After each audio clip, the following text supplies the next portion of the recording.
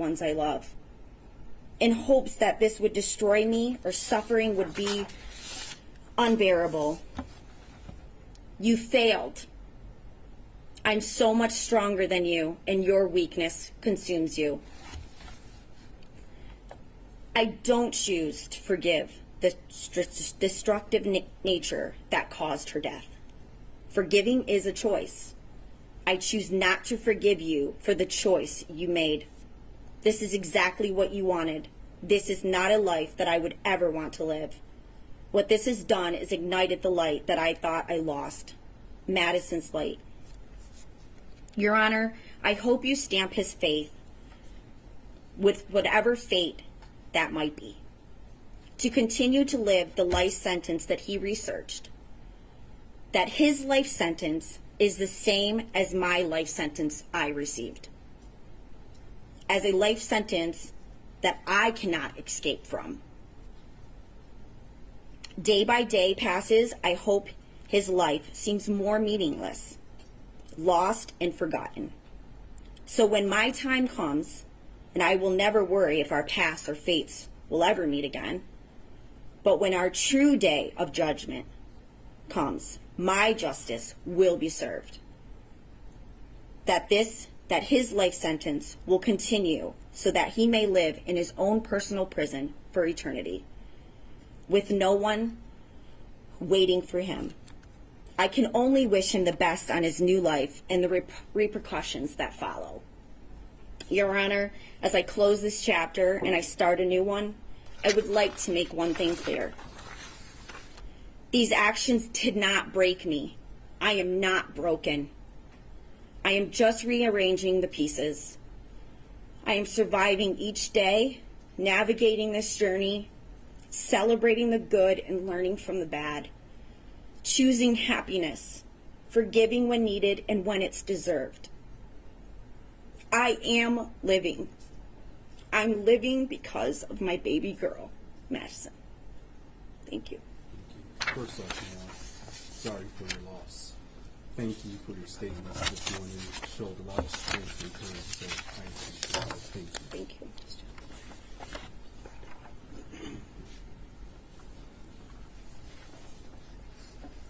Thank you. People, you may call the next individual that wishes to make a victim impact statement. Take that.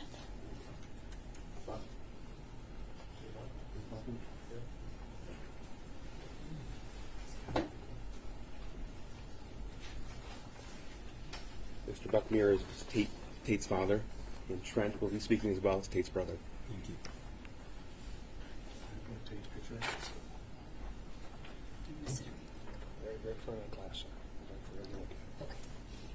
May I approach, Your Honor? Yes.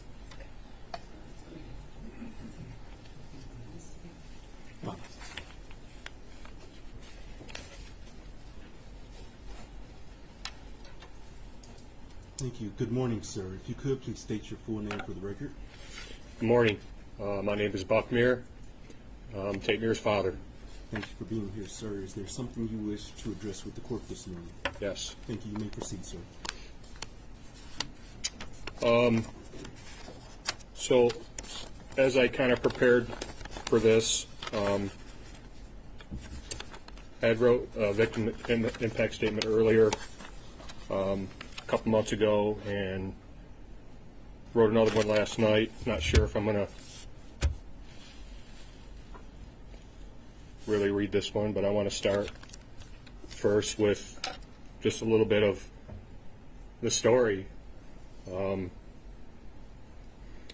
So the morning of November 30th, I was working from home, and my wife was working in Lake Orion, and I was on a conference call, and I heard some sirens in the background, and really didn't think much of it, but they were not going away, and they were getting louder. And I got a call from my wife, and she told me about what was going on at the school.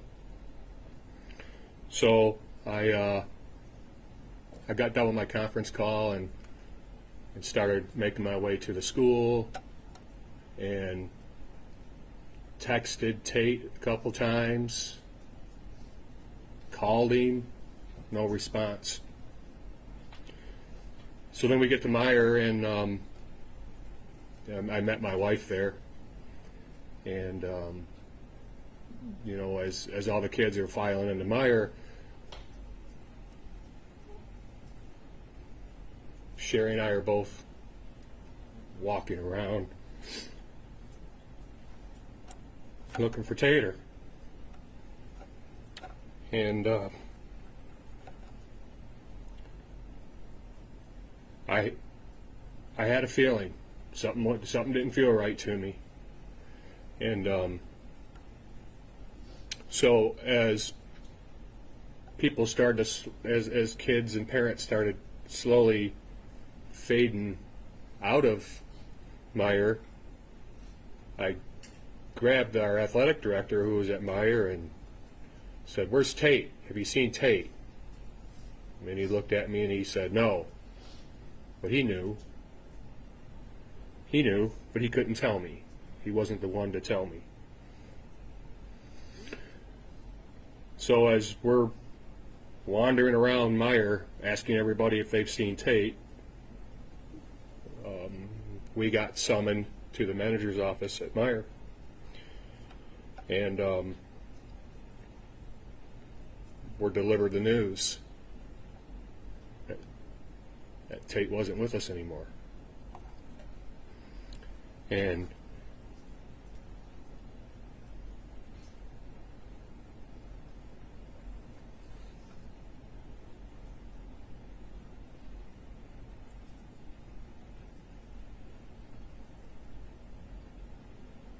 the thing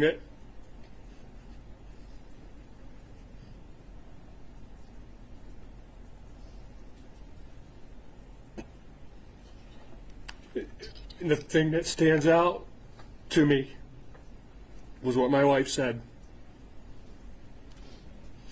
She put her head in her hands and it said, "Not my baby boy."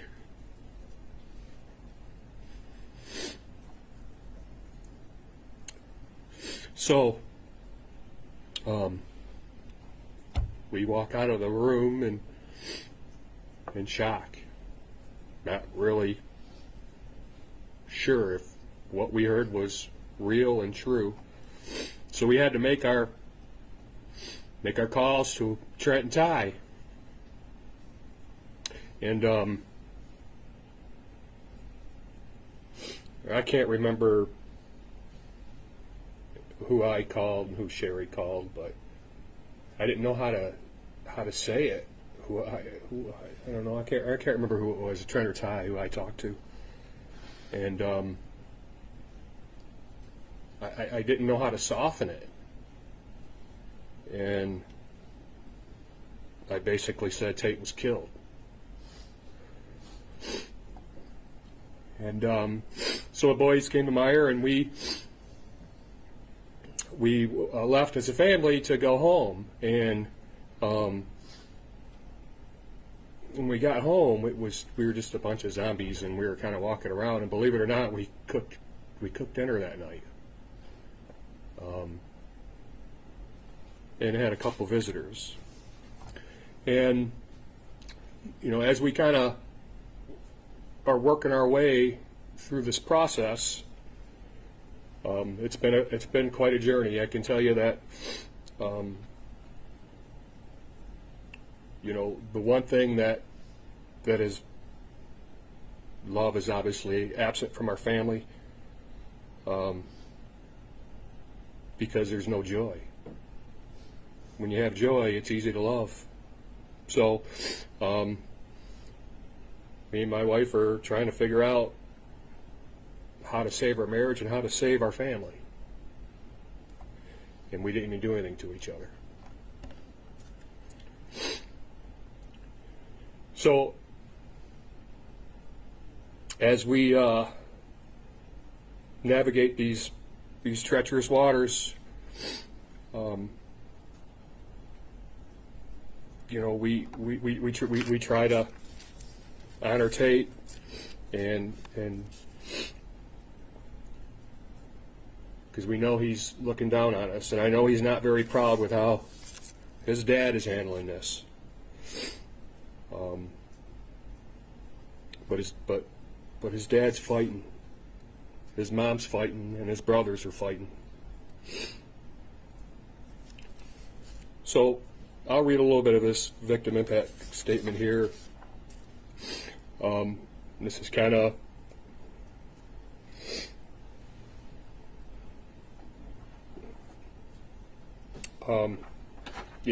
yesterday just came and went. Today has dealt us another hand of heartaches that we'll have to play. For the past 2 years, our family has been navigating our way through complete hell. Tears filled with pain, they fall like rain. We wear the pain like a heavy coat, constant reminders every day. Every hour is the darkest time of the day. I understand from journal entries this was desired outcome, for us to feel the pain that you had. I will tell you this, we are miserable. We miss Tate. Our family has a permanent hole in it. It can never be fixed, ever. As we fight and claw our way through this journey, we are realizing that we are completely miserable, and there does not appear to be a way out. So, to this day, you are winning. But today is a day where the tides change. Today, we are going to take ours back. We're all cried out. We're all tired out. We need to take this chip off our shoulder. We've been on this island far too long. We are the prisoner, not you. Nobody else can set us free but us.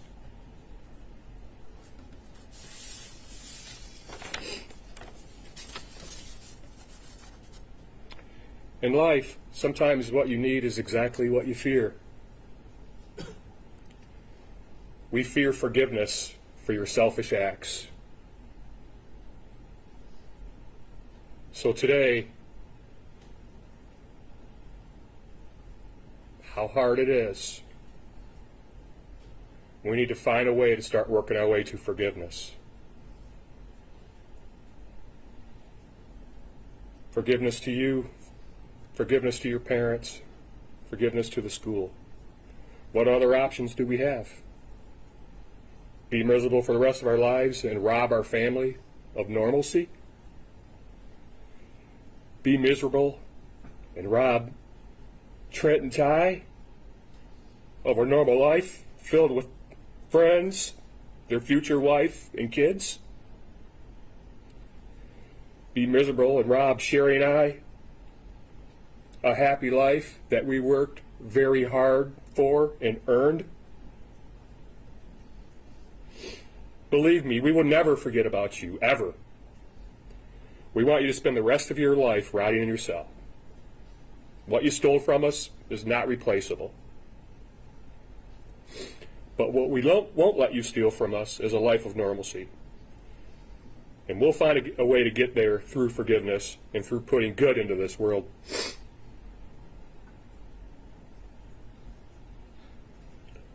I'm sure you've heard about our peer-to-peer mentoring program we started, 42 Strong, the Tate Mir Foundation. We launched it after the tragedy in honor of our Tater. He was an amazing kid. He loved to give. He loved to serve. Went to the same elementary school as you. You knew him.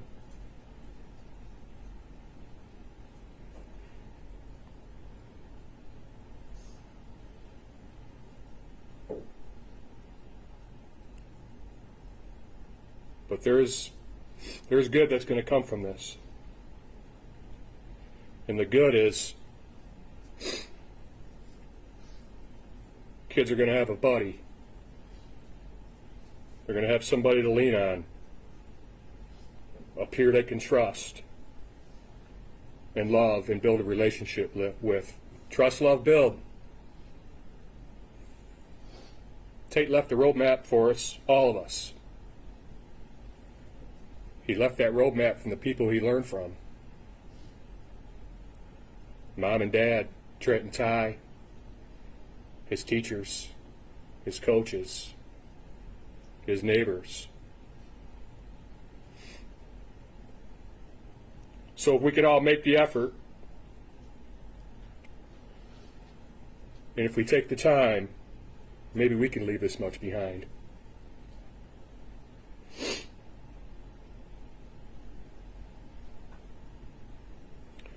So I'm going to stand here by your fire because it's cold. It's a cold one tonight. And I'll be taking care of Soul Fight. Thank you for your comments this morning, sir. And I've read a litany of victim impact statements, and your son had an extremely positive impact on his community. So thank you for being here, sir. Thank you.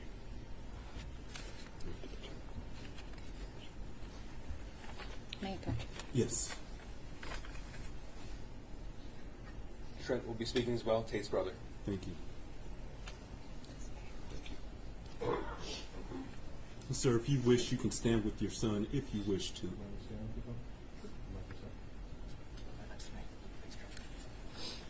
Good morning, sir. Morning. If you could, please state your full name for the record. Trent Mir. Thank you, and good morning, sir. Is there a statement that you wish to share with the court? Yes, sir. Thank you. You may proceed. Good morning, everybody. My name is Trent Mir. I'm the eldest brother of Tate Mir. On November 30th, my brother, a friend, a teammate, was taken from our lives far too soon. This loss is hard for me to put into words. It has affected my every decision, every thought, for every single day over the last 2 years. I could never escape the thoughts, the loss, the grief, the what-ifs. What would life be like right now? Where would Tate be going to school? What memories would we have made together? Now, I just have to wonder, what would it have been like? My future kids can't meet their uncle. My parents can't watch one of their sons grow up. I won't get to have Tate as groomsman. Ty and I can't get a cabin with our brother. These are the thoughts that I have every single day. This event has put a halt on the world. My family will never be the same, but we'll have to learn how to live with it. We cry, we grieve, we don't know what to feel. Sometimes we don't want to do anything. We don't even want to get out of bed. It is always there, impacting us every single day. It has affected my relationships with my family, my close friends, my girlfriend. Nobody gets what we have gone through, and I hope to God no one does. I see someone that looks shady in public, I think of the 30th. I have someone behind me, I go in a public area. Almost everything is a trigger to what happened to my brother, and it makes me think of him. I've gone to therapy, talked with friends and family. It sometimes seems like nothing will help to make this pain go away, and I know that nothing will bring my brother back because he is gone. I am asking that the shooter gets the maximum penalty. This coward took actions knowing the consequences and effects it would have on people and this community. He did not care. He took the selfish action of taking 4 lives away. He took 4 kids' opportunities to grow into incredible young men and women, and he should never have the opportunity to see the light. He waived his right and opportunity when he took the lives away of those 4 beautiful souls. I pray that justice will be served. I believe that the right ruling will be made, one that reflects the magnitude of pain and loss caused by his actions. I pray that through this, my family, our community, and the other 3 families can find a measure of healing and closure. I know that love and community will prevail against evil. So while you sit there rotting and suffering, for the rest of your life, you will learn to find joy, happiness, and normalcy, and let Tate's legacy live on forever. Thank you. Thank you. And as I told your father, you had an amazing brother, so thank you for your statements, and thank you all for sharing his story with the court. Thank you. Thank you. Thank you, people. You may call your next person. Okay.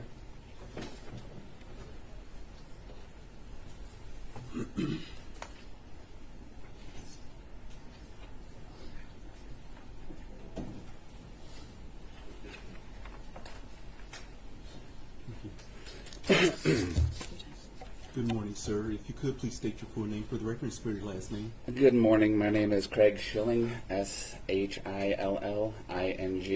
Thank you. Thank you for being here, sir. Is there a statement that you wish to make?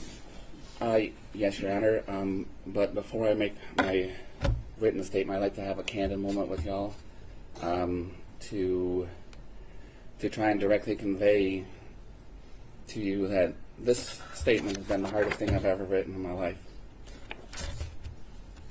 You guys have the condensed version, 15 minutes or so, but it took me months and months and months, and I've swam through raw emotions trying to get this done. So thank you for letting me be here. Oh, absolutely, sir. Thank you. I will begin now. Honorable Judge Rowe. I am here before you today as a direct result of the horrible crimes that were committed back on November 30th, 2021, the day that my son was murdered. For the longest time, and for reasons I do not care to mention here today, I did not know if I was going to be able to do this. You see, on that day, my life was torn apart, and for a while thereafter, I struggled with dark thoughts and found myself completely lost in a seemingly endless sea of raging emotions with no care as to what happened to me. And grief had consumed me and has squeezed out every bit of joy and happiness in my life. Still, today it's uncertain if I'll find my way back. The events that took place that day have rocked 3 generations of my family and has altered our future forever. These days, there's not much happiness in the holidays. Birthdays and those milestones days don't carry with them the special feeling they always used to. Life used to flow with some sort of rhythm and balance, and the continuity within our family was evident. There were gatherings, vacations, and fun-filled events. What I feel most would deem your typical family situation. That continuity and all that came with it were lost on the day that my son was murdered. Like a severed electrical line, the flow was no longer there. Instead, we've fallen into the darkness, still in shock and total disbelief over the fact that this actually happened to us. Completely blindsided, we've been carrying on with more questions than answers and left to deal with the deluge of emotions we've never experienced before. One could venture to say that there are no words that can accurately describe the pain that we feel on a daily basis. I have PTSD and struggle most days to even get out of bed. Anxiety, stress, sleepless nights, and uncontrolled emotional outbreaks make even the simplest, most normal things difficult. Scattered thoughts, raw emotions, and that uncomfortable elephant in the room feeling I get with everyone I interact with cause substantial uneasiness and affect everything I do. The things I used to find enjoyment in are no longer reliable in that respect, and are done to merely have a feeling of something normal. Golfing, bowling, ball games, hunting, fishing, camping, kayaking are just a few of the activities I used to do with Justin that seemingly will never have the same effects on me based solely on the fact that he's not there to do them with me. I've always operated on the premise that if you get the kids into the things that you like to do, that you'll have those things in common forever, and will always have a way to spend some quality time together. Even if it's just for a quick 9 or an hour on the boards blowing out a few pockets. Father's Day foursomes with my 3 kids out on a link was something I've been looking forward to for a long time but will never have. This unfair reality is something I will never get over. Day-to-day life goes on for so many, but in the clutches of grief and heartache, the difficulties are real and have so many side effects. It almost feels like time slows down and everything around you speeds up. It's been 2 years already, but feels much like yesterday. I still find myself waiting up for him to get home from work so we can get a few minutes to chat, as it was often the only time we had that chance to. It's unbearable to know that he's never going to walk through that door. Never in a million years did I think that something like this was going to happen to me. Although we all know the unfortunate real possibility that this can happen to anyone, anywhere, anytime, there's absolutely no way you can prepare yourself for this level of pain. It doesn't matter how much you think you've prepared, or how strong you are, or how big your support network is, you have this level of pain, and it's truly debilitating, and it takes you out. Having seen news reports and documentaries on tragedies of this nature, I don't feel it uncommon at all to watch in horror and disbelief that something like this could actually happen. And I've done what I believe many others have done, and that's have thoughts of how I might feel or act if something like this ever happened to me. Well, now that it has happened, I can 100% assure you that the worst thoughts or feelings you may have do not hold a candle to how it actually feels. For centuries, man has exploited the fragile nature of the human being, and over the years have developed many, many ways to inflict pain, torture, and kill. Millions and millions of human beings have met their fates by way of such devices. As we have all learned in school, there is a full spectrum of reasoning behind these perversions.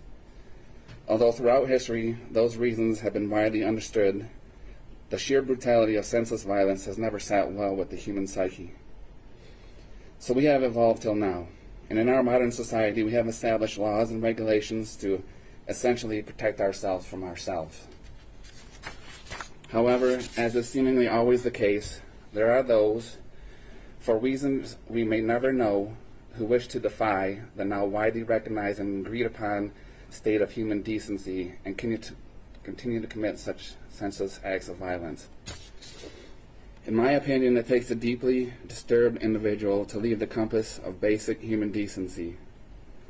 The act of taking another human being's life is not only exasperating but extremely selfish and unjust.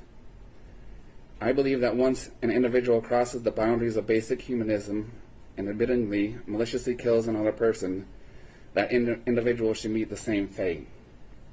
Unfortunately, based on the laws that govern our land, this has been deemed inhumane and is widely frowned upon in modern society. So in lieu of execution, I feel strongly that the individual should never be allowed to walk among his peers again. And this is why I'm going to ask you to lock this son of a bitch up for the rest of his pathetic life. His blatant lack of human decency and disturbing thoughts on life in general do not in any way warrant a second chance. My son doesn't get a second chance, and neither should he.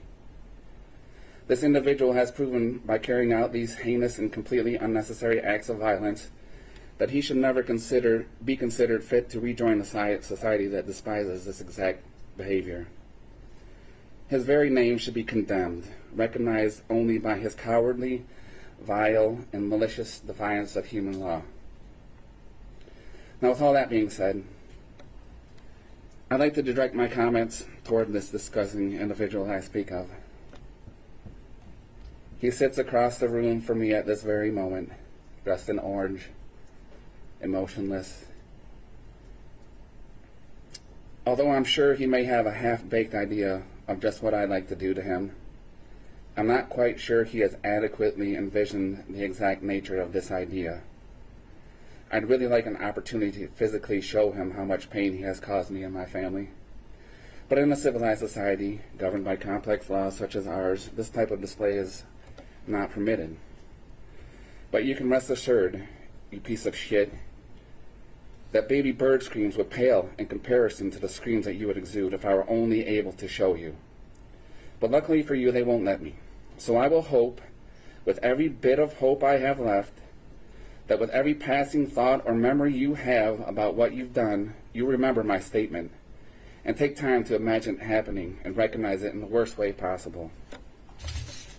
I've tried to put myself in your shoes and over tried to imagine what could have possibly been so horrible in your life to have caused you to commit these crimes. I actually thought long and hard and can come up with no logical explanation. The fact is that what you did was reprehensible and completely unnecessary. You see, we use things called words to convey our thoughts, our concerns, and our opinions. Sometimes those words we share with, sometimes those who we share our words with don't hear them or choose to not listen. But this is no reason to throw a tantrum and do the wrong thing. You simply have to speak louder and to more people until you get the results you desire. Life is not easy in any sense of the word. It often feels cruel and unfair. But what you have obviously overlooked is the fact that life is the most precious gift each and every one of us receive, and you have completely wasted yours. You said you wanted to be remembered as a person who committed the biggest shooting in Michigan history, and this may be true. But I will have it entered on file at this time, on this day, for the world to know forever that Ethan Crumley should be remembered as the biggest coward in Michigan history, an individual who unfairly preys upon unsuspecting and helpless lives without the courage to meet their same fate, a truly detestable and ignominious excuse of human being. Now, my last words for you before I conclude is that I truly hope your new roommates welcome you in properly and show you the kind of treatment you can only get on the inside, as it's clearly all you've ever wanted. And it is my hope that there is some kind of pain involved. I also think that as you rot away, lamenting over your wasted life, you should take time to ponder the fact that though you may have taken 4 lives, the selfless gesture of organ donation by my son saved at least 5 lives, thus overshadowing your delusions of grandeur and effectively nullifying all that you feel you've accomplished. Stew in that for a while, and maybe you'll realize that as long as there are good people in the world, willing to selflessly give of themselves to help others, evil will never triumph. My final thoughts are directed towards everyone else. It is with every bit of my heart that I offer all who have helped my family over the course of the last couple of years the sincerest thank you. The sheer magnitude of humanitarianism and goodwill that came in from all over the world has been humbling and has gone a long way to showing me there is still good out there. I strongly believe that it resides within each and every one of us, and that it is our responsibility as human beings to let our goodness shine onto everyone we interact with, whether we like them or not. Because the way we treat each other, both directly and indirectly, affects the lives of more people than you can imagine. Not to mention, it's simply easier to do. I beg of you all, please be kind to one another and put your energy towards walking the path of the righteous and do your part to help eliminate these types of tragedies. Thank you for listening to this morning. I wish you all the very best. Thank you, sir. And I know that wasn't easy for you, so thank you for your statements this morning. They did not fall on deaf ears, and I am very sorry for your loss, sir. Thank you. People, you may call the next person that wishes to make a victim impact statement. Jill Sobe's next, Justin's mother. Thank you. Thank you, and good morning, ma'am. Good morning. If you could, please state your full name for the record. Yes, Jill Suave. Thank you. You may proceed with your statement this morning. Thank you. Honorable Judge Kwame Rowe, first please allow me to thank you for your time and dedication to this case. I know it's been deeply disturbing and horrific. Thank you also to Karen McDonald and the entire prosecution as well. I am asking you Your Honor, to please sentence the shooter to life without the possibility of parole on behalf of my son, Justin Schilling. Your Honor, it's almost impossible to find the human words to describe my grief, pain, trauma, and rage.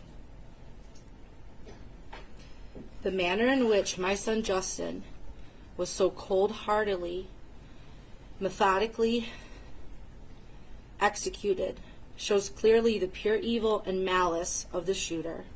For this act alone, Your Honor, he deserves life without parole.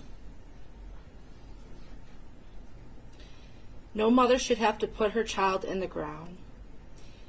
On the eve of Justin's burial, I had my phone ready to call 911 as I feared that I was having a heart attack. It's only by the grace of God that I am still here with us today.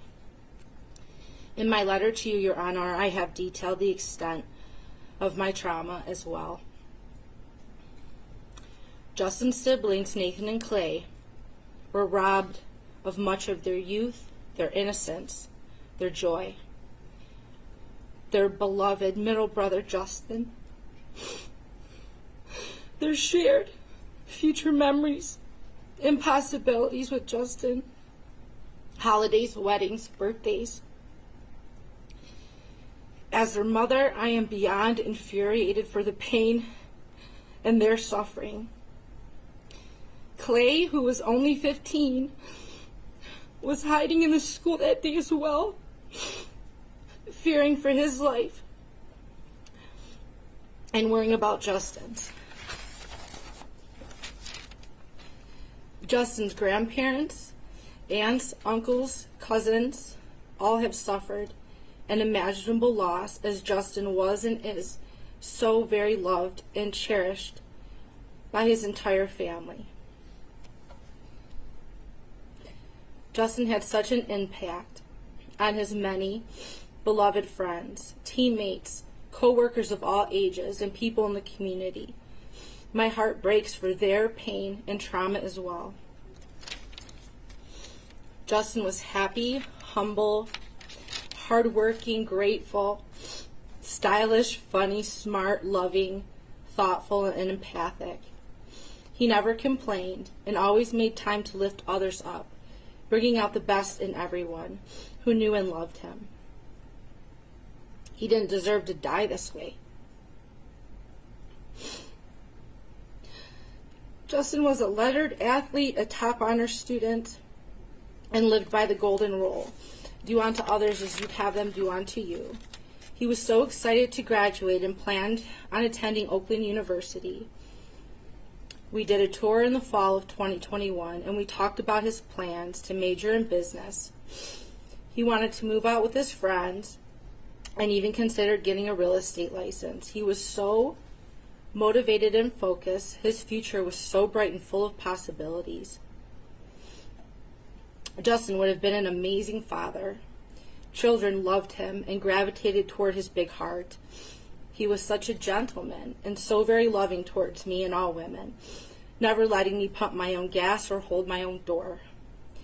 He will always be my little sweetheart. Justin spent his final moments protecting Keegan and saved 6 more lives with his gift of organ donation. May his light and legacy live on forever.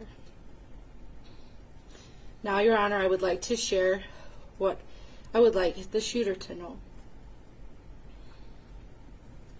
You may have ended Justin's life on this plane, but you did not in any way affect his soul. You don't have the power to do that. You may have caused the pain and terror as you intended to do, but you did not destroy us. There is more love and light in this world because of the legacies of Justin, Tate, Hana, and Madison. I don't focus on hating you, but I also don't feel a drop of pity towards you. I don't feel anything towards you. You're nothing to me. You don't even exist. While you rot in jail, we will push on. and we will do so many good things in the world, spreading so much love and kindness in honor of our angels.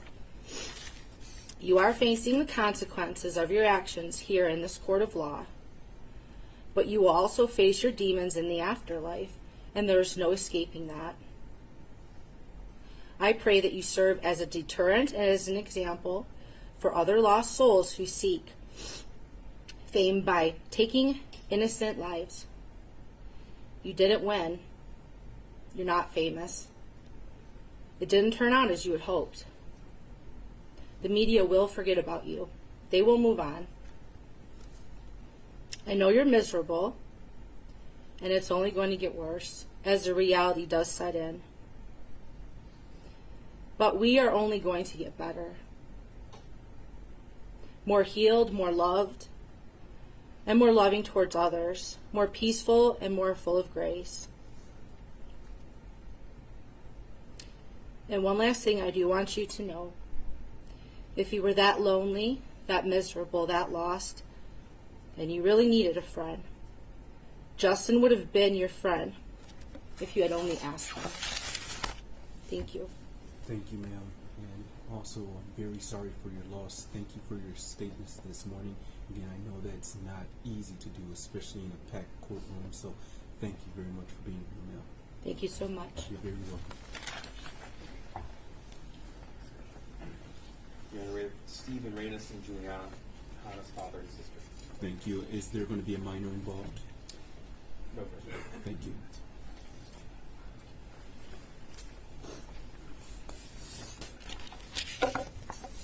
Thank you. Good morning. Could you please tell me your name? I'm Hana St. Juliana. Thank you. And sir, what is your name for the record as well? Steve St. Juliana. Thank you. And is there a statement you wish to share with the court this morning?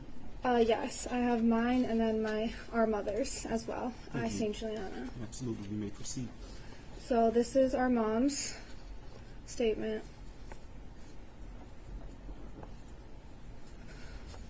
Hana was the best version of me. We were similar in the things that we liked and the things we didn't like. She loved doing fun things and making things fun for those around her. On the days I was not feeling good, Hana would make sure to put a drink next to my pillow, cook for the family, and not only do the dishes, but also make the kitchen super clean, just how she knew I liked it. Almost all Christmas presents were Hana's ideas because she knew what everyone in our family liked.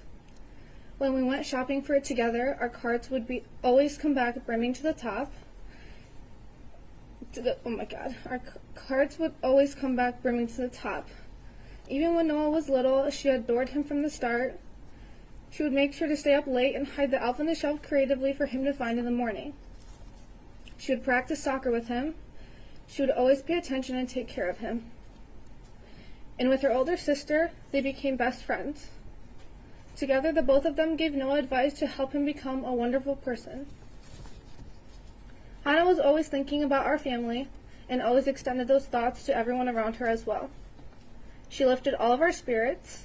She was going to dress up, fall in love, go on dates, go to college, get married, start a family, take a bunch of vacations, eat a ton of good food, one day live near me, and I would watch her kids. And for Christmas, everyone would meet at Hana's house, and from there on, she was always going to bring her family together. On that day, not only was my loving daughter's life taken, but all of my family's future was taken as well. Since that day, all of our lives have drastically changed. Now, in my daily life, whenever I see a pair of sisters, I am sad. When I see other siblings getting along, I am sad. When I see other mothers and daughters, I am sad. When I see other families having a good time, I am sad. When I see others her age having fun, I am sad. Every moment, every day, every experience, I think of Hana and I am sad. Anything I do, even when I have a good moment, I am sad. I am sad in the spring, in the summer, in the fall, in the winter, during Easter, Halloween, Thanksgiving, Christmas, and all holidays. Even when I have a happy moment, all I think about is if Hana were here, and it blankets everything in sadness and heartbreak. To make sure that I don't sink any more into the sadness, I try not to pay attention to my surroundings. Even having to complete my daily tasks each day makes my heart hurt. It takes everything out of me to ensure that the last thread of me doesn't break. On that day when my special Hana was taken from us, we fell to our lowest point, hit the darkest bottom we didn't even know existed.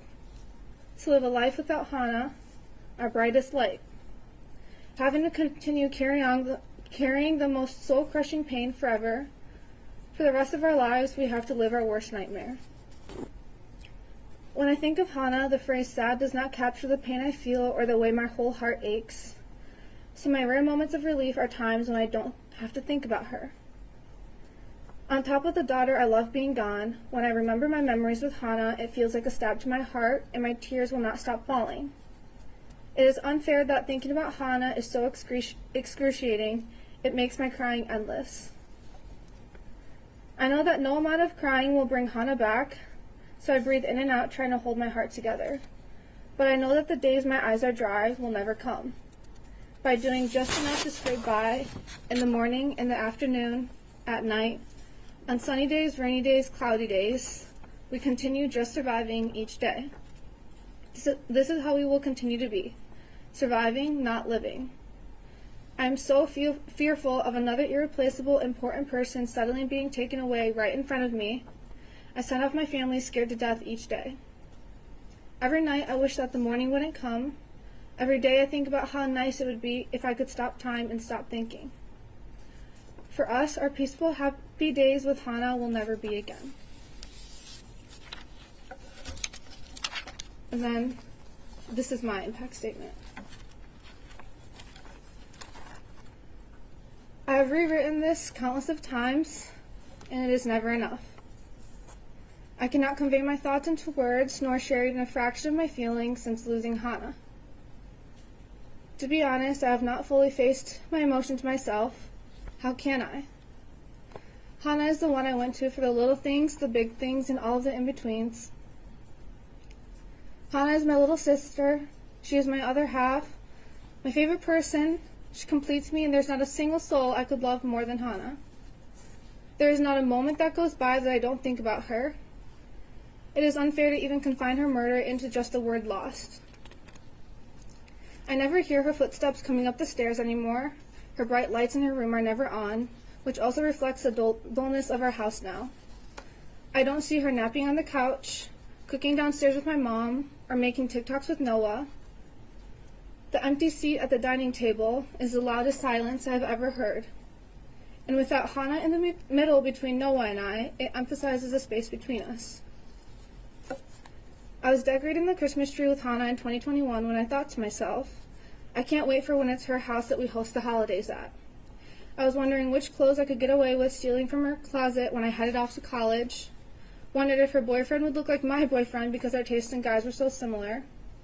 I was going to finally get my license so we could go thrifting together. If I'm bored in school, I can always just text Hana to go on a walk together. If I couldn't remember a song, it's okay, because Hana would remember it. We were going to be the best duo on the lacrosse field. One look and she knows what I'm thinking. One switch Japanese and we get to talk in our own little world. She'll speak at my wedding as the maid of honor, and I at hers. With Hana by my side, there's nothing I can't do. Instead of speaking at her wedding, I spoke at her funeral. Instead of fishtailing her hair for a game, I curled her hair in a casket. Doesn't matter if I go to her room to steal her clothes, show her an outfit, or ask for advice. I am met with silence and darkness. I pushed off getting my license because what was the point? She's not here to sit in the passenger seat. I couldn't go back to school and finish my high school years. I'd see all of Hana's classmates, my classmates, get their homecoming, their sports games, their prom, and their graduation when Hana doesn't. I refuse to decorate the Christmas tree. That is what we do with Hana. My brother asked me to still continue our traditions, but I can't. I can't be a good sister for him because that is what Hana and I did together. Each day is just going through the motions, because apparently we're still supposed to go on. I hate it. I never asked for it. I never want to accept it. Loving Hana shouldn't be this painful, and life isn't supposed to be this paralyzing. I am scared of forgetting Hana. I want my hippocampus to be filled with Hana and Hana only. I don't need new memories, I just want to keep the ones I have.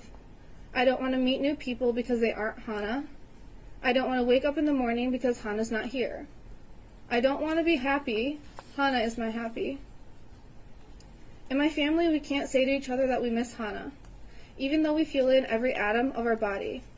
We love her too much, and those words are too hard.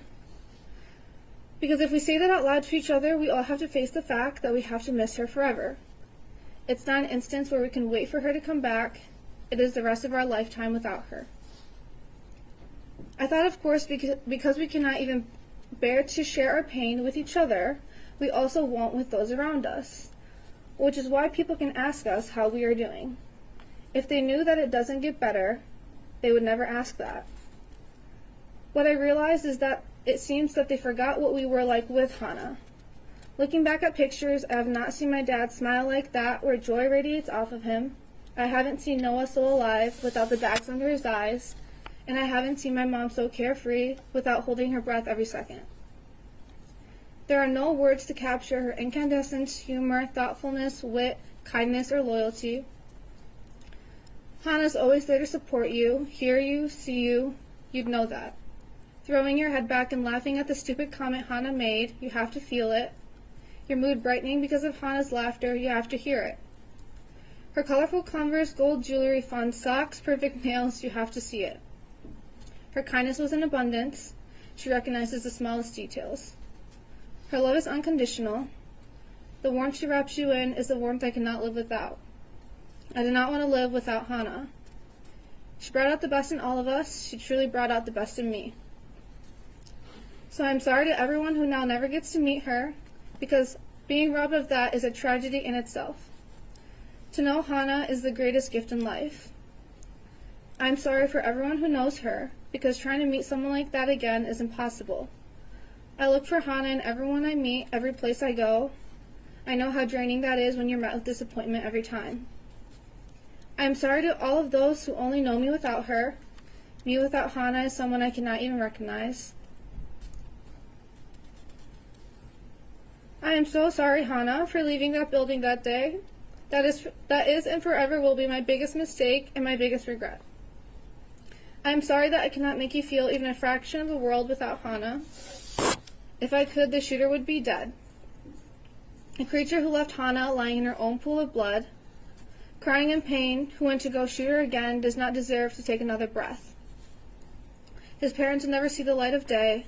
Oxford District employees would be fully held accountable, and we would all be working on a time machine. I want you to remember when you were 14. Can you even? It's such a young age. I want you to think about everything that came after 14. Everything Hana doesn't ever get to experience. She was not supposed to be shot and killed not even 3 months after starting her first day of high school. She was supposed to grow old, just as we all are right now. Experience the beauty of life, not feel its cruelty. The least that can be done for Hana is for it to be ruled life without parole. There is no justice that will ever be enough. However, the first step is to ensure that he never has a chance to take away another life and destroy families ever again. Thank you. Thank you for your statement, and thank you for sharing your story of your sister. Not only did I read it before today, I also listened very closely to you this morning. So thank you for sharing just a small sliver of who she is. And I am very, very sorry for your loss, but I appreciate your statements this morning. Thank you for being here.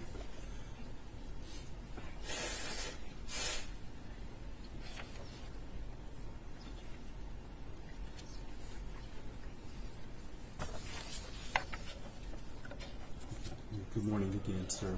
Whenever you're ready, you may proceed, sir. Thank you. Thank you, Your Honor. The defendant envisioned, researched, planned in detail, and then proceeded to execute his plot to murder and terrorize his fellow students. He chose this course of action and carried out these murders simply to make himself feel better. Take a moment to really think about that. He was not acting in self-defense. He did not make a mistake, nor act accidentally. He purposely murdered my daughter, Hana, and 3 other children in order to make himself feel better.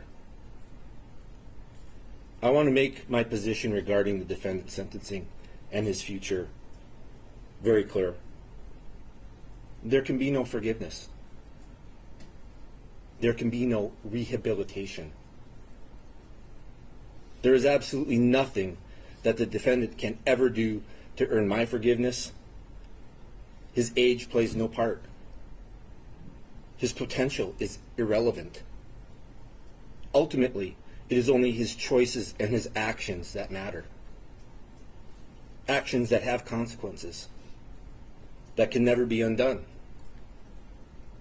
There is utterly nothing that he could ever do to contribute to society that would make up for the lives that he has so ruthlessly taken. The defendant has indicated that one of his goals was to be able to see and experience the suffering of the families of the children he killed. At first, I refused to feed into this sick and twisted desire by discussing the impact of my daughter's murder on myself and my family. However, after much struggle and introspection, I've come to realize that my need for justice for my daughter completely outweighs any consideration of the defendant's irrelevant desires. Unfortunately, I have also realized that unless you've experienced the loss of a child yourself, there is simply no way for you to truly understand the devastation of the soul that loss causes. It is impossible for me to successfully convey the complete impact of my daughter's loss. Hana's murder has destroyed a large portion of my very soul. I am a shell of the person I used to be. I think of her and miss her constantly. Every day is a battle to attempt to move forward, a struggle to get out of bed, to go through the motions of everyday life while pretending that things are getting better. Simple everyday sights and actions bring pain as I think of what it should have been like with Hana there with us. I think of all the good times that we've shared together as a family and mourn all the memories that will never be. I will never think back fondly of her high school and college graduations. I will never walk her down the aisle as she begins the journey of starting her own family. I am forever denied the chance to hold her or her future children in my arms. A few paragraphs of words describing Hana can in no way fully capture her truly beautiful, caring soul, nor impart her unlimited potential. Hana was an absolutely beautiful and thoughtful person. She was always the first person to notice when someone has a problem, and the first to go out of her way to offer help. She was incredibly curious and talented. She continually tried new things. She crafted homemade jewelry, tried cooking her own recipes, and played several sports. She was a record holder in track and a leader of her school volleyball and basketball teams. She also hoped to join her older sister on the lacrosse team in the spring.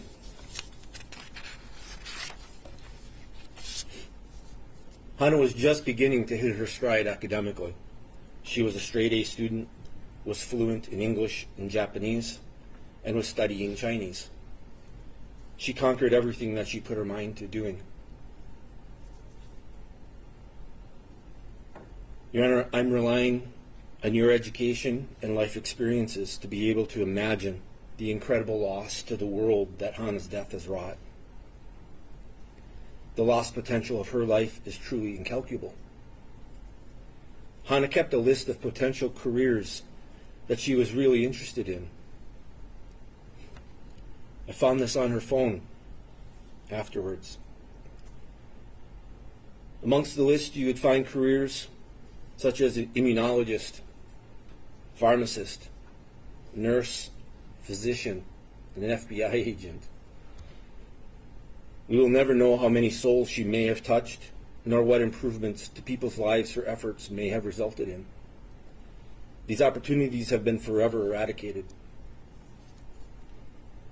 My family and the families of all the victims are depending on you to impose a sentence that is commensurate with this heinous crime. Truly, his life should be forfeit. However, I realize that the law itself will not currently allow this, and the closest that you can come to achieving this is to sentence the defendant to life in prison without parole. This is the minimum that justice demands.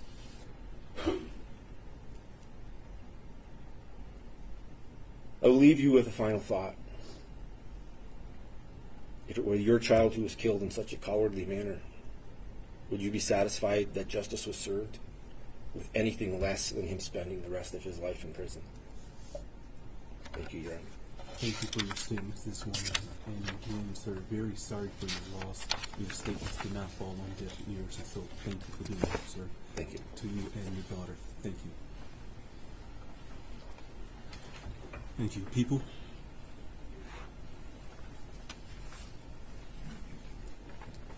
Thank you, Judge. Ms. Molly Darnell. Thank you.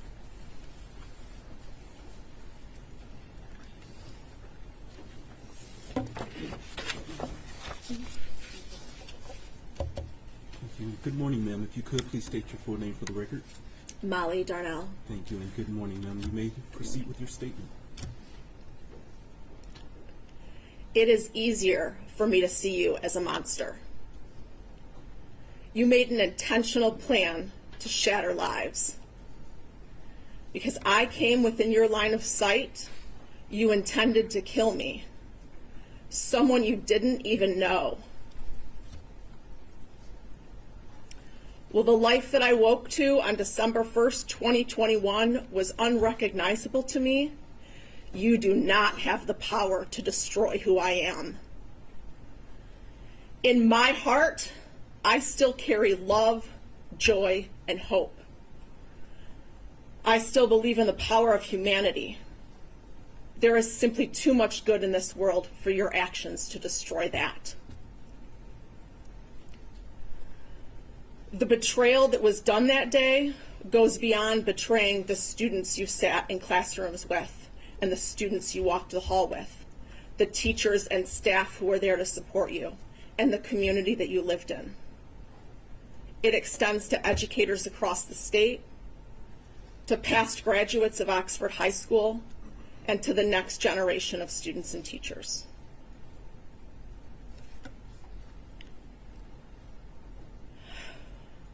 I have firsthand knowledge of how you disregard and devalue human life. You have proven that you cannot be trusted to live within a free community. The memory of you raising your gun to me and the scar on my arm may exist, but I will continue to live a life full of the human experience because I am the writer of my own story. You may not be glancing my way today, but I know you can hear me. When I consider the collective pain you methodically designed for our school community, I believe that you deserve to spend the rest of your life in jail without parole. You intended to leave my husband a widower and my children motherless. There is no forgiveness for you. But I have found that I do not need to forgive you to live a life full of kindness and compassion for both myself and others. To the media covering this case, my family and I request that you not use the name of this coward or any images during your media coverage. We ask that anyone reading the news about this case avoid clicking links on articles that include his image. Judge Rowe, I want to thank you for providing a safe space for victims in this case. To the officers that surround this room, thank you for your service and commitment to safety. Karen, Mark, David, and the rest of those at the prosecuting attorney's office, Thank you for fighting for victims when we did not have the strength to fight ourselves. To the crime victims' rights advocates who helped shepherd us through this process, I will forever be grateful. Thank you. Thank you for being here, ma'am. Thank you for your statement. And again, I know this was not easy to do this morning, so thank you for sharing with the court your experience. Thank you.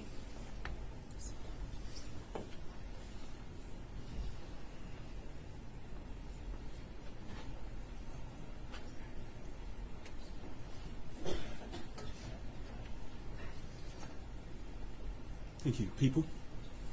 Thank you.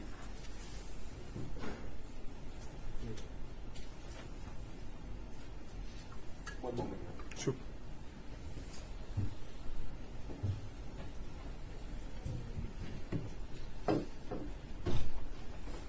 Ms. Kylie Osage, support persons, Deputy Daniel Main. Thank you. And is Ms. Osage a minor? Mr. Keeks? No. Thank you. Thank you. And ma'am, if you could please state your name for the record. Kylie Osage. Thank you, and good morning to you, ma'am, and good morning to Detective Main as well. With that, you may proceed with your statement this morning, ma'am. Good morning. My name is Kylie Osage. I have attended Oxford Community Schools for my entire life.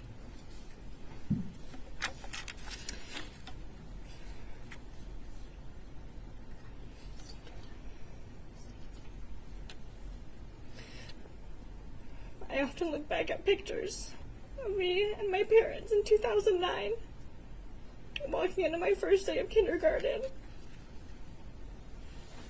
I was so innocent with my Barbie backpack, my Little Pony lunchbox. At the time, I didn't know what a school shooting was. No child should at that age, let alone experience one. I was so innocent on that first day of kindergarten, and that innocence was taken from me 2 years ago. I was a senior at Oxford High School on November 30th, 2021. That day began like any other for me. I drove to Oxford Middle School in the morning, where me and my friend Tate Mir and I were partners for Bully Busters, which was a bullying prevention program. Tate and I spoke to 6th graders about bullying in the school environment and how to prevent it. Afterwards, I drove back to the high school, where I took a math test. I ate lunch at the same table that I sat at every single day. I made TikToks with my friends in the hallways. Before my 5th hour class, me and my dear friend Riley Franz and I were standing in the hallway, socializing with our peers. And all of a sudden, I thought a balloon popped. I turned, and I fell right to the ground. I remember hearing screams. I saw running, but I couldn't run. I was already down. I remember hearing Mr. Wolf make an announcement.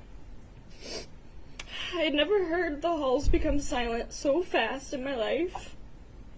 Silence was deafening. I was laying on my side, like this, and I had realized what had just happened. I was just shot, and I thought I was gonna die. As I laid on the floor, I attempted to get up, but my legs weren't moving. I repeatedly hit my legs with my hands like this, in an attempt to regain any kind of feeling, but not a single thing. I then somehow tried to do a push-up, to somehow drag my body to a safe place where I could get some help. But with the weight of my Carhartt jacket and my backpack full of laptops and textbooks, I was unable to do so. It was so painful. I let myself drop back down onto the floor, where I felt warmth on my face, warmth from blood soaking into the carpet. I remember hearing a squish sound against my right ear, and it was the sound of carpet mixed with blood going into my ear. I started yelling for help, but when I say yelling, I mean a shout that was loud enough for someone around me to hear, yet quiet enough for the shooter not to hear me. No one ever came, but I did hear something. I reached my hand over my head, and I realized it was Hana. I could hear her groaning beside me. Realizing that I wasn't alone, I kept trying to reassure her. Someone will come help us. Don't worry. Just keep breathing. Just please stay with me. I said that to her 1,000 times. At one point, a SWAT team member came running past us. He was the first person I had seen. I pleaded to him, please help us. He did a double take and said, someone will come back for you. Hana and I were left in utter loneliness, and I thought I was dying. I kept repeating my mom's phone number to make sure my brain was functioning. I was creating math problems in my head and solving them to make sure I wasn't dying. I continued to yell for help. 15 minutes of laying there absolutely helpless. 15 minutes of lying in a pool of my own blood. 15 minutes of hearing Hana St. Juliana's last sounds while stroking her hair and trying to encourage her. When help finally came, they attended to Hana, attempting to wrap a tourniquet around her. Someone eventually came for me too. I didn't know who it was, but I knew it was a man, and I later learned that that man was Mr. Ken Weaver. Mr. Weaver stayed with me, supporting my head and locating my wounds. He kept pressure on my entrance wound to stop the bleeding. Mr. Weaver fought to keep me awake and alive until the paramedics could attend to me. During the ambulance ride, I kept asking my paramedic, will I still be able to ride my horses? Will I ever be able to play basketball again? I kept asking these questions to the paramedic in the ambulance. These were my favorite activities while growing up. I was transported to St. Joseph's Hospital in Pontiac, where I stayed into January. During my hospital stay, I spent 1 week in the intensive care unit and over a month in the rehabilitation unit. The bullet entered me through my right clavicle and exited out the left side of my back. The bullet shattered my right clavicle, broke 2 of my ribs, and grazed my spine, causing a spinal cord injury. That night, I had an emergency surgery to remove a hematoma from my spinal cord, also to take out the shards of bone from around my spine, along with pieces of clothing that had entered along with the bullet. 1 week later, I had a clavicle repair surgery, where they stabilized my right clavicle with a titanium plate. During my almost 5-week stay in the rehab unit, I had to train myself to sit up unassisted. I had to relearn how to perform basic life tasks, like eating, brushing my teeth, showering, and getting dressed. I had to learn to walk again, as well as climb stairs. Prior to this event, I was being recruited to ride horses competitively on a college equestrian team.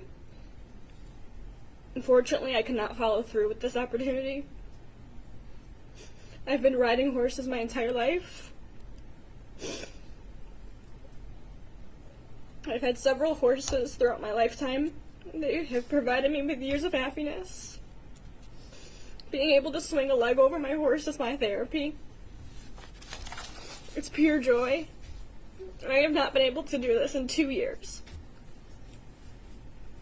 Before November 30th, I also had a great job working at a golf and country club. I love my job and I love the people there. But unfortunately, I was unable to return to work and have not had a job since due to my disabled condition. I have not been able to earn any money for myself. 7 months after being discharged, I became a freshman at Michigan State University, where I'm continuing my education, carrying on with my life, because no one is ever going to stop me from living my life to the fullest. Michigan State has provided me with several accommodations, as I am still disabled and in extreme pain every single day. They were able to place me in a dorm that is close to all my classes. They provide transportation for me, since walking long distances is a battle.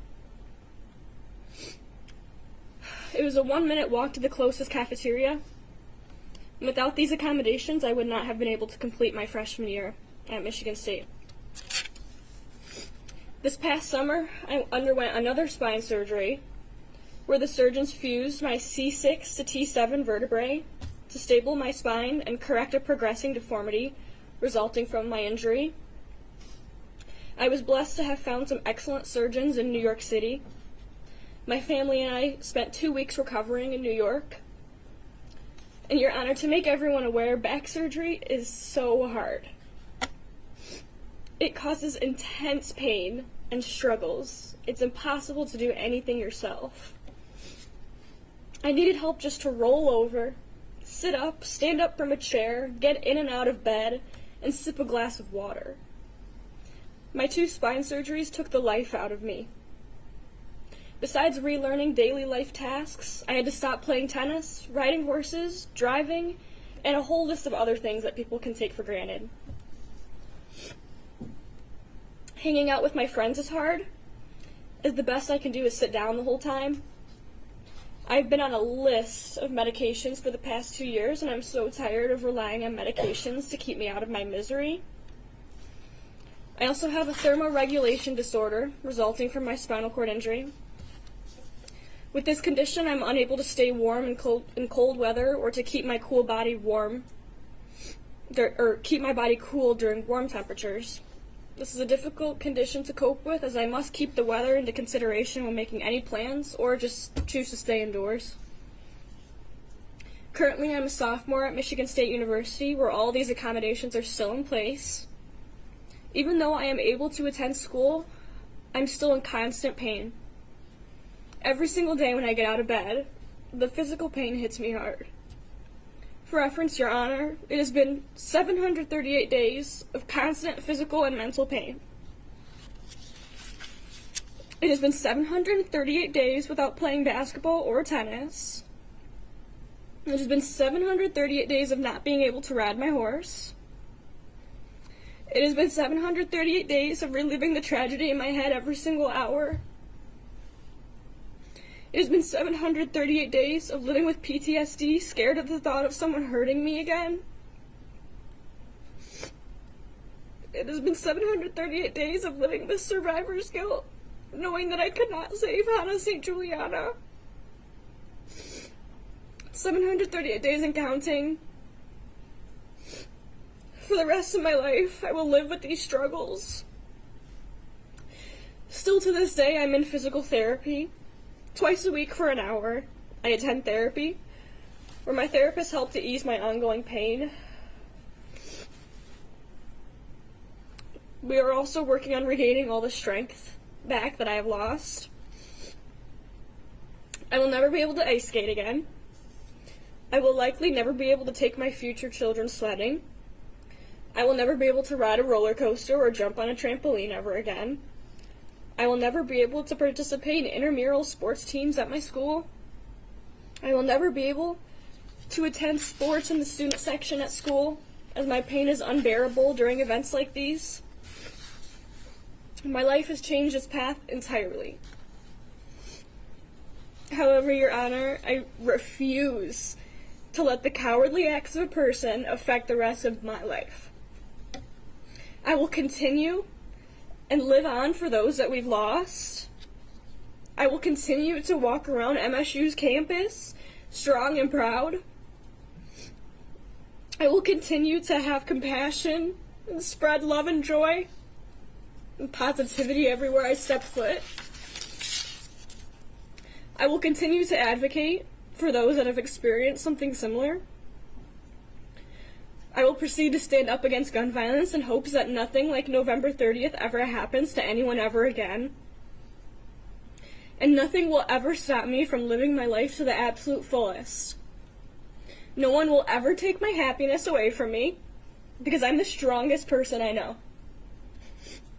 Your Honor, I've experienced many blessings and met many angels along this journey. I've come to know the love, compassion, and support of a community. I have so much to be thankful for. I'm grateful that I have the opportunity to stand here before you and tell you my story.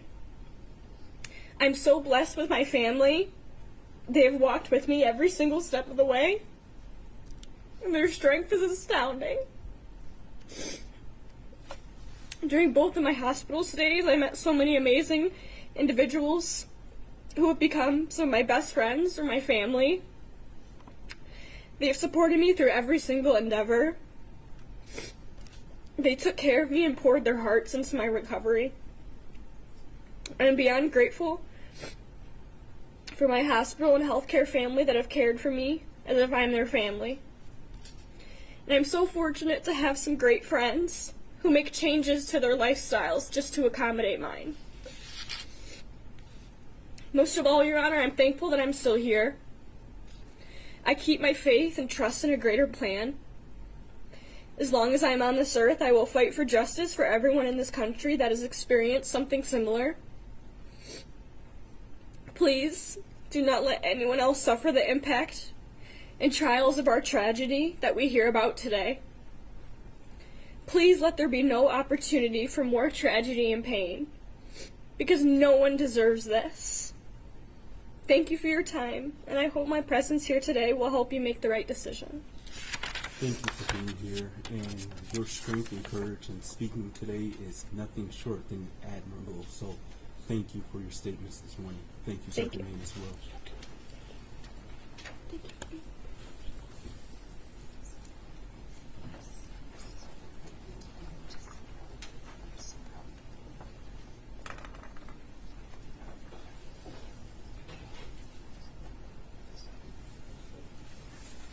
People?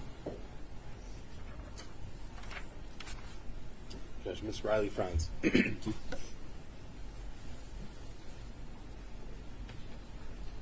I just want to confirm that Ms. Franz is not a minor. Correct. She's not. Thank you. Good morning, ma'am. If you could, please state your name for the record. My name is Riley Franz. Thank you. You may proceed with your statement this morning.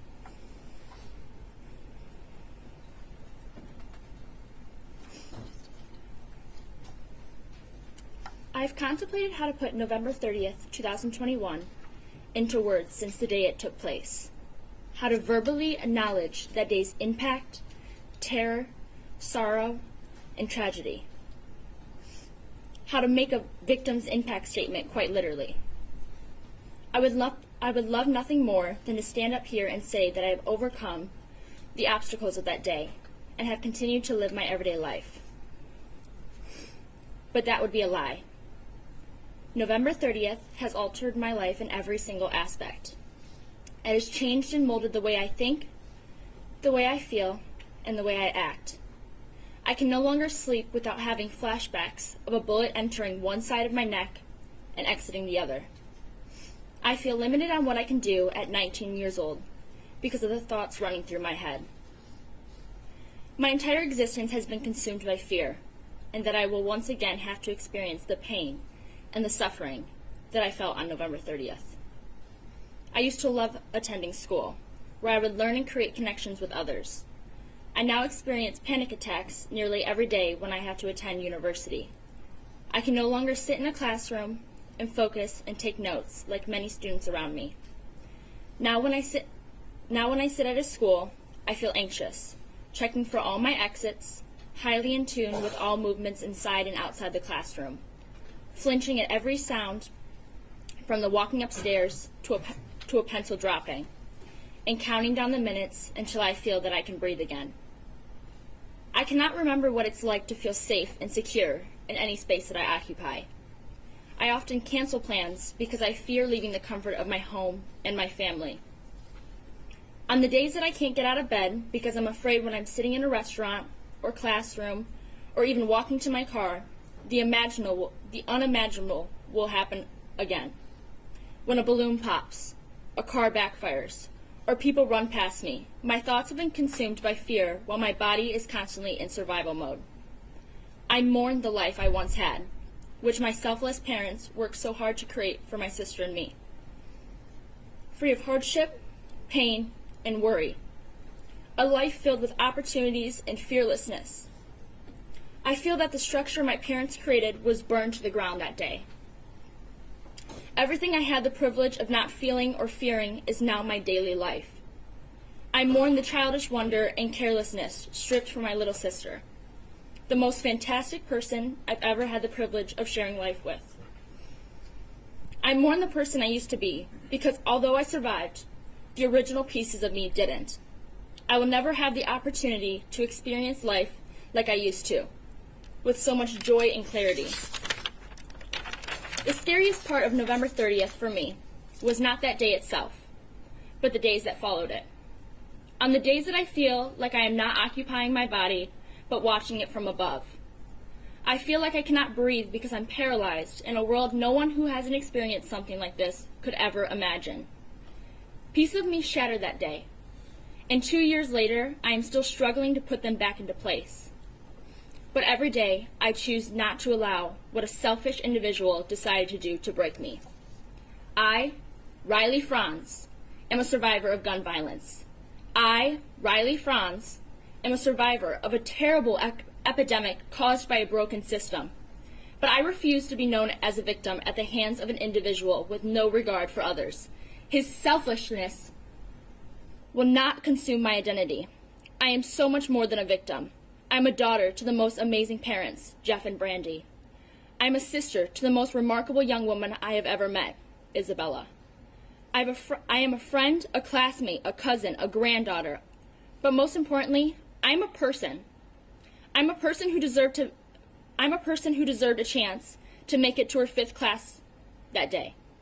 I'm a person who deserved to not run in fear while she bled out. Someone who deserved not to have to answer a phone call from her little sister asking if she was safe. I deserved to be a child that day. A student who made it to her class, not someone's target practice. I would never wish what I experienced upon anyone in this world, what my family experienced that day, what I continue to battle daily. No child should have to fear that their school will be next, that they need to know what to do if the worst breaks out in front of them. Children should attend school focused on their studies, friends, aspirations, and dreams. No parent should have to worry that their child is unsafe at a place where they are supposed to learn and prosper. Students should no longer have to learn lockdown drills. Instead, we should work harder to create a system that prevents gun violence and prevents children's lives from being stripped away and leaving only pieces behind.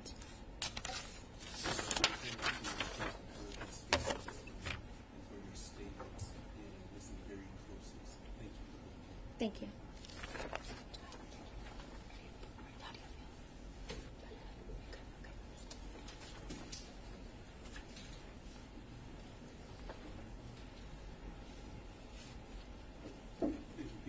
We have a minor next, Judge.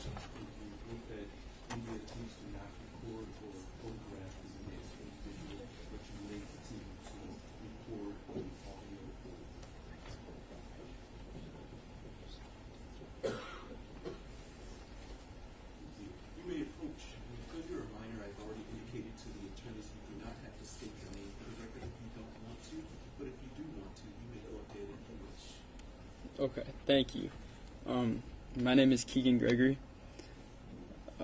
and on November 30th, 2021, my life and many others were changed forever. Since that day, the Oxford community, including myself, my family, my friends, and my school, have endured an unimaginable amount of hurt, pain, and trauma.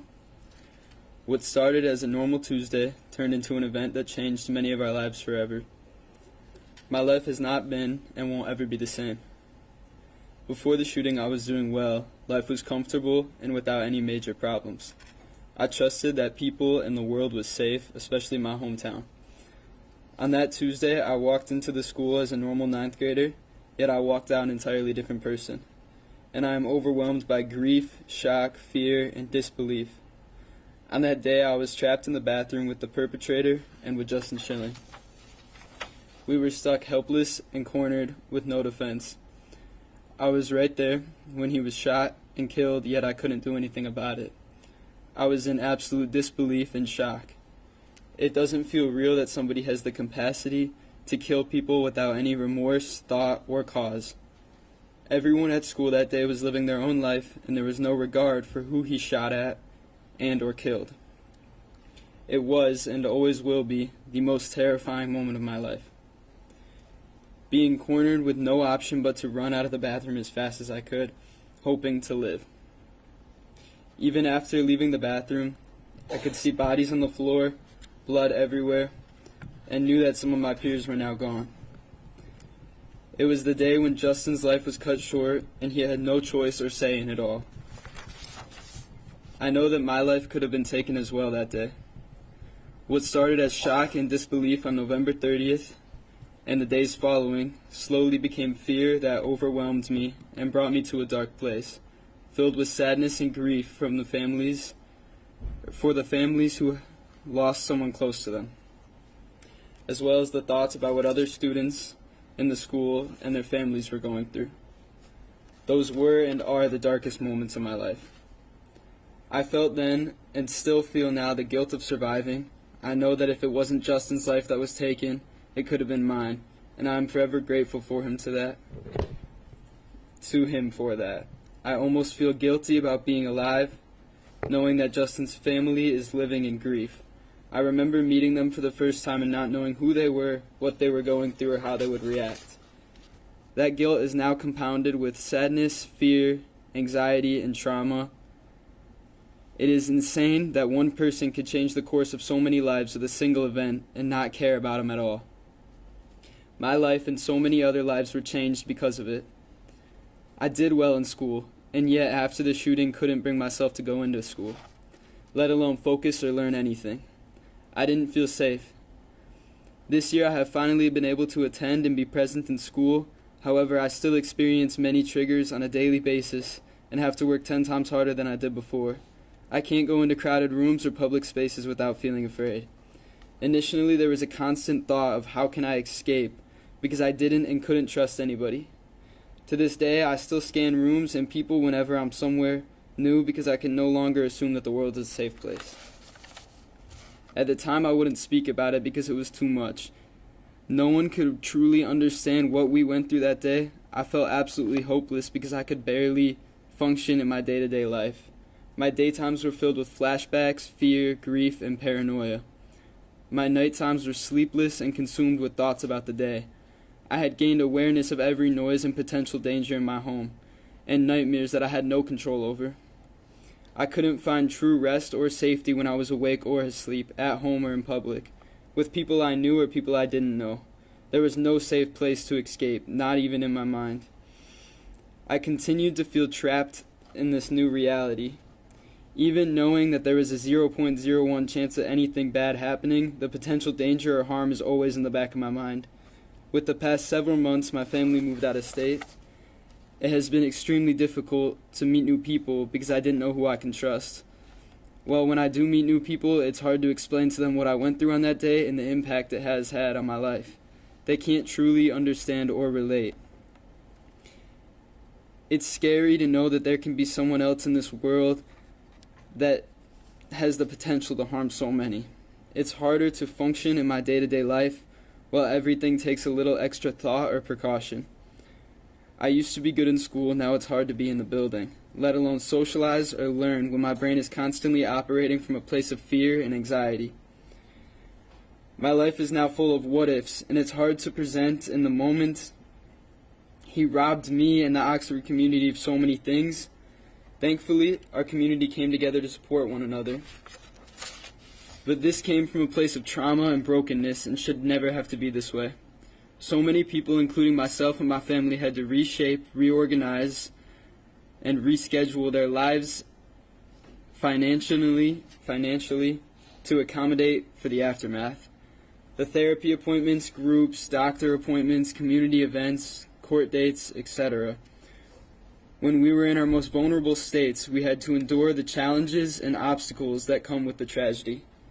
There are so many things in our lives that won't ever be the same. We were ultimately robbed of our trust, safety, security, friends, school hobbies, and life as we knew it to be. Your Honor, I trust that you will assign a sentence that makes sure he won't ever hurt anyone again. No matter the outcome of the sentencing, I hope he can receive the counseling he needs to understand the impact of his actions that it had on the community and the people's lives.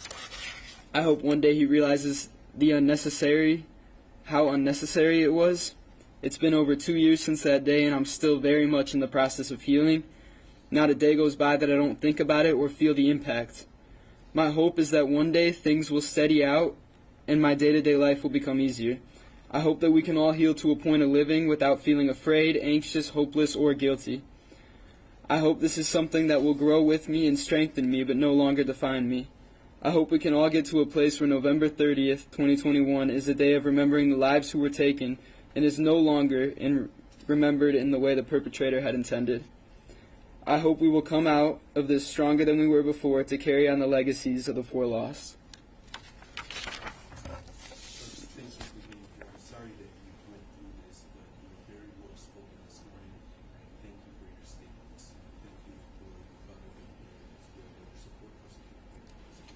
Thank you.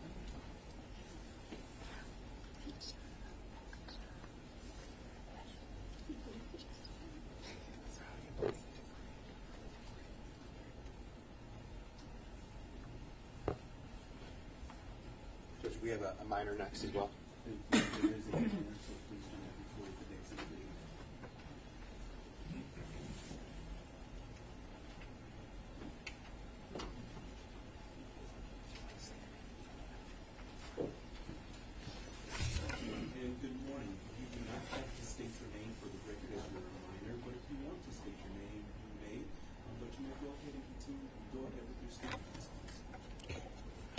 My name is Aiden Watson, and I'm an 11th grader at Oxford High School.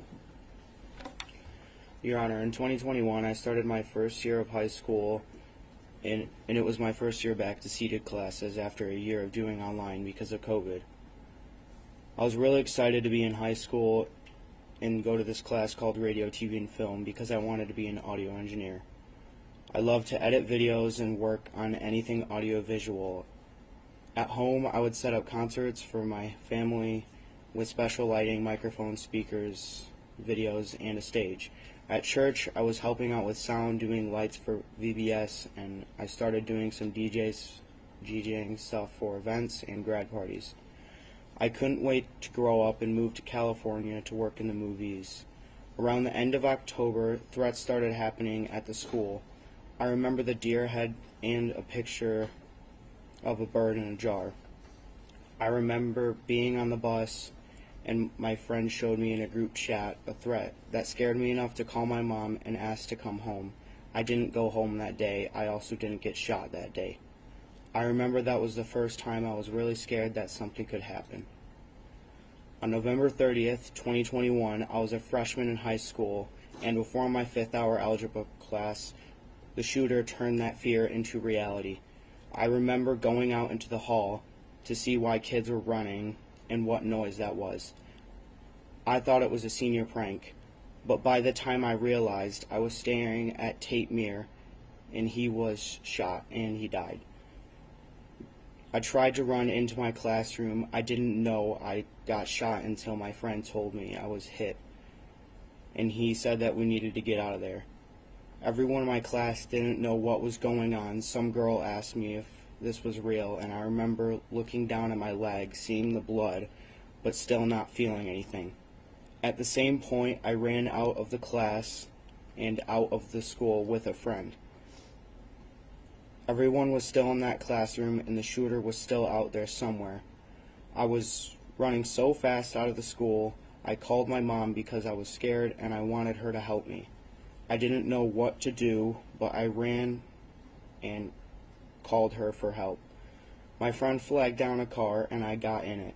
It was someone I didn't know, and he told me that his kid was in there. Instead of him going in there to save his kid, he saved me instead. He drove me down to his business. Somebody at his business called 911 and an ambulance came, but they didn't take me to the hospital.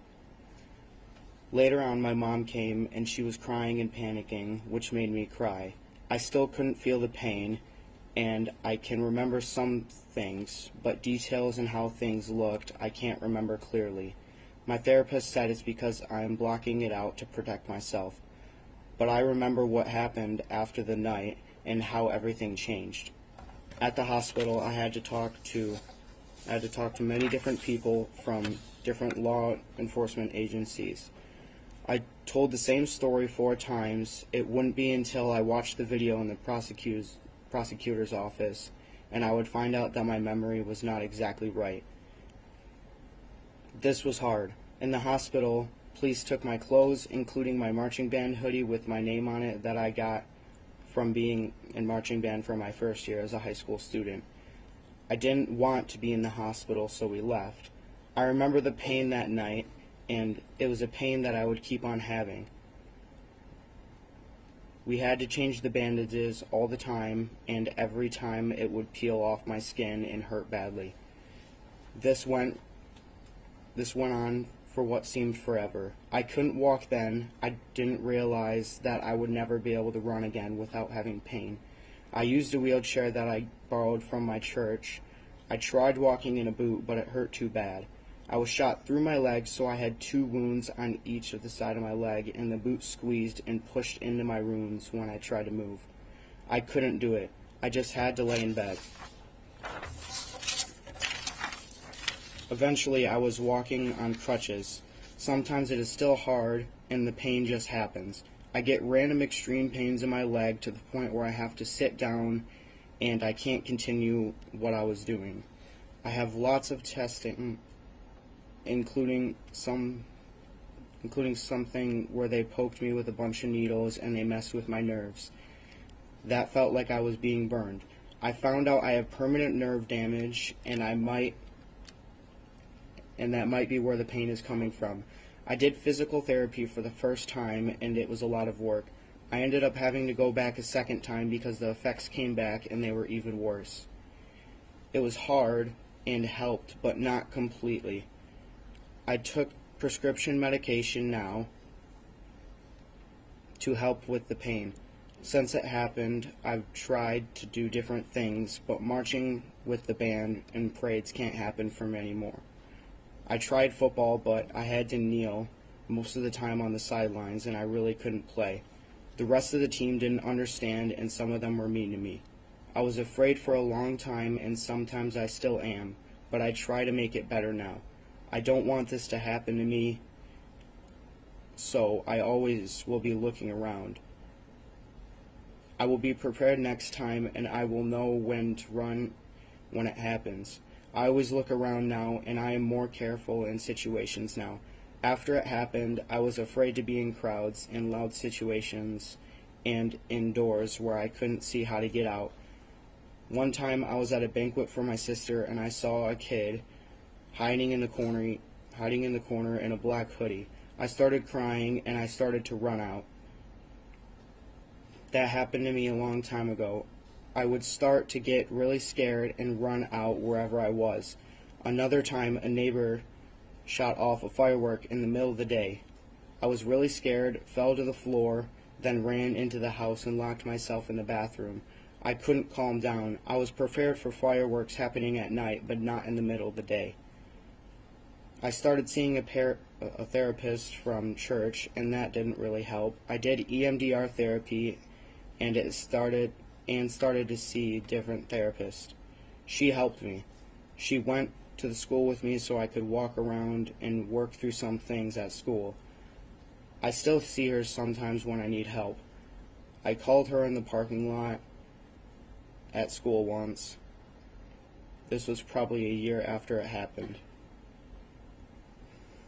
That year, though, I never went back to the school alone.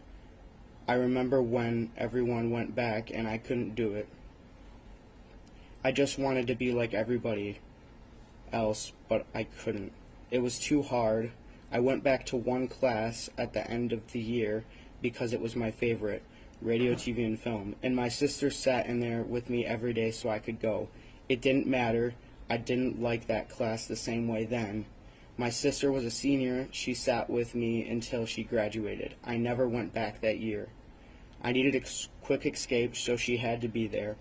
I still need that. I drive now, so if I need a quick escape, I can drive away myself.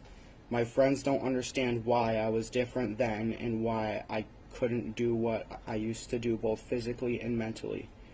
I couldn't sleep for the longest time. I could only sleep with music now. I kept hearing gunshots and they wouldn't go away. There was more, but this is good enough. The day it happened, I was supposed to get in the water for the first time for the swim team. I was also supposed to have my last day of driver's training. When it happened, everything changed for me and everyone else. Before the shooting, I was a freshman in high school, in marching band, taking driver's training, looking forward to everything. I wanted so much that I know I can't have now. I don't like the same things the way I did. I'm worried about everything all the time now, and it makes me think about what I need to do and what I can do. I don't want to go live far away as an adult and have a job to where there's lots of people and noise. I can't do that anymore. He has basically ruined the rest of my life. Even though it's 2 years later, I still feel pain and effects he did. Every day I feel them. I believe that the shooter should be locked behind bars forever because of all the things that he did. Someone like him does not deserve to be walking amongst other people in this world. He should get life without parole, and he should be locked in prison forever. He should never see the light of day again. He is a horrible human being, and the fact that he did what he did and the fact that he thought what he did on November 30th would be fun is proof that he is horrible. I do not believe that he is crazy. I believe it's a scheme. I believe he's trying to lie to us to try to get out of prison early. If it were up to me, it would never happen. He would never be able to touch grass outside of prison.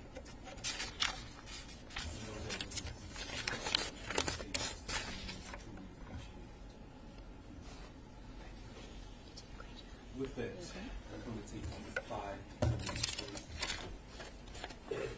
While the deputies are removing the defendant from the courtroom, everyone in the gallery, please be seated. With that, deputies, you may take the defendant. Just before we break into counsel live, after he exits, you may.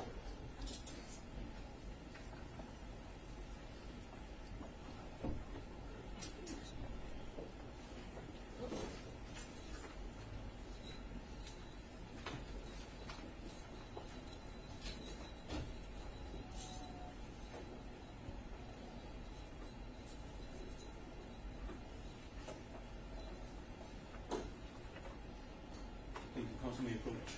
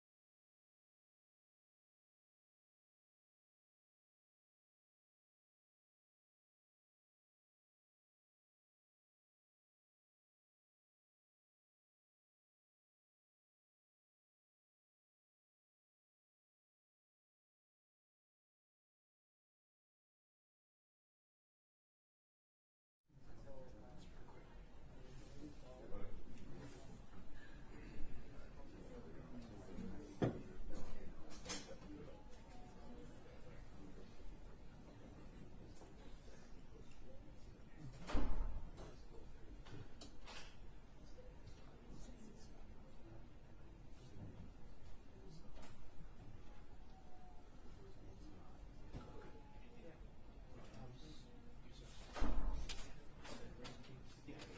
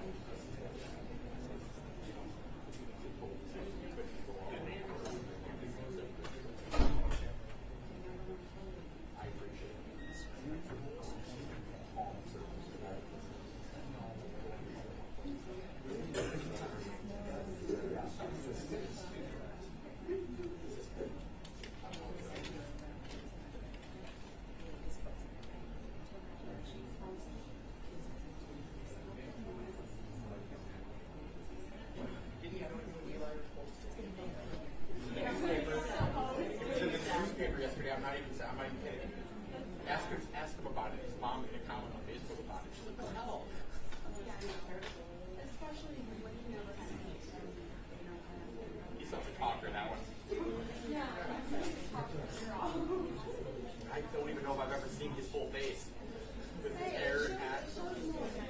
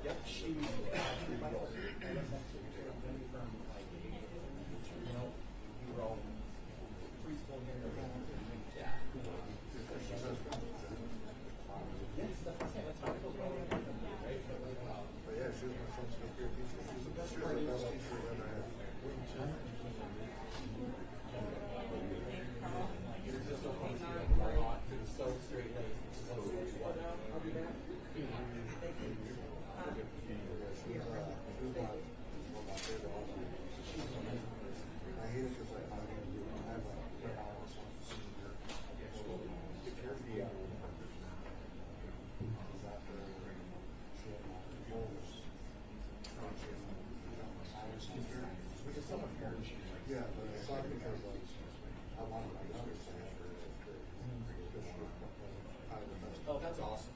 And Jane was his oldest son's fifth grade teacher.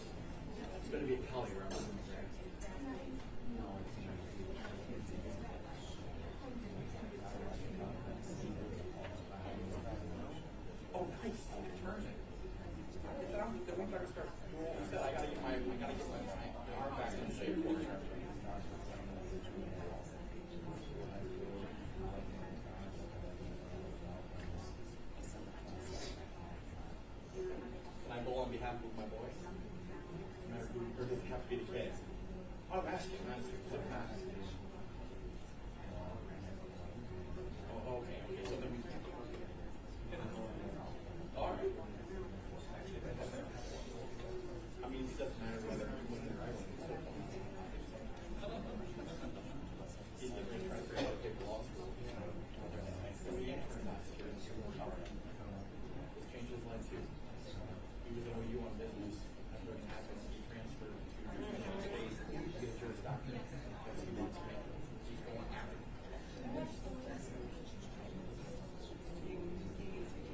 It's more lucrative to do it. I love how you work your last point too. I saw what you did there.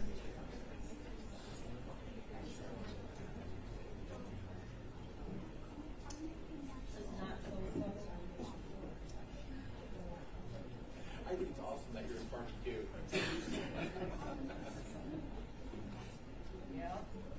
I mean, like, you guys have like a house where every like fixture is perfect, but your drywall's all cracked, right? Like every.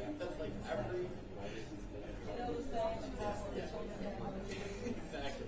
Well, the general contractors, they have everything in their house is perfect, right? But nobody here, my buddies that I've noticed, they're like, I got a drywall or electricians or a knocker. Like, that stuff in their house is perfect, but like, kind of the model is like, because they still do it themselves. That's the thing. That's not what they do. They still do the drywall kind of way. Nobody wants to do what they do at work once they get home. Exactly.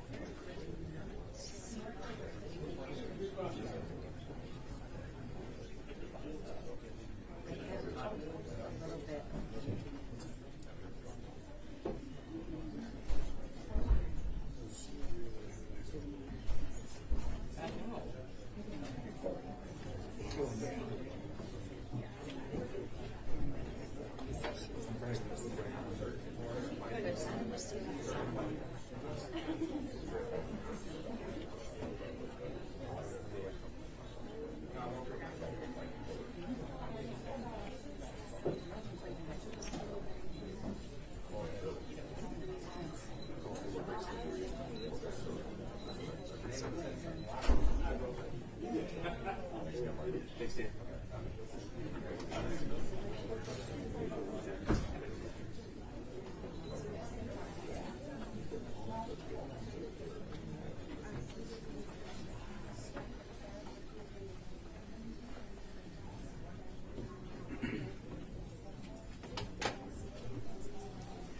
All right.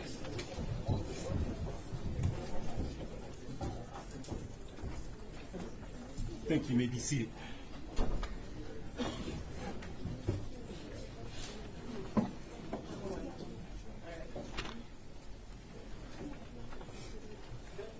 Your Honor, calling People versus Ethan Crumley, case number 2022-279-506-FC. Thank you. Appearances for the record. Karen McDonald on behalf of the people.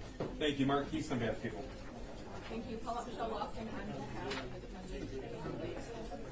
Amy Happ on behalf of Ethan Crumley. Thank you. With that, you may. I'm sorry. Thank you, Mr. Kelvin. My apologies. I didn't see you back there. With that, everyone may be seated. We'll let people come into the courtroom and be quiet, please, so we can continue with the proceedings.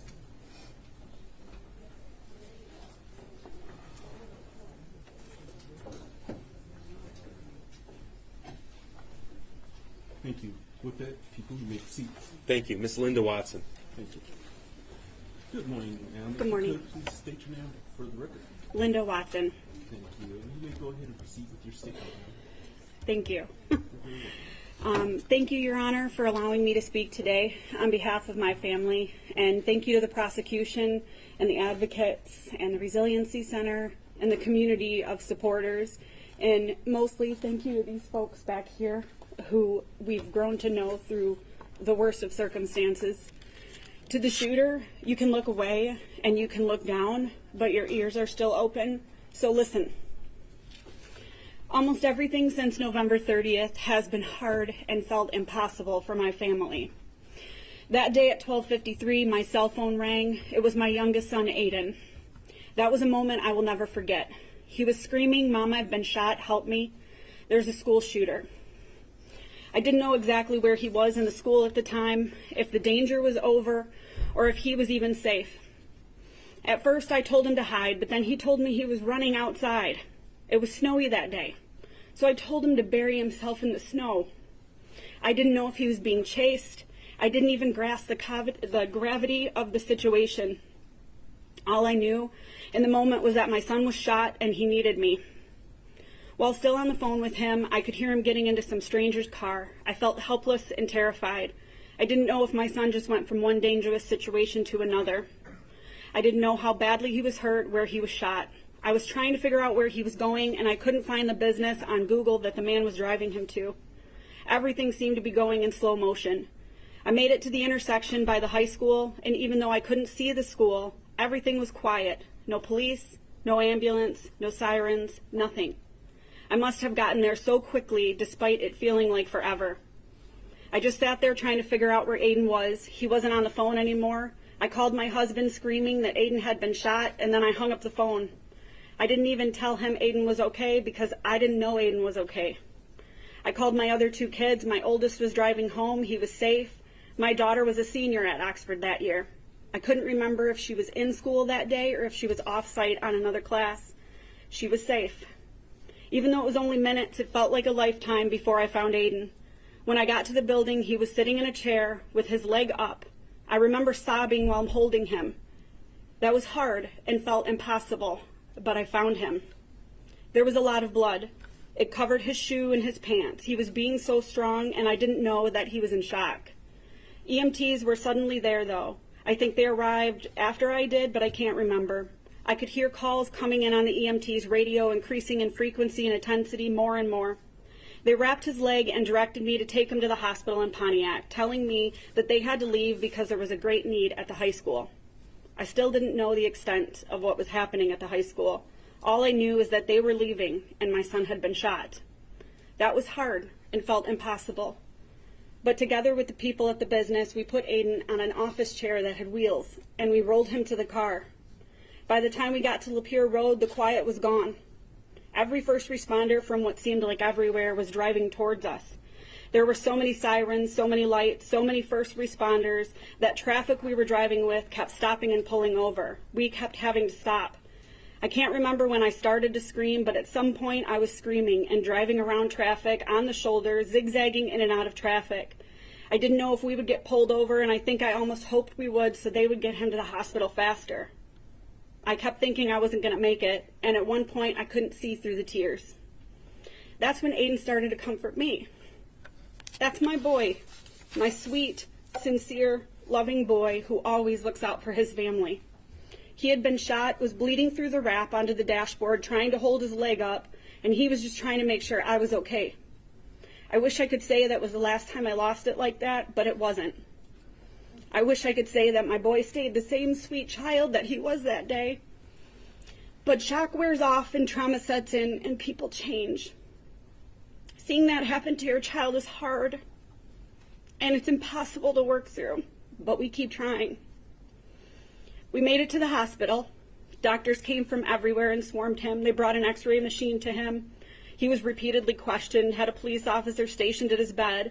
There were 2 other kids right by Aiden from Oxford. One boy sitting in his bed alone, holding his face, bleeding. Then his mom arrived. I didn't know her, but I know her now. I would learn all of their names, those that died and those that were injured. I would meet their parents in court and in other ways. We would go through this hell together, yet still feel so alone.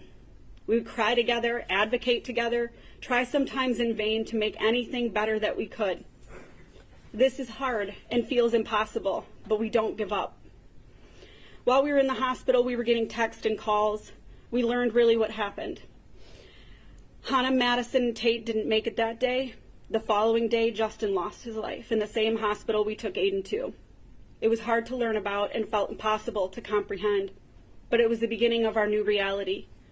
And though I knew what had happened then, I wasn't prepared for how things would be and how hard they would be and how everything would change for us.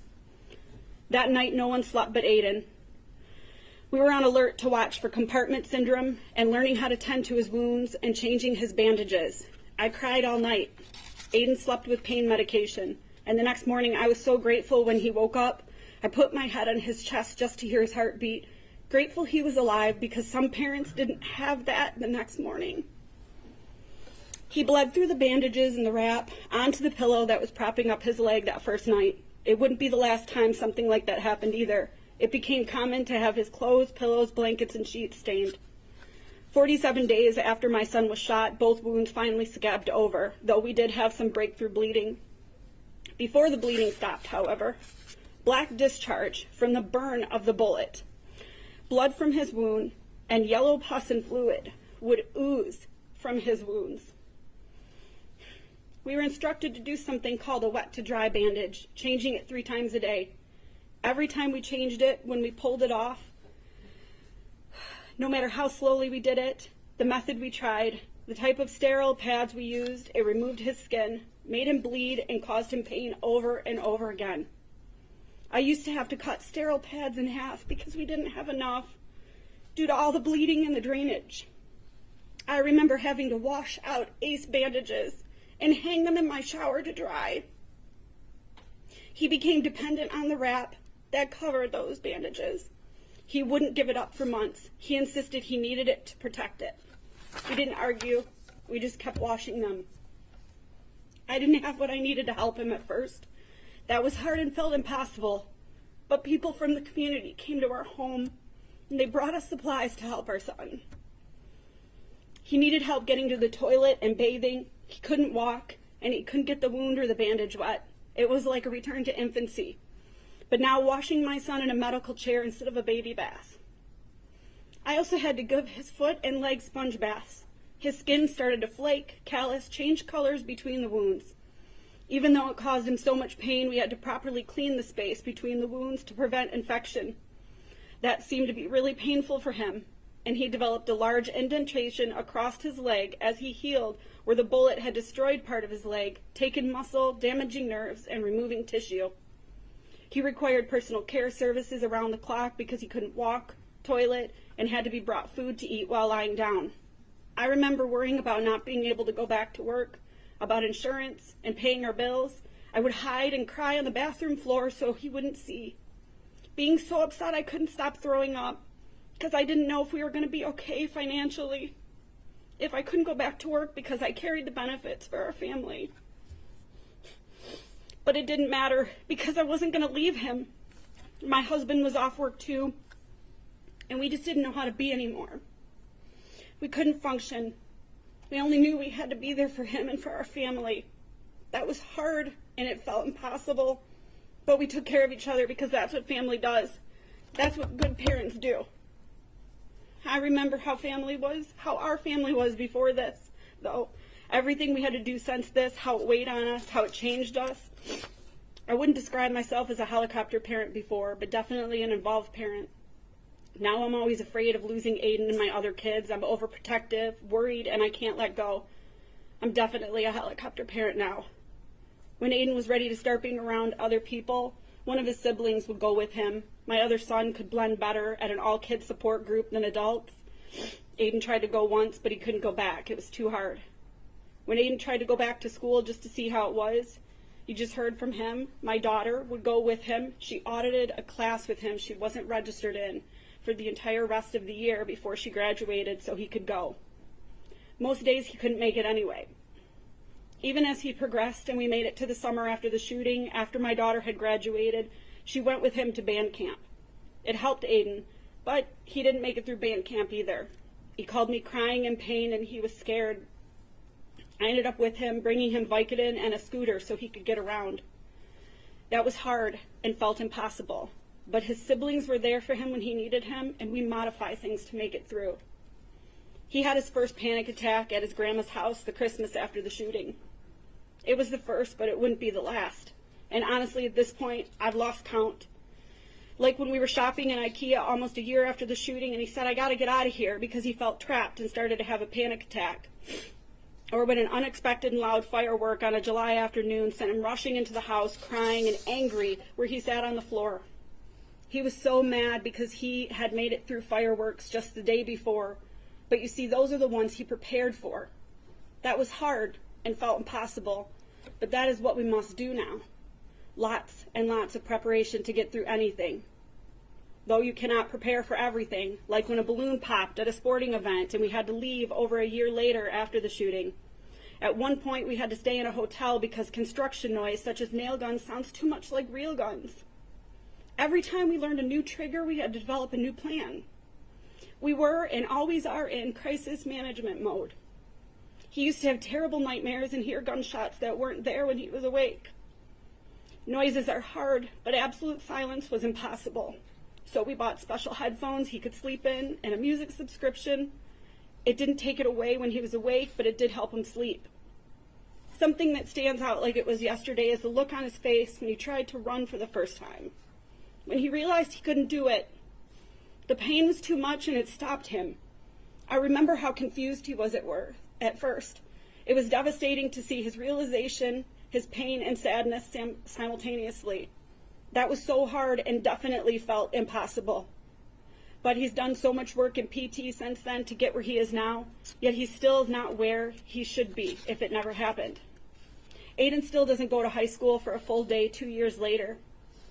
He's never been able to work back up to that. The year after the shooting, after his sister graduated, he didn't have her to be with him. He also didn't have what he referred to as a quick escape, because that was his term for the ability to get out of the school if he needed to. We had a plan for that too. Last year at the beginning of the school year, I had to drop him off and sit in my car in the parking lot for the few hours that he was there each day. That was hard and felt impossible to send him back to school at all. But he learned to drive, and we created a process with the school that included a special contact he would have.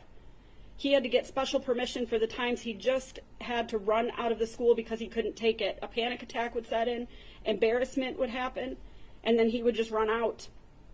Even with the process, the accommodations, and the planning, still some staff and some of his peers don't get it. They're either clueless, not informed, don't care, or are indifferent. But they don't understand how hard and impossible everything is most days for Aiden. They don't understand all the thought, planning, effort that goes into trying to make just a portion of the school day work for him. Aiden's been questioned by school staff, asked to provide doctor's notes to validate not being able to do something. He's been harassed and bullied by students who don't understand that Aiden has an accommodation and not an unfair advantage. They don't understand that all Aiden ever wants is to feel normal and do everything everyone else can just the way they do it, but he can't anymore. This is very hard and continues to feel impossible.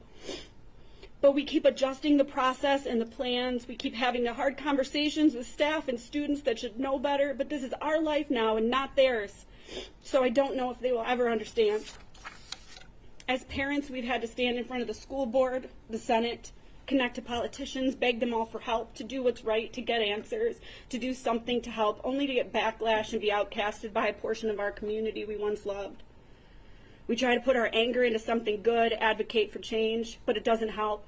We lost parts of our community because people don't understand and are callous, seeing our attempts at advocacy as a stance against who they are.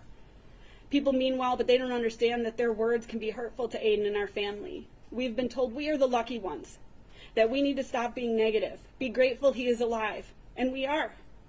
But hearing, you just need to get over it already. You haven't moved on yet? It was just his leg. You are carrying around an offense that isn't yours. And even, maybe this isn't the place for you anymore, by the former superintendent. Just starts to weigh on you after a certain amount of time. Especially when all you're trying to do is heal your son and your family. Going out into the community, we're confronted with people staring, pointing, whispering, and many strangers boldly trying to talk about things with no consideration for how it hurts us or our son. We've even had people try to exploit a relationship with our family or our son to benefit off of the trauma. It made us feel like we couldn't leave our home, we couldn't trust, we felt like prisoners after a while. We shouldn't feel like a prisoner.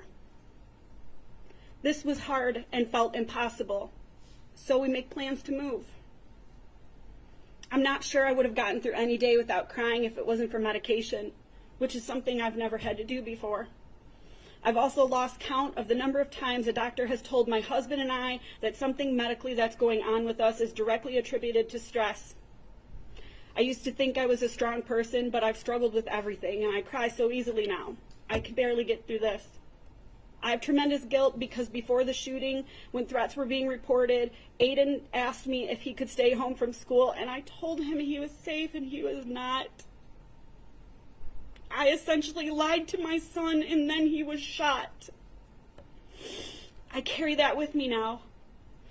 That's hard, and it feels impossible, but we have to take care of ourselves to take care of him.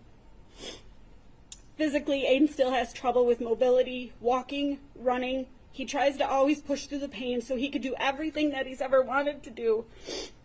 He got stronger and had to relearn how to walk evenly to prevent additional pain happening in other areas of his body due to body mechanics. He has nerve damage and inflammation that causes pain all the time.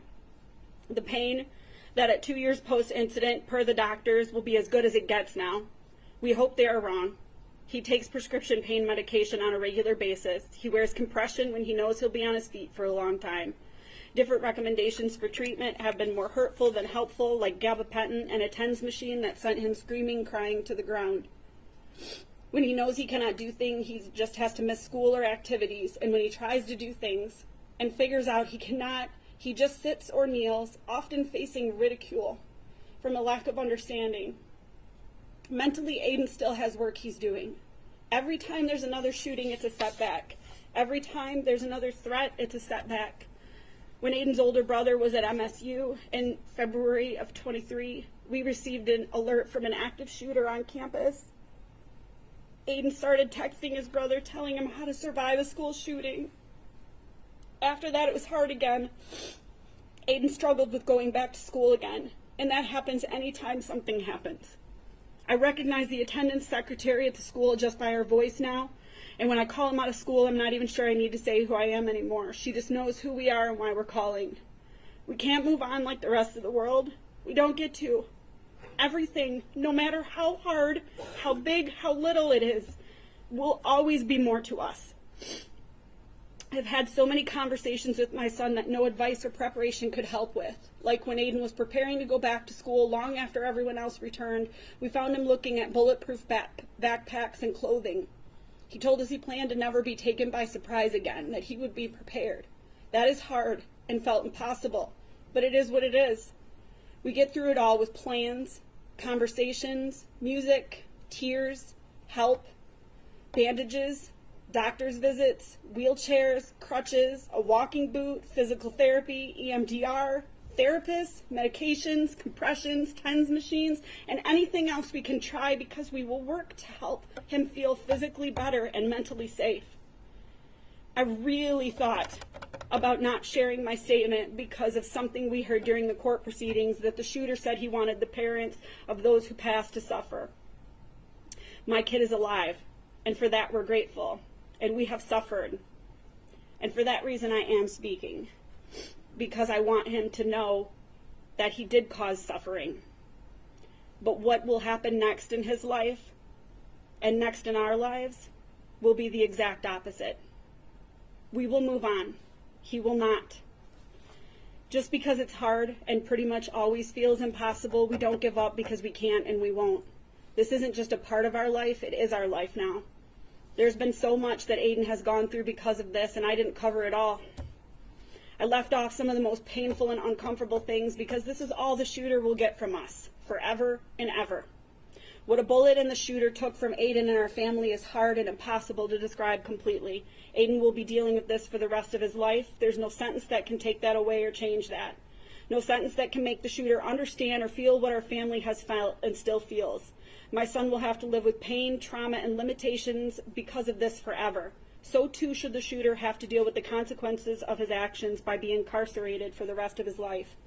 For everything that we have experienced that's hard and felt impossible, the shooter, this monster, should have to feel everything hard and painful and impossible for the rest of his life. The closest thing we can get to that is life in prison. There should never be a possibility of my son coming across the shooter at any point in his life. Aiden doesn't deserve to have that be another fear he has to live with because of him. Otherwise, there is no justice. Thank you. Thank you, and thank you for being here, ma'am. I know that it's not easy for you to do, so thank you for your statement. I listened very closely, and your statements did not fall on deaf ears, so I truly appreciate you being here this morning. Thank you. You're very welcome. Thank you.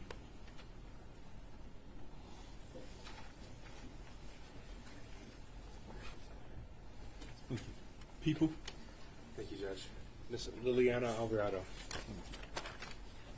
Thank you, and good morning, ma'am. If you could please state your name. Liliana Alvarado. Thank you, and good morning to you. You may go ahead and proceed with your statement.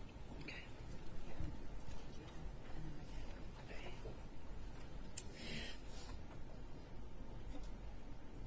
And take your time, ma'am, whenever you're ready.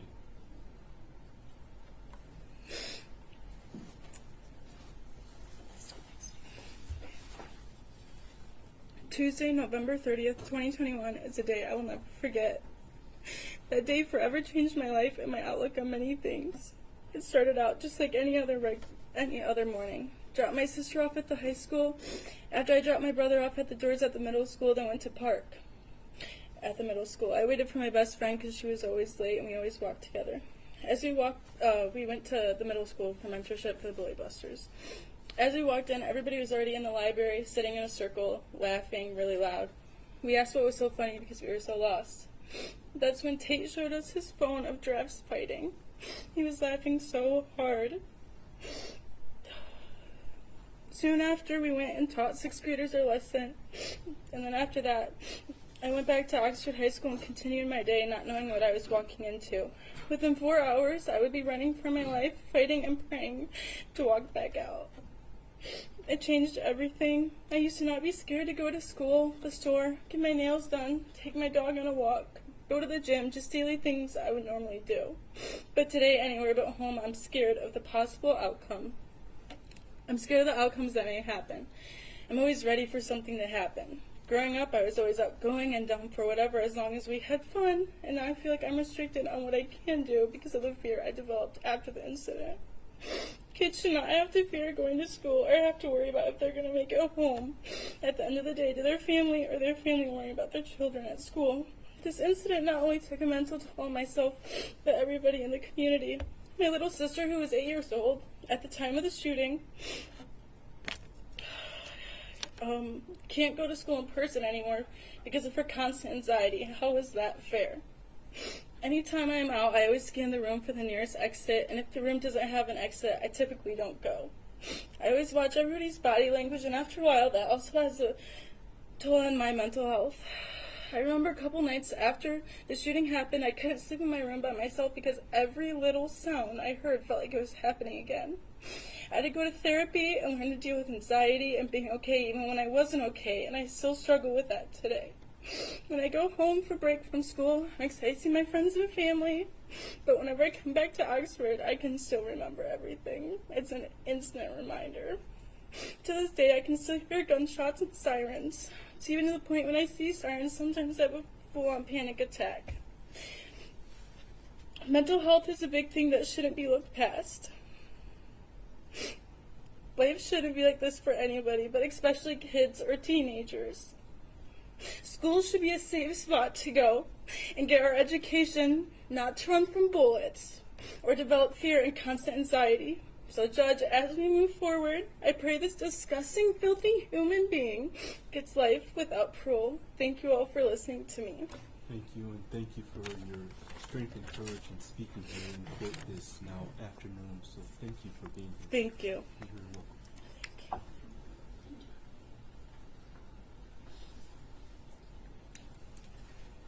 Thank you. People? It's Crystal Baldwin. Thank you. Thank you, ma'am. If you could, please state your full name for the record. Crystal Baldwin. Thank you. You may go ahead and proceed with your statement this afternoon. Thank you. To the Honorable K. Rowe. First off, my name is Crystal Baldwin. I am the mother of Mason Baldwin, who was a freshman and present in Oxford High School on November 30th, 2021. He was in room 256. I will never forget the moment my husband told me that my son had texted saying somebody was shooting in the school. At first, my husband thought it was a joke. It wasn't until I got online to a local Oxford Mom Facebook group and confirmed my worst fear and what my son texted. This is when my worst nightmare started, and I called him immediately to make sure he was okay.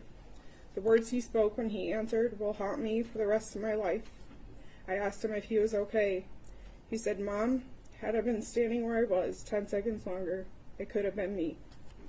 My heart sank. I was grateful he was locked down. I told him to stay calm and I would be in touch. I had to get a hold of Madison. I texted her, no response. Called her, no answer. Called my son back to see if he knew where she was. He said he would try to get a hold of her. I told him her phone just rang and rang. He blamed it on her phone battery always being dead. I told him this was different, as the phone was ringing and not just going straight to voicemail. Madison is my niece and goddaughter, so making sure that she was okay was a priority for me. She and my son were finally in the same school. They rode to and from school every day, so I needed to make sure she was okay. The relationship they were forming was more of a brother-sister relationship rather than cousins. I had this growing up, and I love that they were able to experience this. A little backstory with Madison is I was in the hospital the day she was born. I witnessed her taking her first breath. She was not only my niece, goddaughter, but felt more like a daughter to me. The thought of anything happening to her made me sick to my stomach. It was not until hours later that we were informed of what happened to her. Once my son was finally evacuated from that school, it seemed like an eternity, but finally was able to hug him. I took him out of Meyer into the car with my husband. He told me that what the officers told him as they were leaving room 256, they said not to look down if he did not want to be traumatized, as there was a body outside the door. He said there was blood on his shoes. I could not visibly see it due to them being all black. I went back into Meyer as we were not leaving until we knew Madison was safe. We were all over that store just trying to get a clue. We were told to keep watching for the buses coming from the high school. Little did we know my son's bus was the last to arrive. However, once most of the store was clear, they called 3 families' names: Madison, Tate, and Hana. We were led into a very small office as if we were sardines in a tin can. The officer just came right out to say, "We have news on the 3 students. They are deceased." In that moment, my whole world stopped. I heard the words and froze as if the world was spinning and I was standing still. Then came the cries and screaming from Madison's parents. The father of another student punched through the clock on the wall and continued to punch all the way down the wall until he was on the floor.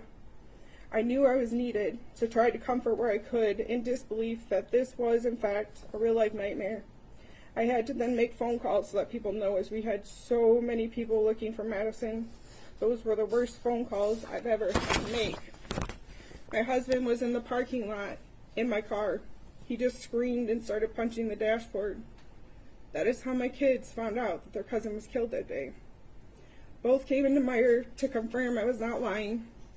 The look on their faces was just devastating. Walking slowly, faces red and tears streaming down their faces. I say all of this to paint a picture of the nightmare this 15-year-old caused on November 30th, 2021.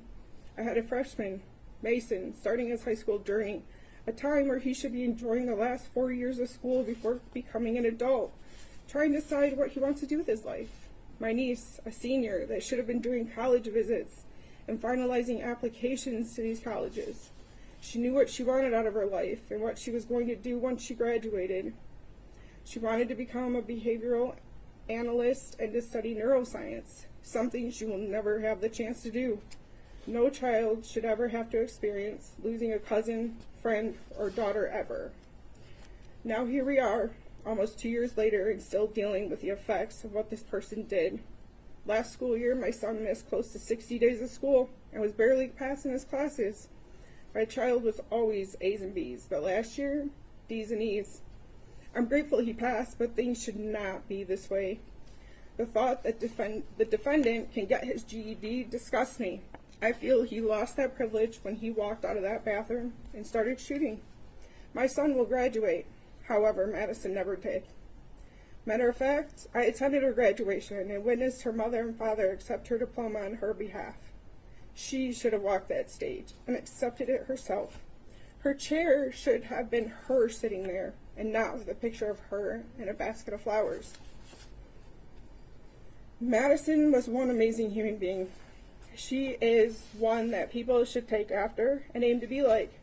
She was artistic, funny, caring, compassionate, driven, and overall just great. She was a large piece of our family puzzle. Now that she is gone, our family is broken. There are no longer family get-togethers for Christmas, and very rarely for birthdays. There's a crater-sized hole in the family. The fact that she was killed 15 feet from the door my son was behind that day cuts me every time. I often think, what if? What if she would have ran and got behind door 256 with Mason? What if she ran out the doors to the outside that were mere feet from where she was found? Would the outcome have been different? Something we will never know. My son walked by a body that day, and I hoped for so long it was not Madison, since only her and Hana were the only ones that died in that hallway that day. It was not until months later we found out it was not her, but in fact Hana. Does not make the situation any less traumatic or sad, as no child, or anyone for that matter, should have to be subjected to seeing this. Months later, I found out the whole truth of what happened that day to Madison. She happened around the corner at the same time the defendant emerged from the bathroom shooting. She ended up 15 feet roughly from where my son was. Had he been evacuated the opposite way, he would have walked past her and not known it. Sadly, as time passes and the defendant gets the attention and quote-unquote fame he so desperately wants, it pulls the focus off these 4 lives that were taken way too soon. Madison, Tate, Hana, and Justin. Criminals currently get treated better than the victims. The defendant needs to live in a cell for the rest of his natural-born life. With each breath he takes is one less than Madison gets to. The fact that he is even still here makes my blood boil. He took innocent lives, injured innocent people, terrorized innocent students, yet we get tablets and education privileges. I get it. We all have rights. What about Madison, Tate, Hana, and Justin's rights? Right to live? Right to be here? I cannot speak on behalf of the other 3 families, but I know what this whole nightmare did to ours. Our whole world crumbled that day, and we are still attempting to glue the pieces back together, which they will never fit the same. Madison will never get to fulfill her dreams of graduating, going to college, getting married, having kids, and just enjoying what life has to offer. She was slated to do great things, and please know that she would have done just that and so much more if she were still here. Why? Because the defendant took that from her. She was scared for her life, cowering down, covering her head, I'm sure just hoping he would keep walking and let her live. But no, the defendant had to execute her as if she was some kind of threat to him, which she was not, nor would she have ever been. Madison was the nicest person you would ever meet. If everyone aspired to be half the person she was, this world would be that much more of a happier place. She was a senior, as I stated before. She had only been in Oxford High School for 3 months as she transferred from Clarkston schools. She barely knew anyone. She was in the wrong place at the wrong time, which gives the defendant no right to execute a scared girl because he needs to, quote-unquote, teach a lesson. No right to shoot anyone for that matter. He obviously missed a lot of lessons in life, whether it was from his parents, peers, or teachers. There are a lot of people in this world that have been subjected to a less than desirable home life or set of circumstances, but you do not see them out shooting up their school. It seems from everything that has come out, the defendant planned for months, researched outcomes, notated response times, mapped exits, and openly accepted his fate of spending his life in prison. So I ask you, do you feel like a 15-year-old, now 17, that put so much time and effort into this attack deserves to ever step out of those prison walls one day? I do not care that he had lousy parents. Maybe his brain is not fully developed, but he knows the difference between right and wrong. Yet he still followed through, knowing the consequences. Most people take these less than perfect situations and turn them into opportunities. The defendant chose the opposite path. He stated in his journal he was ready to spend the rest of his life in prison. I implore you to grant him his wish and sentence him with life without the possibility of parole. Thank you, ma'am, for being here, and thank you for sharing the positive stories as it relates to your niece. I appreciate that. Thank you. Thank you.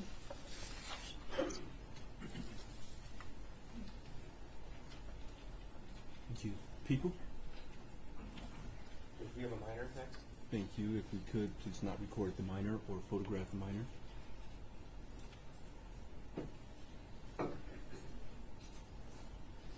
Thank you.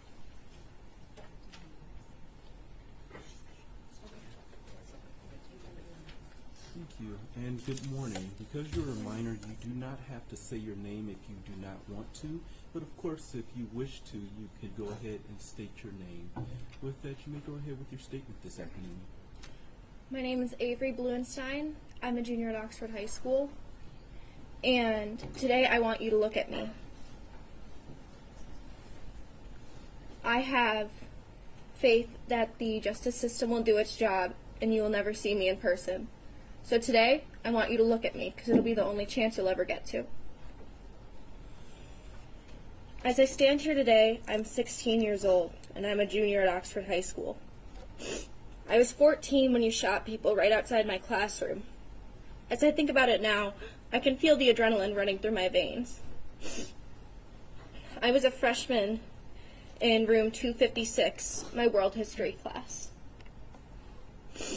I sat on the floor of room 256, and there was no doubt in my mind. I was certain I was about to be murdered. More than thinking about myself, I thought about my sister, who I shared a room with. That night, she would come home to our shared room, and she would be alone. Would she get any sleep? Could she ever again? And at my funeral, what would they even talk about? I haven't accomplished anything. I was 14. I'm not done living. I wouldn't be able to hug my parents goodbye as I left for college.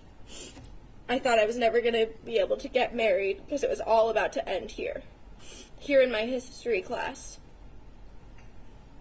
I hoped and prayed, please, when I get shot, don't let it be my face. My family wouldn't be able to handle it if I lost my face.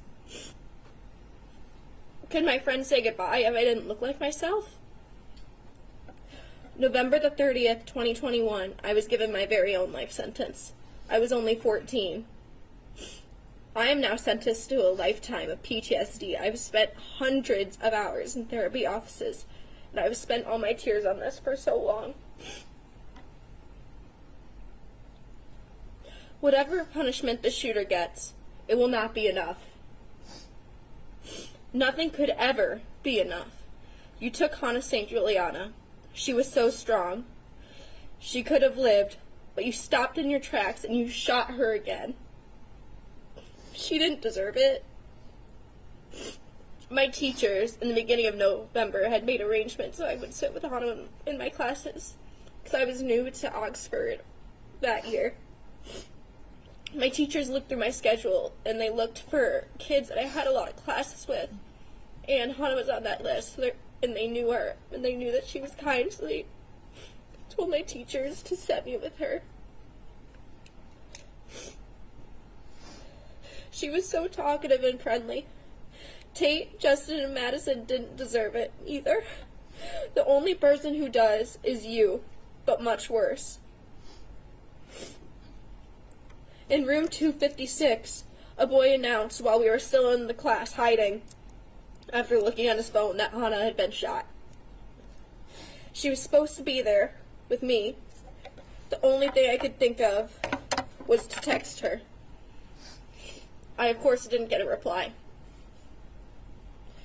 She was supposed to be in my 5th hour class with me. As I was waiting for her reply, I thought, this can't be real. Come December, we'd be back sitting in history class. That night, I saw Hana's face on the news. She was confirmed dead. Hana had so much potential. She was set to do great things in this world. All that's left is her legacy. I used to have Hana on the app Snapchat, and there's a feature on there where you can see where your friends are. It's called Snap Maps, and when you open up the program, it shows where your friends are. And I remember after I'd come home that day, I could still see her icon on the map, so I kept that hope that maybe she was fine. And even after, I would still see that whenever someone opened up her phone. I will never have an ounce of forgiveness for you. I will only learn to forgive myself. Because I didn't deserve this. My community didn't deserve this. I still have faith in people. I still believe that most people are good. You didn't rob me of my kind heart, even though I'm sure you wanted to. I am 10 times stronger than you will ever be. You do not have any power over me. After today, I live my life. You will go behind bars, and I'll never have to see your face again. You are a waste of space. I'm not sorry to say that. You're not special. You don't have a divine right. You're just an insecure, weak, fragile, insecure boy who could not deal with his own problems. Your name will never be said.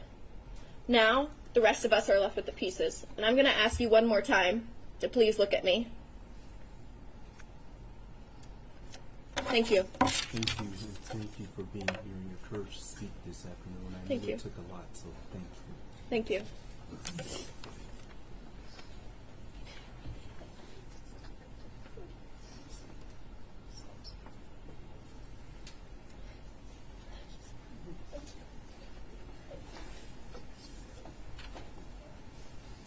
Thank you, people. Marsha Hudson. Thank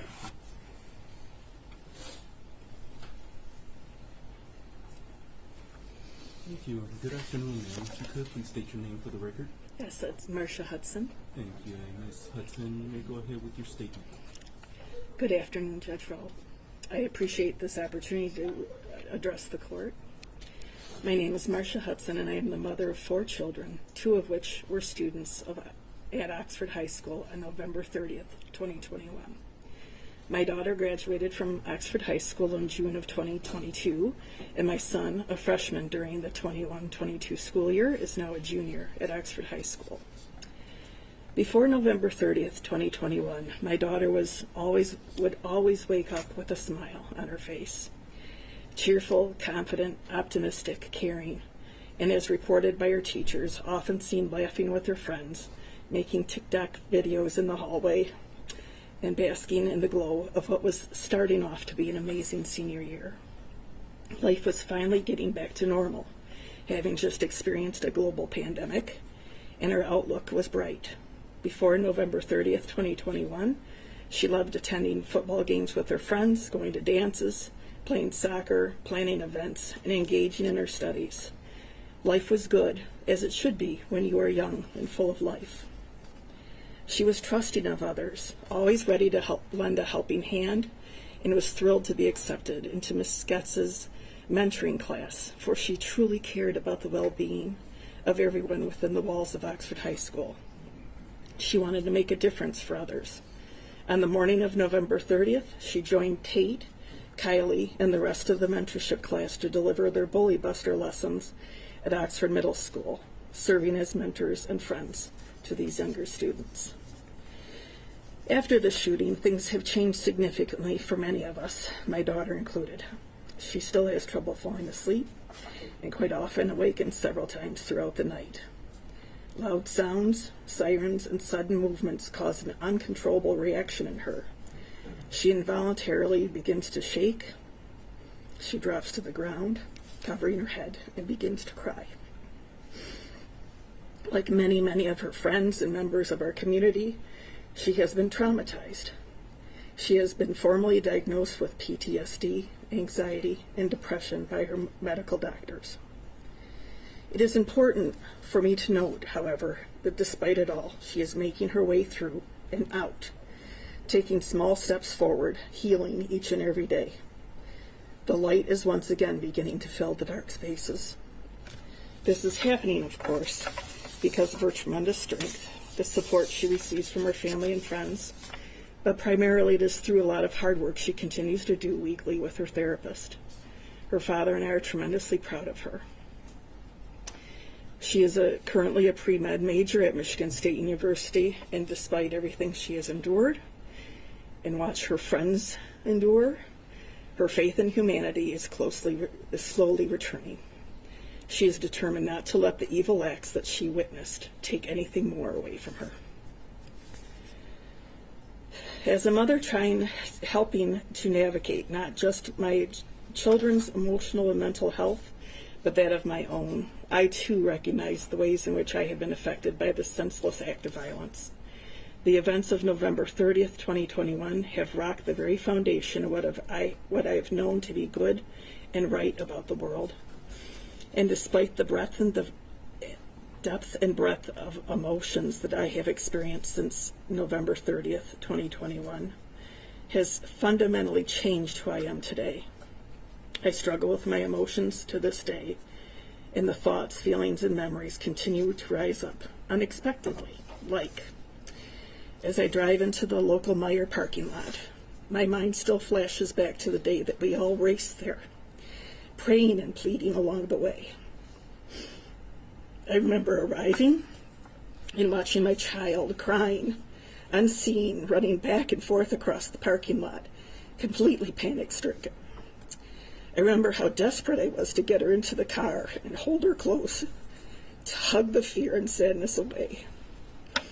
Simultaneously, I think about and pray for the parents of those that also raced to Meijer, so that they too could be reunited with their shaking, panic-stricken children, only to learn that they will never again be able to hold their child.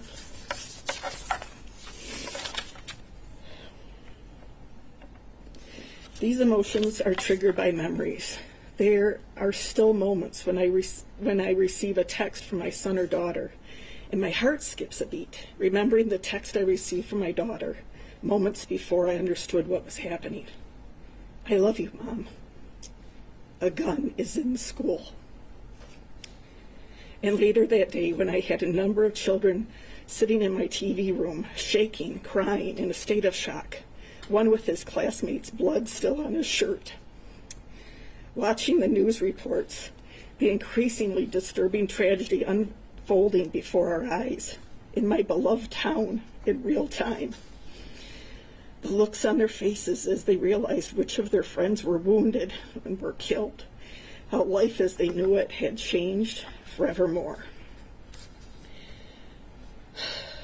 Memories of the yellow and blue ribbons, the Oxford Strong signs, the makeshift memorial at the high school, the prayer vigils, and the funerals. On November 30th, 2021, 4 beautiful people were taken from this earth and 7 others wounded through a senseless act of evil. I believe that the Oxford High School shooter should remain in jail for the remainder of his life and be sentenced to life without the chance of parole. The shooter, who craves notoriety, is not deserving to have his name included in my thoughts, and so I'm intentionally omitting his name from this written statement.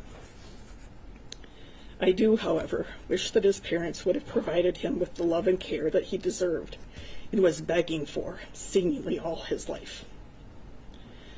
I will never mention the shooter's name ever again. Instead, I choose to take this opportunity to remember and honor our victims. Multi-talented Justin for his heroism, his wit, and wisdom. Madison for her ability to make the world more beautiful, not only by her presence, but by the amazing works of art that she created. Tate, our forever captain, Oxford superhero. Through his legacy of leadership, our community's youth will emulate and strive to embody Tate's traits through their involvement in the incredible 42-strong Tate Mir Foundation. And Hana, our beautiful flower, whose memory will be honored in many ways, especially through a garden that is currently being constructed in her honor. We will all care for Hana's garden. We will visit and remember and bask in both its beauty and her memory. Their legacies, their beauty, their love of life, and the gifts they bestowed to others. We will remember you, Tate Mir, Hana St. Juliana, Madison Baldwin, and Justin Schilling, forevermore. Love wins. Thank you for your statement this afternoon,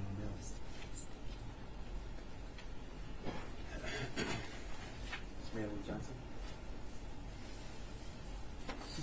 Maline Johnson is next. Thank you. Good afternoon, ma'am. If you could please state your name. Madeline Johnson. Thank you. You may go ahead and proceed with your statement. Thank you. My name is Madeline Johnson, and I'm here today to speak on behalf of myself, my family, and my best friend, Madison Baldwin.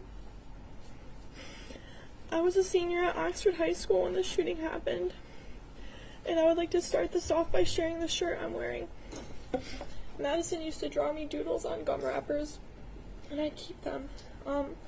One day she gifted me the one on the front of my shirt, and she said that it was the two of us as dinosaurs, best friends, even in the prehistoric times. This is one of the only things I have left to remember her by.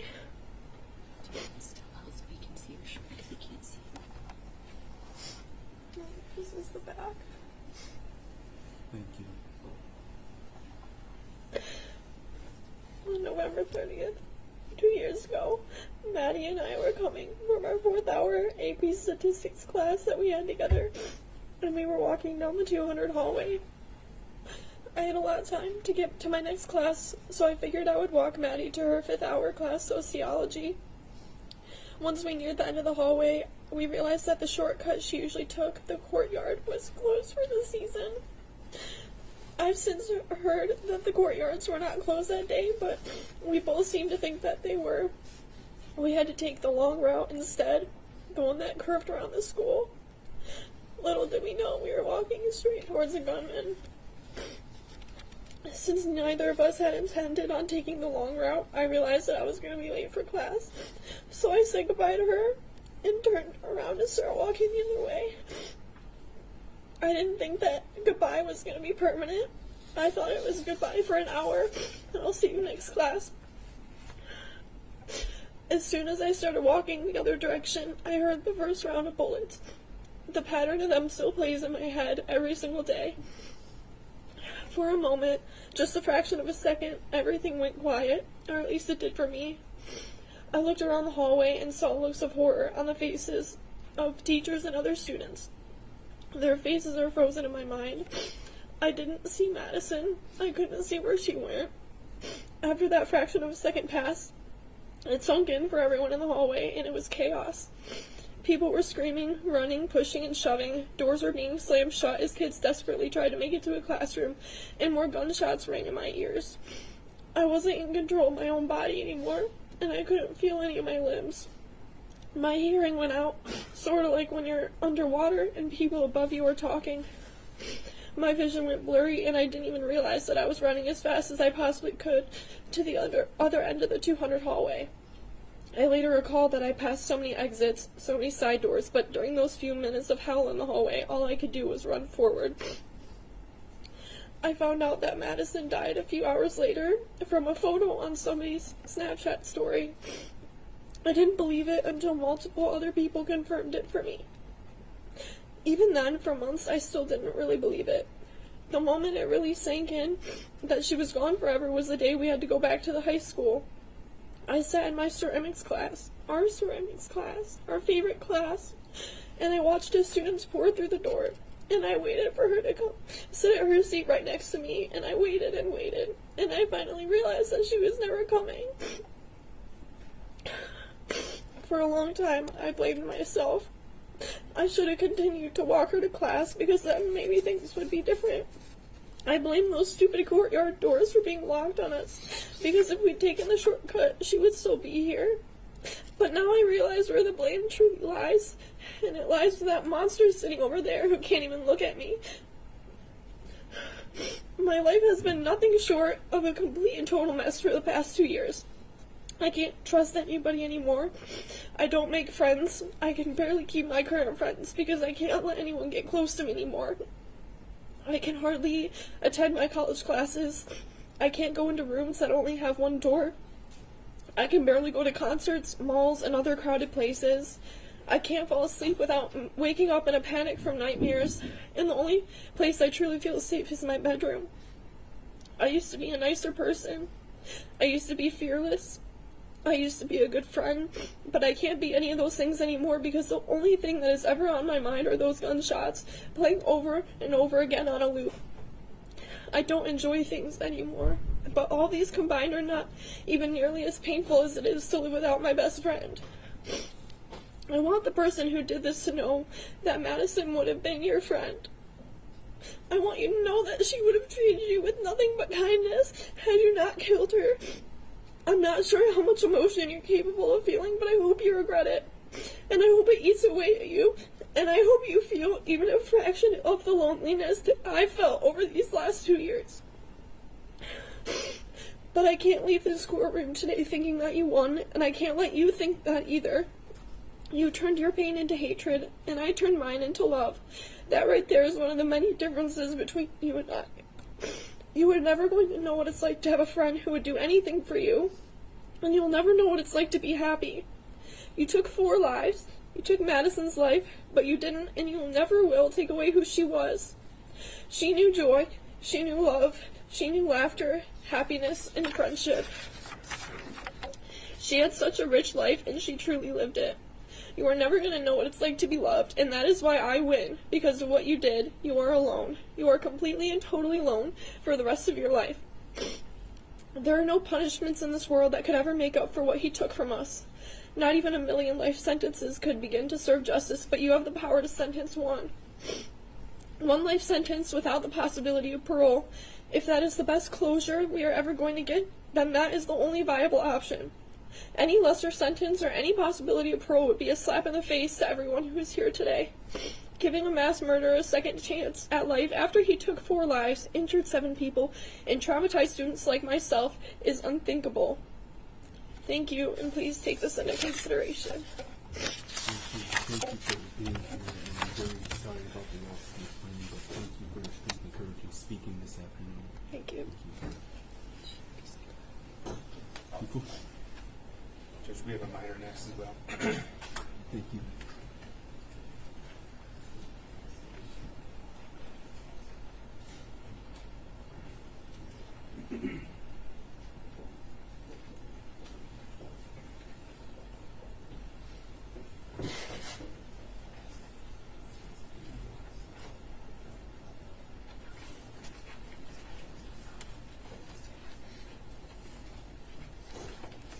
Thank you, and good afternoon to you. Because you're a minor, you don't have to say your name on the record if you do not want to.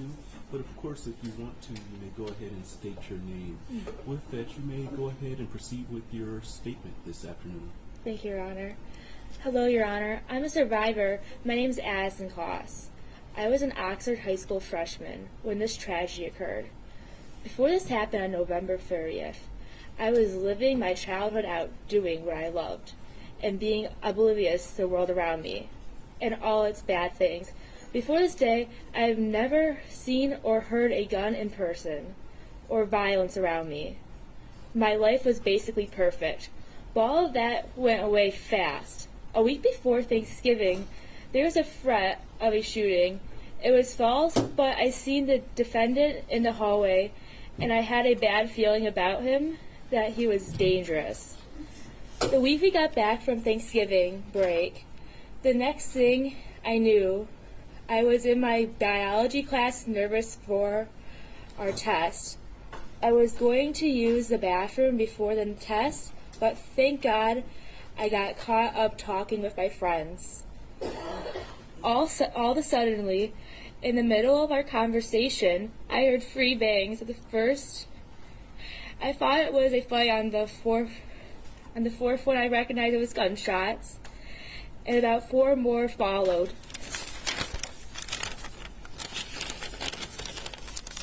Me and my friend were near the door, and we hugged each other tight and ran to the corner.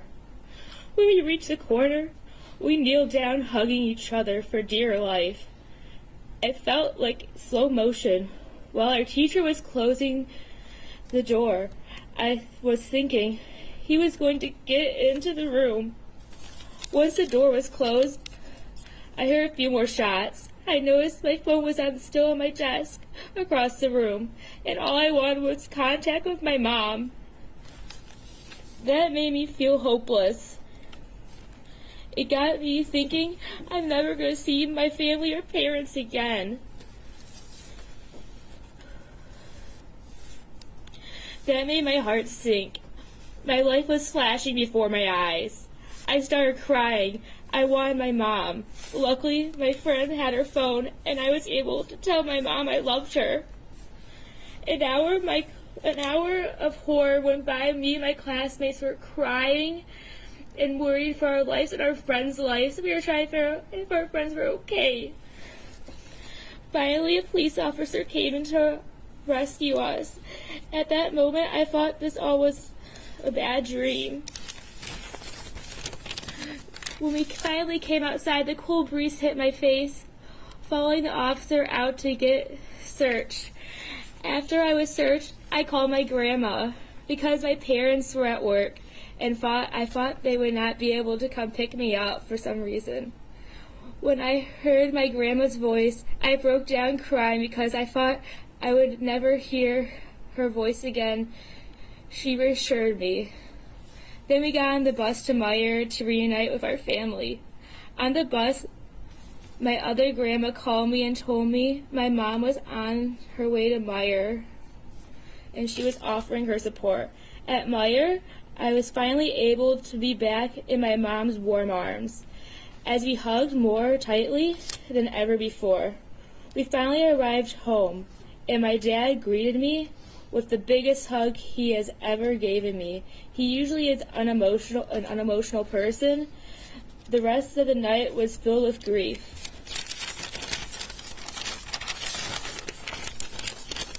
The after effects on me was I could not sleep alone for weeks after this tragedy. I slept in my parents' room for the first week, and I don't usually sleep with my dog. My dog had to sleep with me. I also now always tell my family and my friends and my loved one multiple times a day, I love them because I'm scared of losing them. I also still get nervous in crowded spaces because I'm scared I would not be able to escape.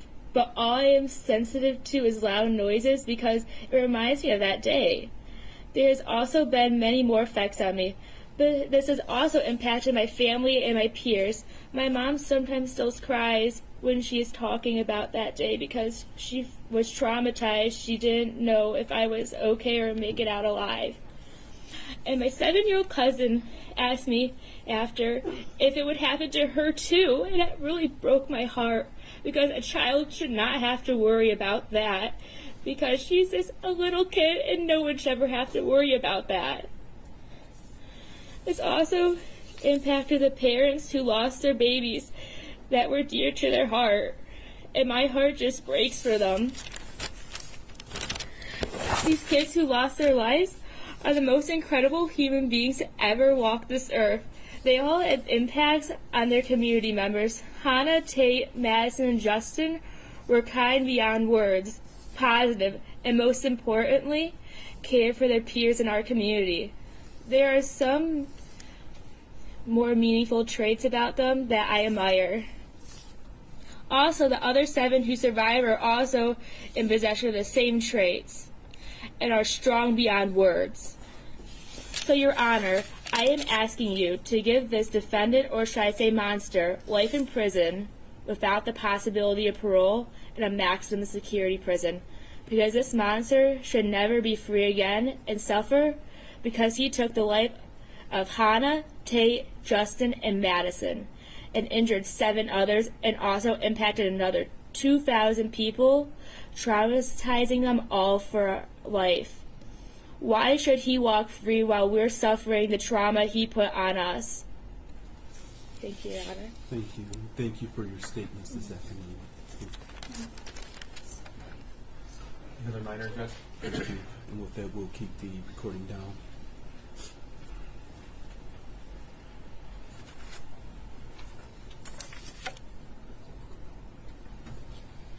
Thank you. If you wish, you may state your name, but because you're a minor, you do not have to. With that, you may go ahead and proceed with your statement this afternoon. My name is Sylvia Lester. By my understanding, a victim impact statement shares the story of how a crime has affected oneself. I feel compelled to share my own story. I never understood or grasped the truly devastating reality of losing someone you love. I still haven't grasped the concept, to be completely honest. The only coherent words that came out of my mouth when I received the phone call that my beautiful best friend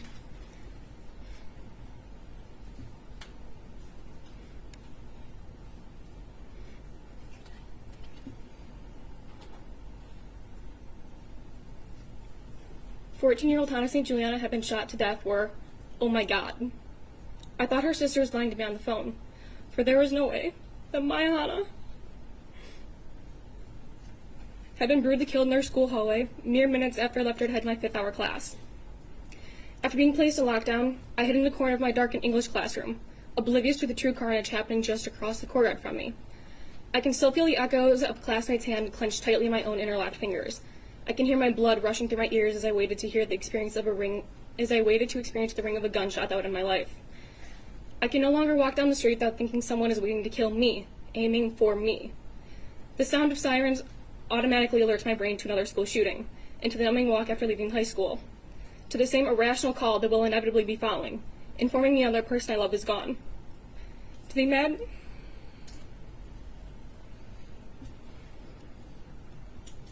imagined portrayal of Hana bleeding out on the floor of our history hallway. This image will forever be stamped on the forefront of my mind. There are people that I now truly hate in this world. These types of people, in some way, take something from another. In a manner of speaking, they are thieves. Though, ironically, most thieves could return what they took if only they had the fortitude to do it. This thief, you, a murderer, can't give me back what you stole.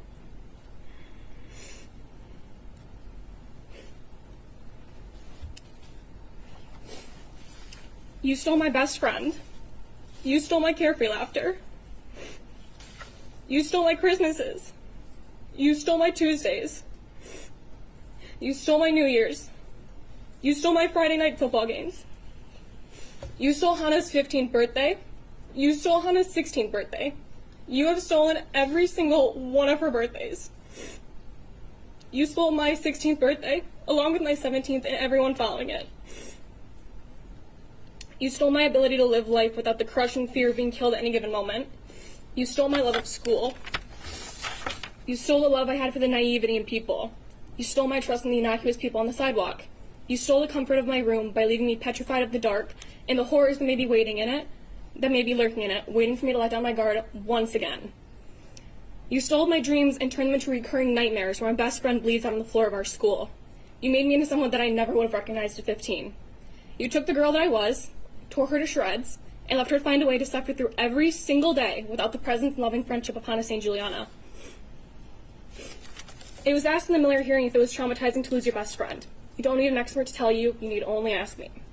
As was most likely predicted, the answer to that question is a resounding yes. Traumatized because I thought Hana would forever change her jewelry. Because I never thought I would have to be the one who would speak at a funeral, right after turning the young age of 15. I never thought I would look at my best friend's emotionless 14-year-old face in a casket. I never thought there would be a bed of flowers cushioning Hana's lifeless body as a freshman in high school. I never thought there would be the sound of bagpipes leading her enclosed body out of a church. I never thought there would be a week when Hana didn't have a new nail color. The reasons are endless to why it's traumatizing to lose a best friend. I thought we were allowed to be innocent as children. I never could have fathomed I would blame myself for the death of my best friend. I never could have imagined a day where I would have to blame myself to try and give a reason as to why she died, to why you decided to take her life.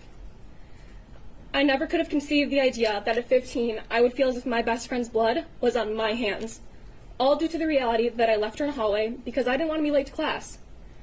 I've convinced myself that if only we would have gone to the bathroom, Hana's life would have been spared and my happiness would be intact. We didn't get to be children for very long, for these aren't the thoughts any innocent child should mull over. The day Hana was killed, you left the shell of 15-year-old me, crying and shattered on a hardwood floor in the fetal position, encased in my own arms, with tear tracks that will forever be tattooed on my face as well as my heart.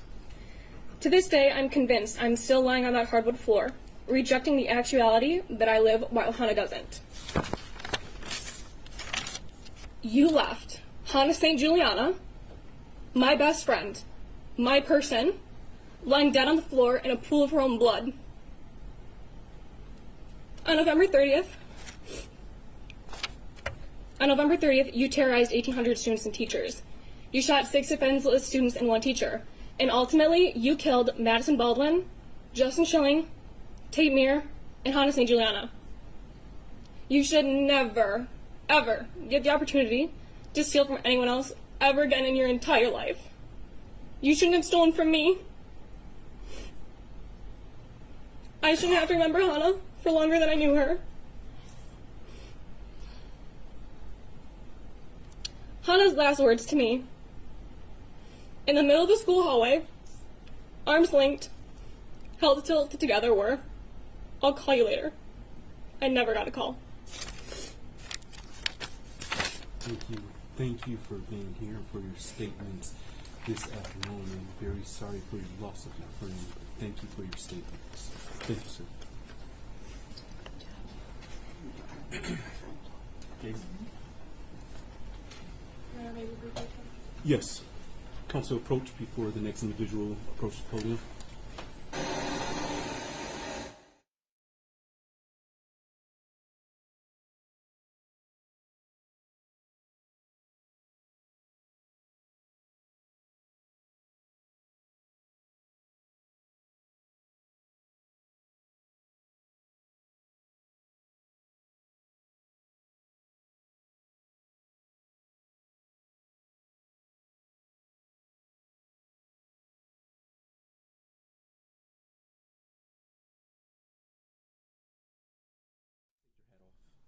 Please remove your hat in the courtroom. Thank you.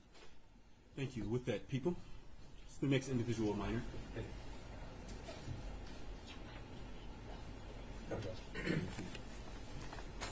Thank you, and good afternoon. If you could, please state your name for the record.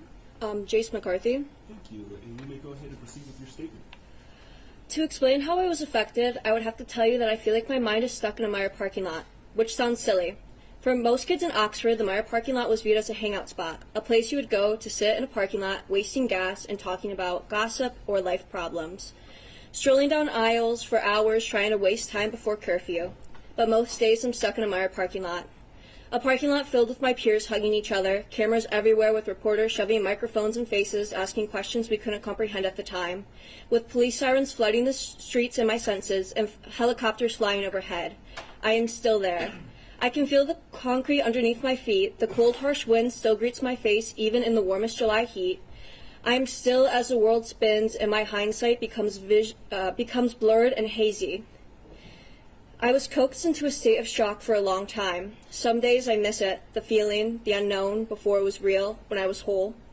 When people started to come out and tell the world that they lost a piece of themselves that day, or they were looking for the person they were before the shooting, I didn't think I was a part of that group. Maybe I was taking it too literally, or maybe I wasn't aware enough to realize. I think for a long time I was walking around fractured and not knowing it. I didn't know when I lost that part of me. I still don't. Was it when I saw cop car after cop car from everywhere in the state? Was it before I saw 3 confirmed dead on the TV? Was it when I saw post after post of Madison's senior photo being used as a makeshift missing poster? Was it when the world stopped? My older brother came home a little after I did. He sobbed into my mother's arms. I can't remember a time he cried before that. I sat in a kitchen chair, confused, unsure what to do.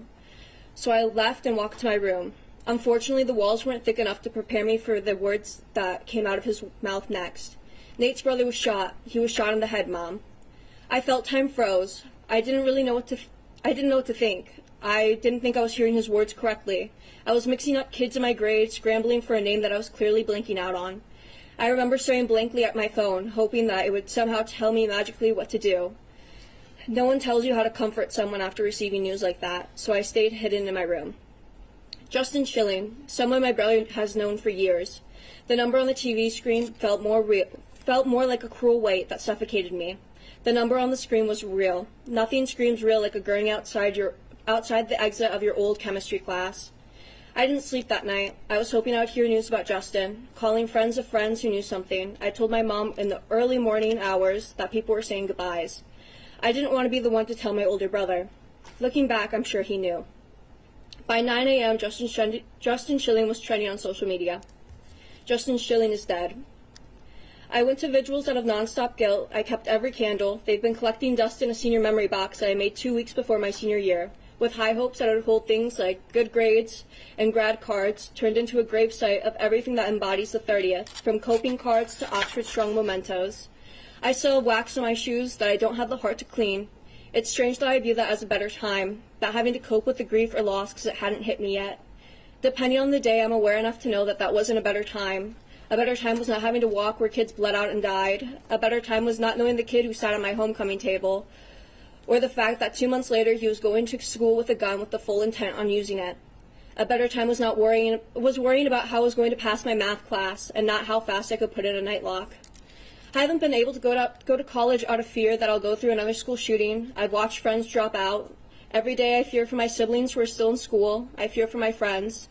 Every time I hear a whisper about a campus threat, I find myself praying, begging whoever's up there that my friends are safe. I can't bring myself to even think about the worst scenario. I don't know if I could go to another vigil. I don't know if I could go through it all over again. I hate cameras flashing. The sound of cameras clicking gives me the sense of unease.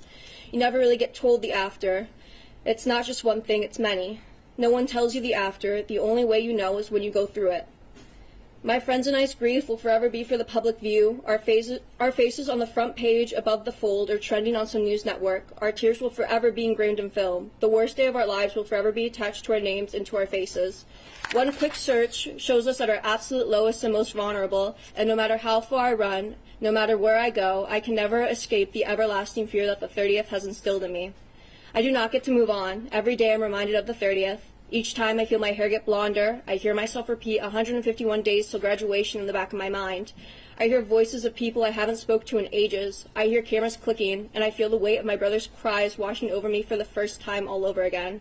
I'm a senior in high school again. I find myself unable to move on. I find myself back where I was in the Meijer parking lot with the wind and the sirens.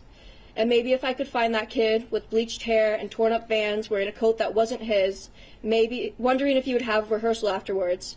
Maybe I could find forgiveness, but I know I never will. I chase after him most days. I see him across the street or down the hall. He haunts me, a constant reminder that I will never be the same, that death and trauma isn't something that can be scrubbed away no matter how hard I may try. My words will never be able to paint a perfect picture or make an outsider truly understand the haze the world turned into in that Meyer parking lot.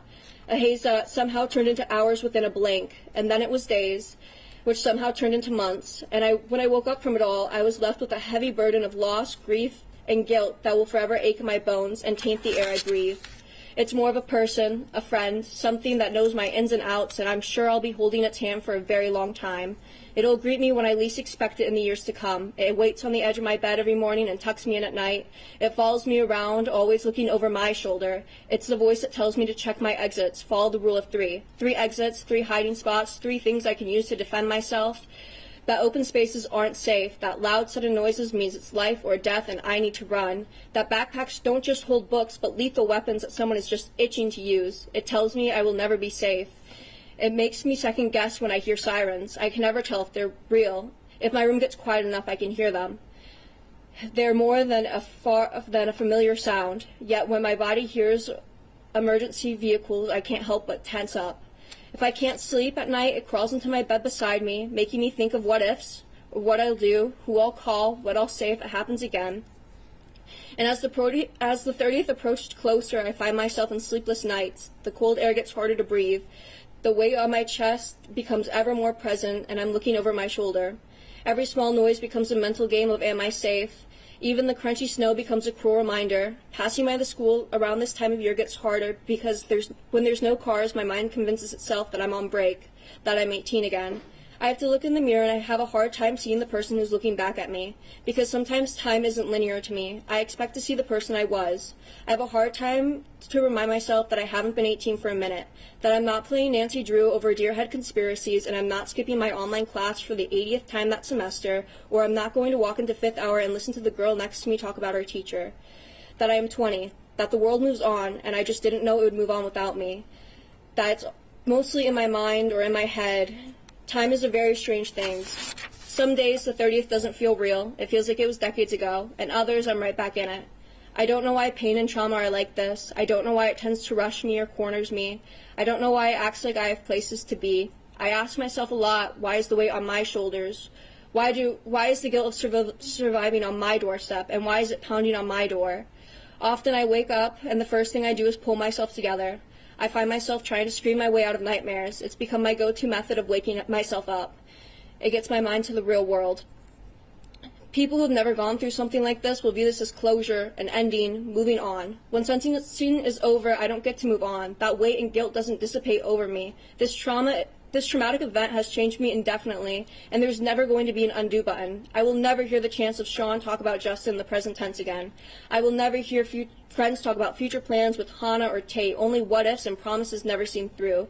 We never get to wake up and move on with the loss. It lives with us and appears with us in least expected ways, and that is something the shooter will never have to endure. He will never have to go through what he made us go through on the 30th, and for as long as I have to carry on with the weight of his actions, I believe he should too.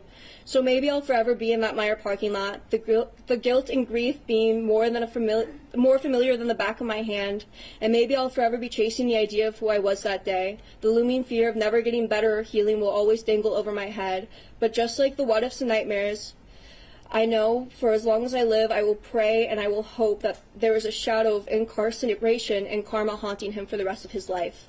Thank you for your statements this afternoon. Thank you. With that, we're going to go ahead and we're going to break for lunch. We're going to break very briefly. I do want to attempt to get this hearing done today, and so we're going to break. We will return to court at 1:35 p.m. With that, to the individuals that are in the gallery, please be seated until the defendant has exited the courtroom. With that, deputies, you may take the defendant.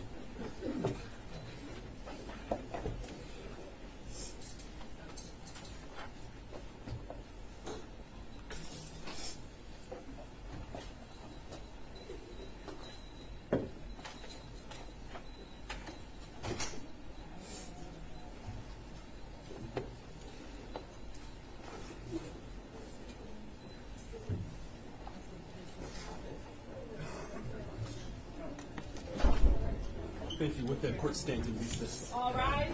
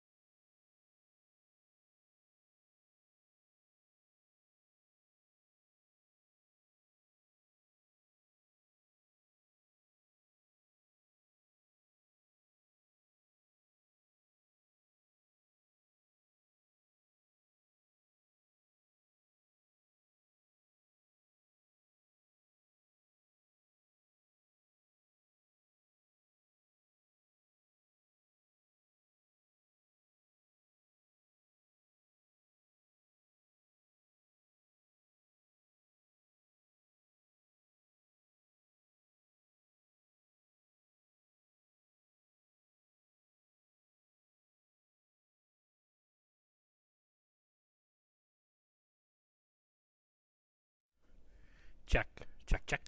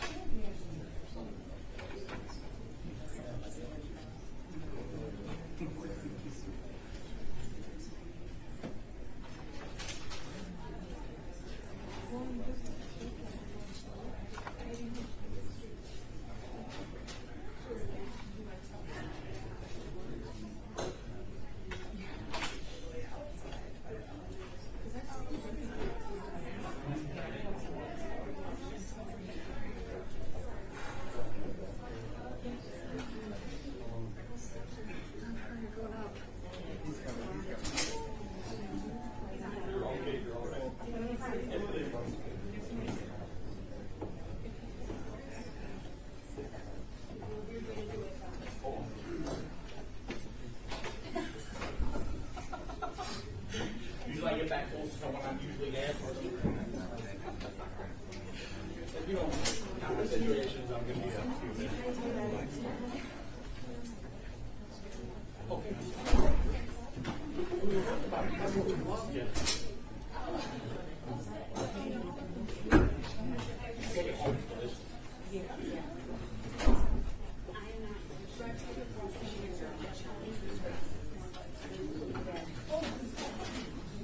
Oh, you're like, it's like going on the hotel, you're stopping out.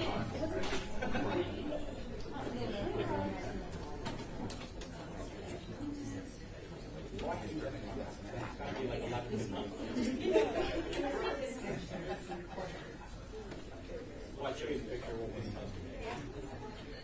what beer. Actually, the beer came after.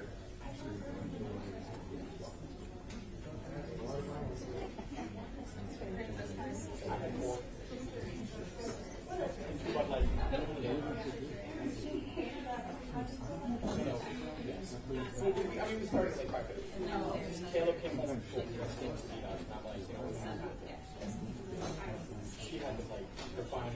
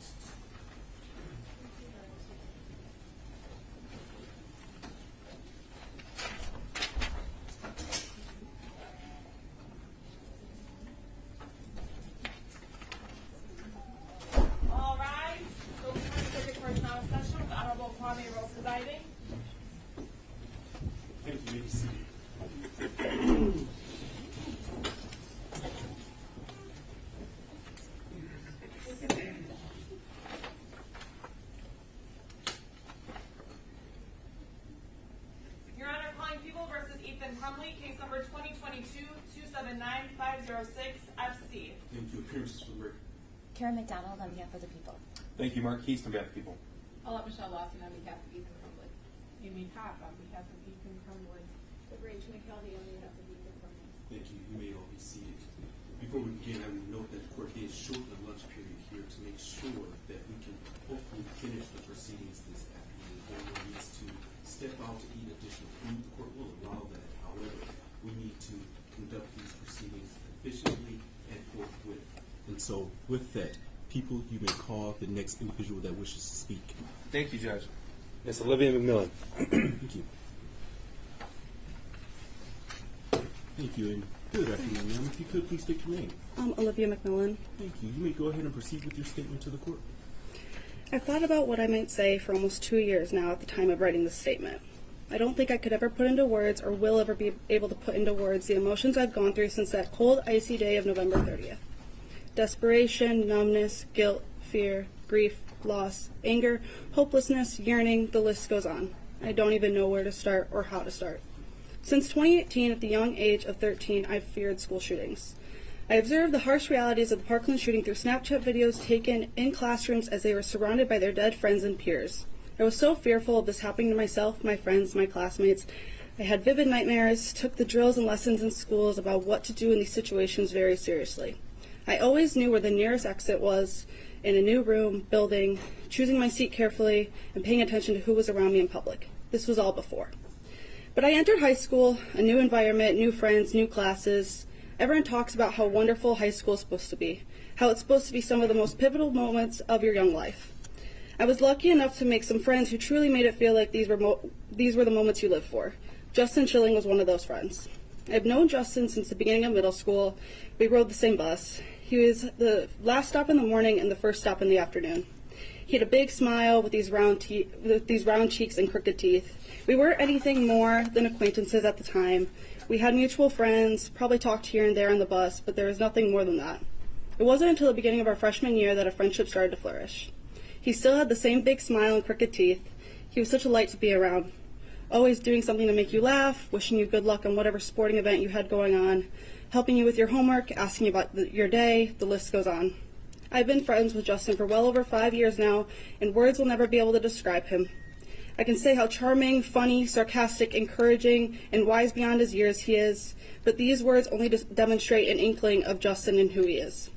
I had just walked into my AP statistics class around 12:49-ish. I remember I sat down, texting one of my friends, playfully complaining about one of our other friends that I had just seen in the hallway. Right then, my class heard shots. I looked directly at my teacher, and my brain was telling me it was a senior prank. Someone was slamming or banging on the lockers. It was something along those lines. My teacher was closing the door because she didn't want to deal with whatever prank was going on outside in the hallway. It was far from a prank. I don't know when my brain flipped and knew that I was in danger and began to move desks, tables, chairs, filing cabinets to barricade the door. I don't know when my brain told me to get someone to hand me my big metal water bottle just in case we needed to fight. I don't know when my brain told me to text my parents. And I don't know when my brain told me to text the group chat with 3 of my other best friends in it. But I did. I wanted to make sure they were okay. Justin was in that group chat. It still makes me sick to my stomach. Justin told us he was in the bathroom with the shooter. And the next text we got from him after was, quote unquote, "I love you guys." Little did I know that would be my last text I ever received from Justin. I didn't think he was dead. I really didn't.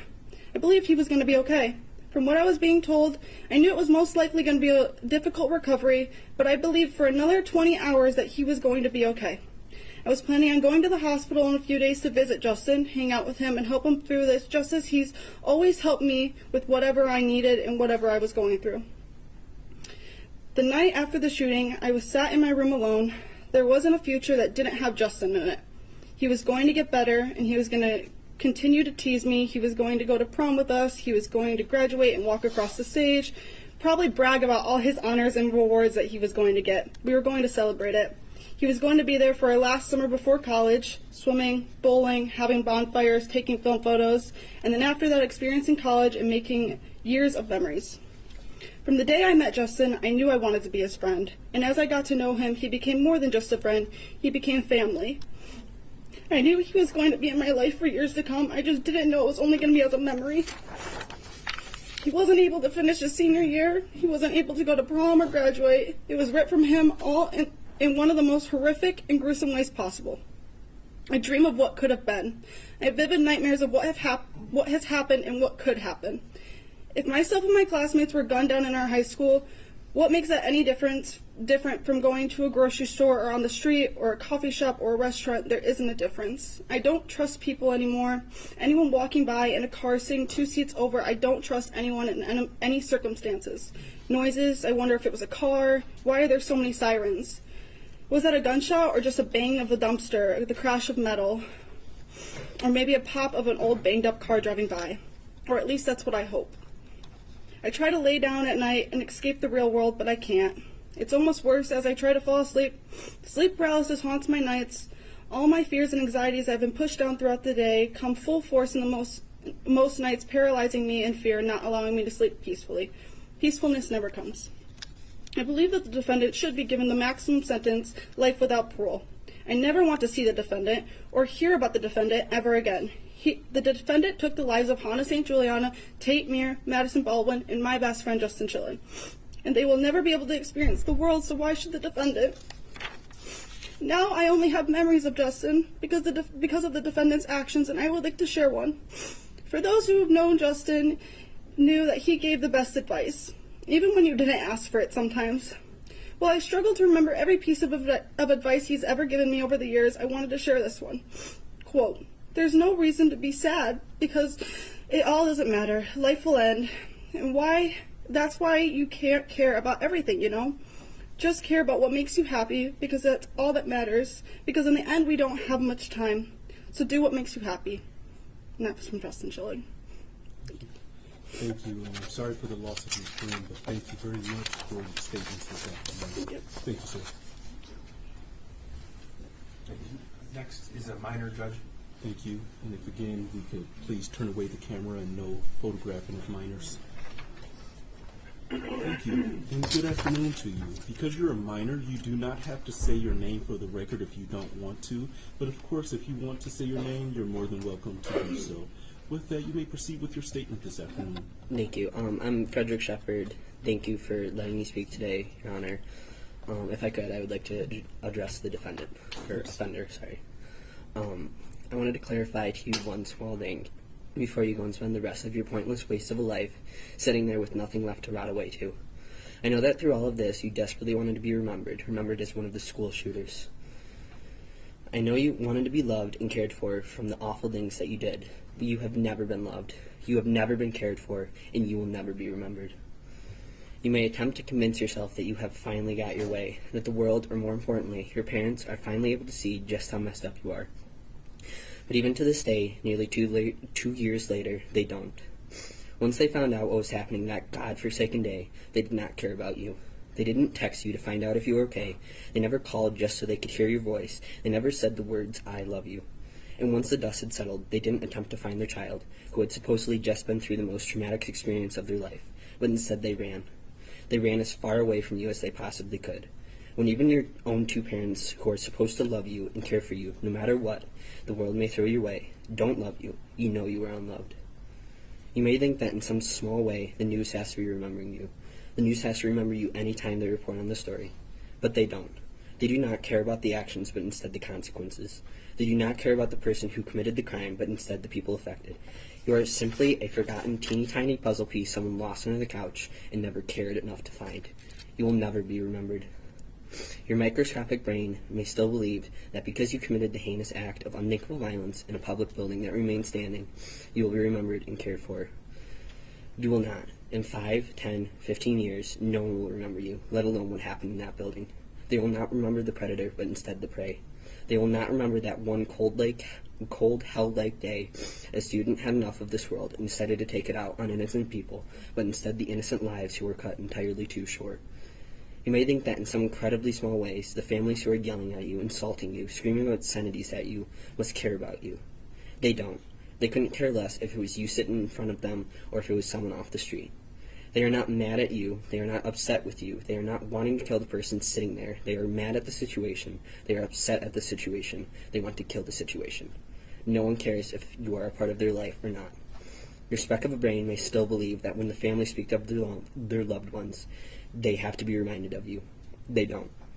When they speak of their loved ones, they remember the laughs, the cries, the ups, the downs, the in-betweens, and the love, not the fear, unsettlement, and sense of danger they had to endure in the last seconds of their life. They remember the beautiful, amazing lives they lived, not the horrendous last seconds they had to interact with you. You may still have the idea that by me standing up here in front of you, by me expressing all this anger, I must hate you, which in your jumbled translation means I love you. I hate the feeling that every time I am somewhere in public, I need to have people constantly surrounding me so I can easily blend in and escape.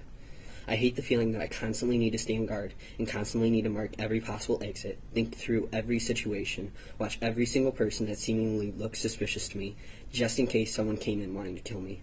I hate thinking that every time I go to bed, there's someone just outside my window, someone who has been stalking me, waiting for the perfect moment to shoot me dead. I hate constantly being reminded of the hell that I endured. I hate seeing flashes when I close my eyes at night. I hate hearing bangs in my head. I hate hearing sirens. I hate picturing that hallway I was in. I hate that my trauma is all I can ever think about. I hate the position you have put me in. But I do not hate you, and I certainly do not love you.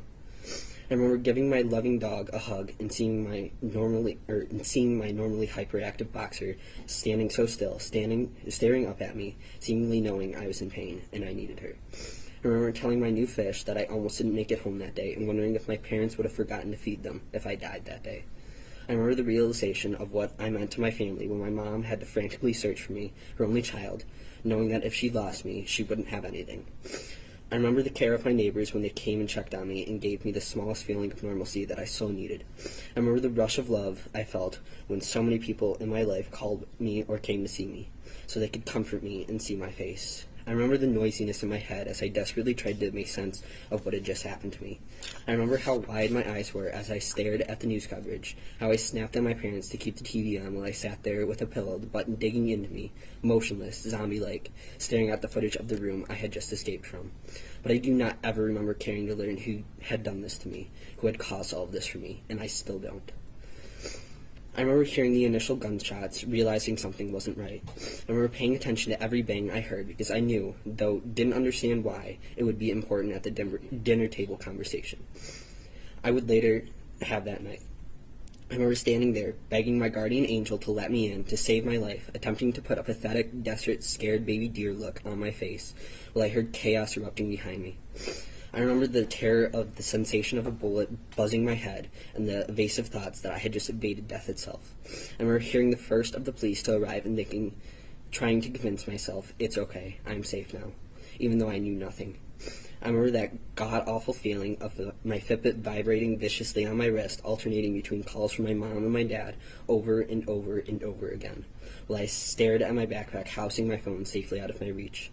I remember listening to every single siren that passed, listening for the whoops, the wails, the honks, just so I could decipher between a fire truck, ambulance, and police car, and attempt to calm myself. I remember the exact moment my parents stopped attempting to locate me, the exact moment it seemed every siren in Michigan was rushing past me, the exact moment I continued to hear gunshots in the hall, the exact moment I knew I was lost. I remember when I didn't feel anymore, when I was standing shivering yet warm in the exhaust-filled parking lot, finally on the phone with my mom, staring into a gray abyss scattered with flashing lights. But I do not remember you.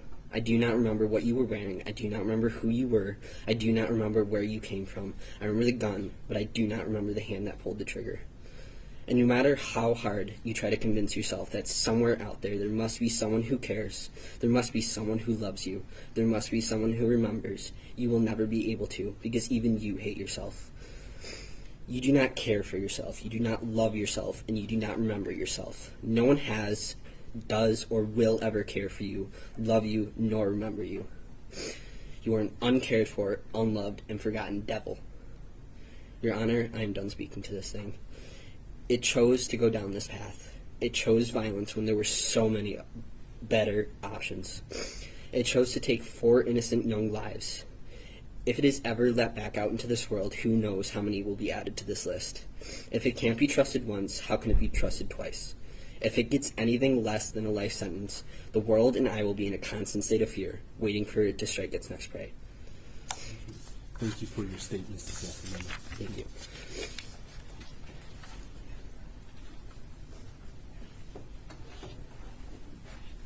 Next speaker is a minor as well, Judge. Thank you. The next speaker is also a minor. Thank you. Thank you, and good afternoon to you. You do not have to state your name because you're a minor, but if you wish to state your name, you may. But again, you don't have to. With that, you may proceed with your statement, and good afternoon as well, ma'am. My name's Ashlyn Sutton, and I'm a senior at Oxford High School. I wasn't physically injured on November 30th, 2021. You can't see my scars, but they are there. I was in the bathroom that day when the defendant emerged from the adjacent bathroom and started his rampage. Moments later, there were 5 girls in the bathroom. 4 walked out ahead of me and headed to class while I stayed back in the bathroom. After hearing the deafening noises, I came out of the bathroom stall to see those 4 girls and others, or I came out of the bathroom to see those 4 girls and others on the ground, bleeding and seemingly lifeless. That was when I realized what was happening and ran back into the bathroom to hide. Alone and terrified, I wiggled the closed-off handicap stall open and crouched behind the toilet in hopes of if someone came in, they wouldn't be able to see me. I called my mother, who stayed on the phone with me for the majority of the time I remained in the bathroom. On this call, I texted my friends that I loved them. After hearing the cries from my classmates outside the bathroom, I decided I had to go out and help. However, a security guard told me to get back in the bathroom. I couldn't hear what was being said on the intercoms, so as the minutes dragged on, I sat with my legs pushed up against my chest, shaking in fear that an active shooter still roamed the halls. Eventually, a plainclothes officer came into the bathroom. He didn't identify himself. I thought he was the shooter, so I did what I was taught and I stayed hidden. His footsteps came closer and closer to the stall that I was in, and suddenly he kicked open the stall door and pointed a gun to my head. I screamed, fell to the ground, and waited for the gun to go off. Instead, he identified himself as a police officer and led me out of the bathroom. He made sure that I did not look to my left as he quickly led me to the back door. I didn't look. I had already seen enough. The relief of realizing he was law enforcement did little to erase the trauma of that moment as I was let out of the bathroom, forever changed. The impact of that day has followed me through every aspect of my existence, casting shadows on what was a life filled with innocence. I was a sophomore and just 15 years old when this happened. Before that day, school was a place of growth and companionship. It was where I was supposed to feel safe, where I was meant to build a foundation for my future. But the events that unfolded and shattered that sense of security and left an undeniable mark on my soul. The emotional and psychological aftermath is an unrelenting torment. Post-traumatic stress disorder has become an unwelcome companion, invading the sanctuary of my mind with flashbacks and anxiety and a profound sense of vulnerability. The simplest of sounds, a door slamming shut, a distant shout, can trigger an overwhelming surge of panic, transporting me back to the terror of that day. Sleepless nights are plagued by vivid nightmares, and the stress and anxiety is often manifested by physical symptoms. Things that were once so simple became so difficult. I couldn't even walk into a public bathroom for months afterwards. Be left home alone for any amount of time, or make it through a school day without experiencing debilitating panic attacks. Relationships with loved ones have been strained as we all navigate the aftermath together. Simple joys are now clouded by the specter of once was, and the path to healing seems never ending. While I am grateful to be alive, the weight of survival is a complex and conflicting emotion. I feel a responsibility to honor the memory of those who were lost, yet the guilt of living when others did not is a heavy burden that I and others like me must bear. Your Honor, I humbly request relief from the duty that may one day require me to confront the defendant at a parole hearing. It is in my solemn plea that the possibility of parole be denied, ensuring he never has the opportunity to harm another person. As you deliberate on the consequences for the defendant, I implore you to recognize the enduring impact on survivors. Justice is not only about punishment, it is about acknowledging the depth of our pain, the strength it takes to endure, and the resilience required to rebuild shattered lives. Thank you for your time, consideration, and understanding of the profound impact this tragedy has had on my life. As a survivor, I want not only to talk solely of the pain, but also to emphasize the strength that can emerge from a tragedy. In the face of unimaginable pain and loss, I have discovered an inner strength that I never knew existed. It is a strength that has propelled me forward, allowing me to rebuild my life and find purpose amidst the chaos. May our collective experiences serve as a catalyst for change, a resounding call to address the root cause of senseless violence. Thank you. Thank you for your statements this afternoon, and your strength definitely shines through your statements this afternoon, so thank you for those statements.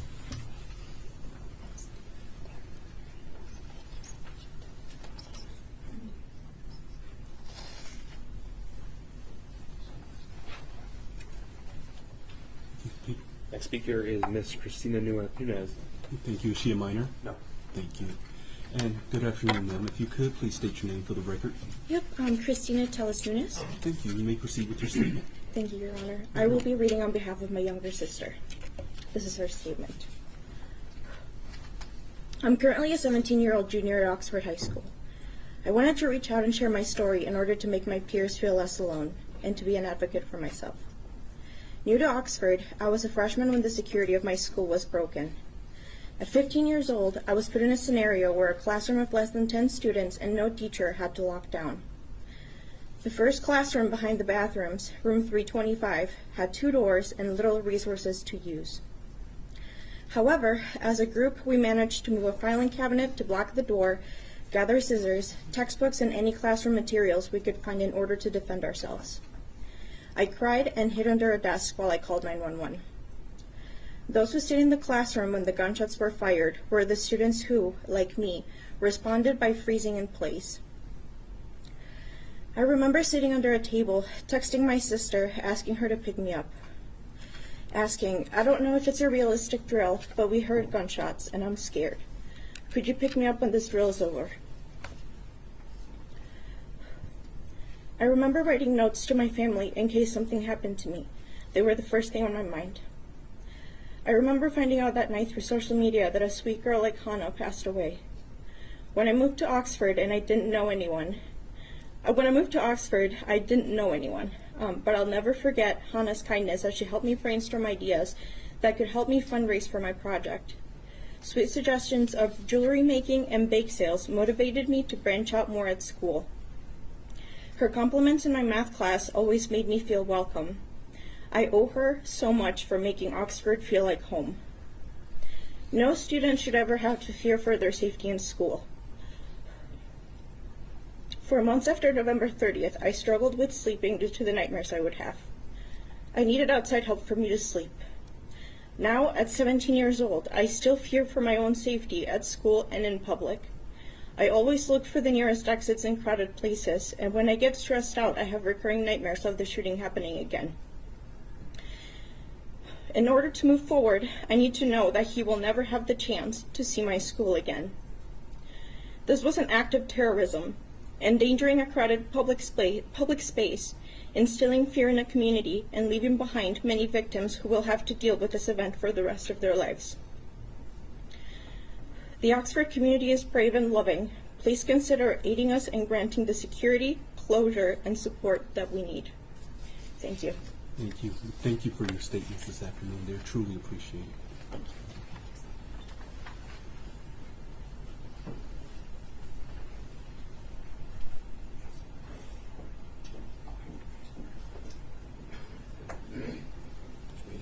The student's uncle who will be reading on his behalf.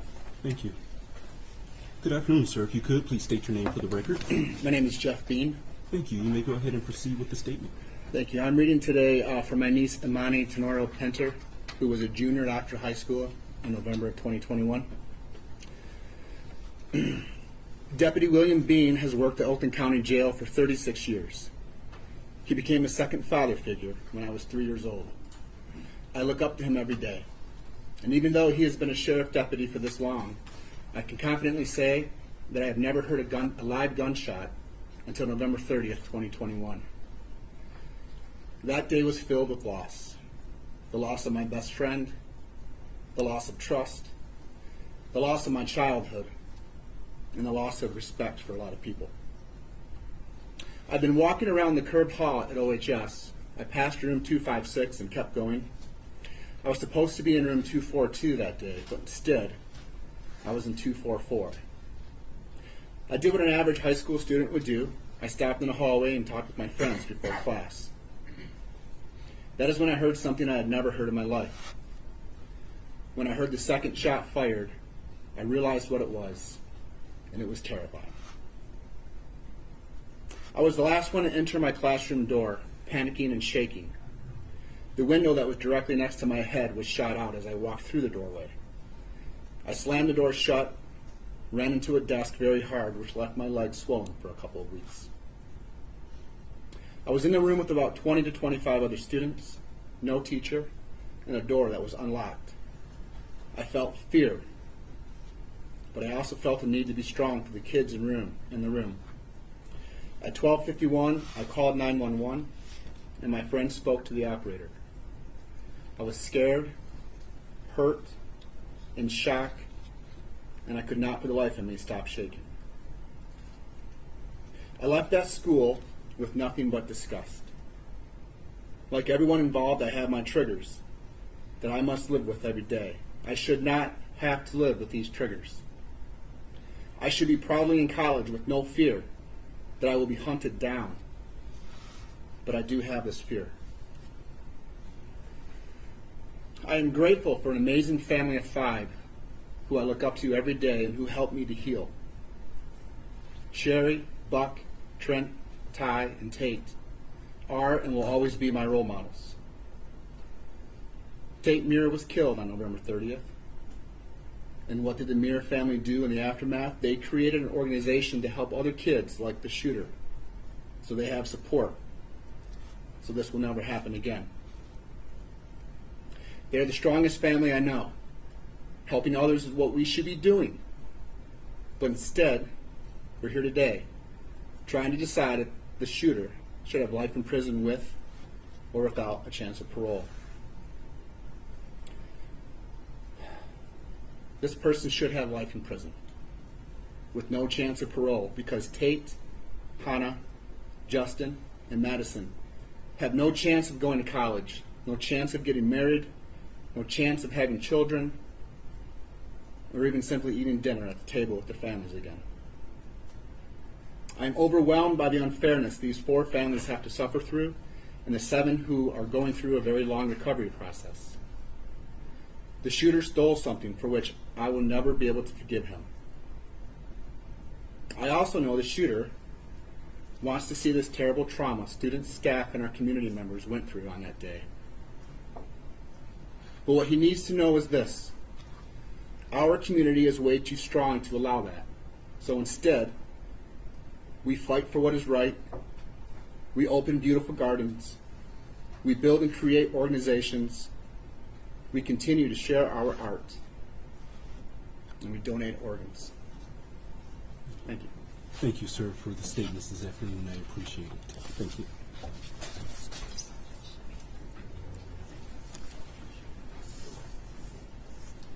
Next speaker is a minor, Judge.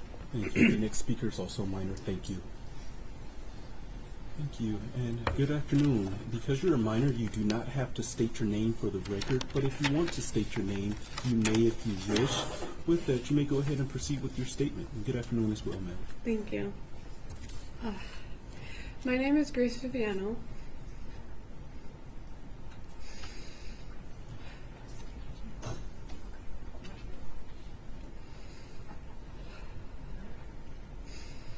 And on this day, November 30th, I was 15. I could not even drive yet. what I was forced to go through and process a tragedy that no one should ever have to go through.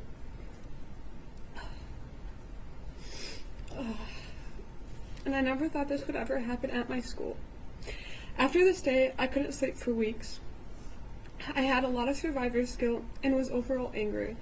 I was angry that this day made a place that I loved to be at, somewhere I felt safe in, somewhere I hated being. I never wanted to step into Oxford High School ever again, but I wasn't going to let him take that away from me. Now whenever I go to other schools or anywhere else, the first thing that I look for is an exit, just in case this were to happen to me again. Just in case I'd have to run for my life again. And for the waste of a human that's sitting in this room with us, love will always win. You will be forgotten in a few years, and the 4 that you selfishly took away from us will live on. In your honor, I hope, because of the terror and disregard for human life, I hope you give him life without parole. Thank you. Thank you for your statements this afternoon. It showed a lot of strength to be here, so thank you for that. Thank you. Thank you.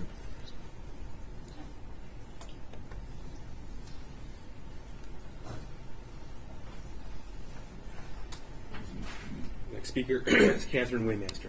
Thank you. Good afternoon, ma'am. If you could, please state your name for the record. My name is Catherine Waymaster. Thank you. With that, you may go ahead and proceed with your statement this afternoon. Thank you. My name is Catherine Waymaster, but to 2 Oxford High School kids, my name is Mom. Excuse me. Oh, you're fine, ma'am. Neither of my children were physically injured on that awful day at Oxford High, so you might ask, why am I giving a statement? Well, victims come in many forms. On November 30th, I drove my daughter Danielle to school. My son, Danny's twin brother, Michael, was not feeling well and stayed home sick that day. I then drove to work about a mile down the road. A few hours later, a co-worker ran up to me and asked if I knew what was happening at the school. Her son had jumped out of a window and wanted her to come get him. In just seconds, our phones blew up with social media alerts. There was a shooting reported. I texted my daughter, "Are you okay?" She replied, "Yes, we're in a lockdown." I said, "Stay calm." She said, "We're in a lockdown?" At that moment, she and her teacher thought it was a drill. I said, "Keep your head. Do what your teacher tells you." She simply replied, "I'm scared."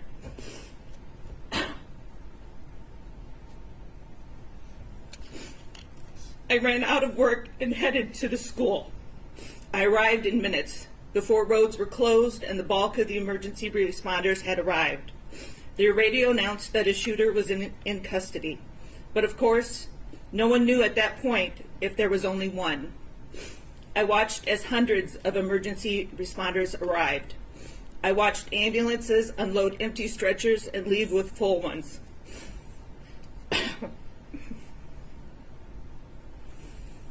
I watched as other parents tried to enter the building and be held back by police.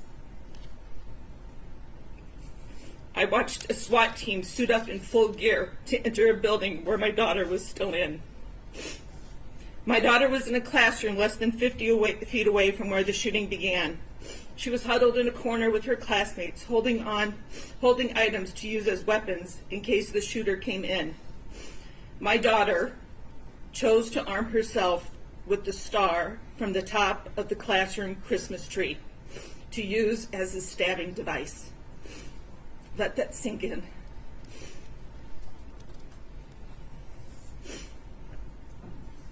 We continued to text.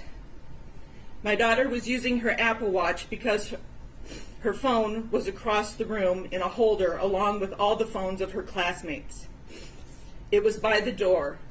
Phones were ringing and buzzing like crazy as parents were trying to connect with their kids. My daughter was in that classroom because she wanted to drop off her backpack before she went to the bathroom. She had just left her friends, Phoebe and Eli. They would walk together almost every day at that time. Had she not detoured, had she stayed with her friends, what would have happened? That weighs heavy on her mind.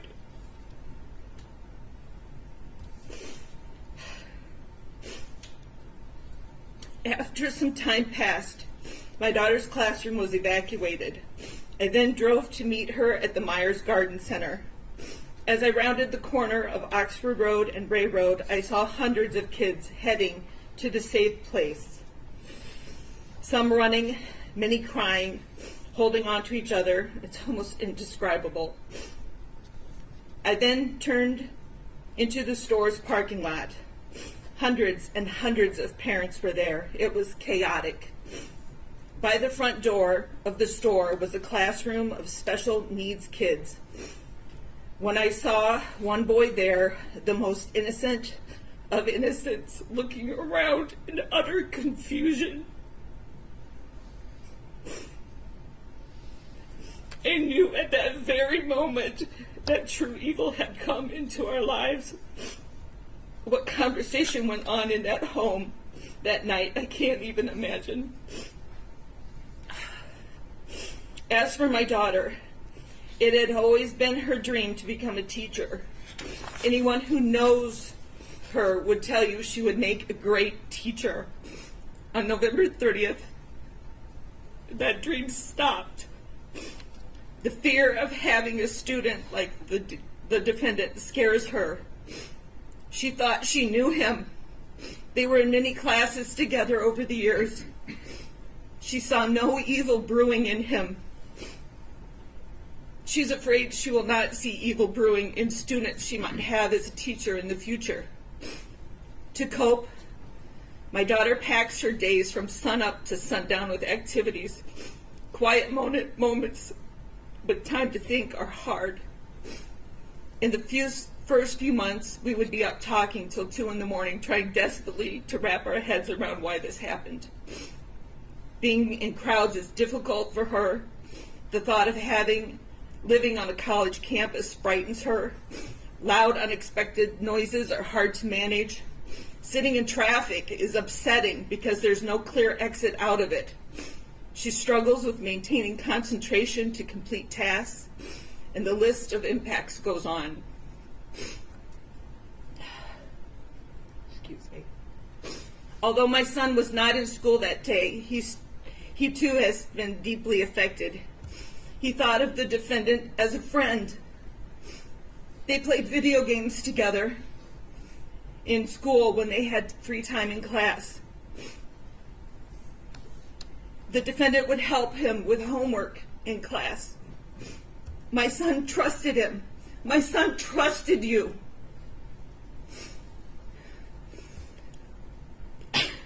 Now my son trusts no one. He keeps to a very small group of friends.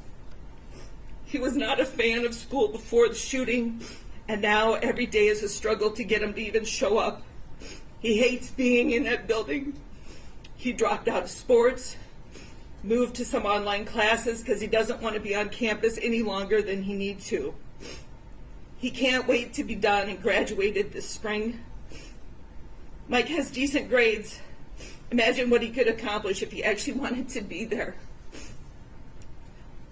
My son, like a lot of the boys from Oxford, struggle with controlling anger, and his emotions are extreme. Oxford is a small town community, has a small town community feel. It seems that everyone kind of knows everyone.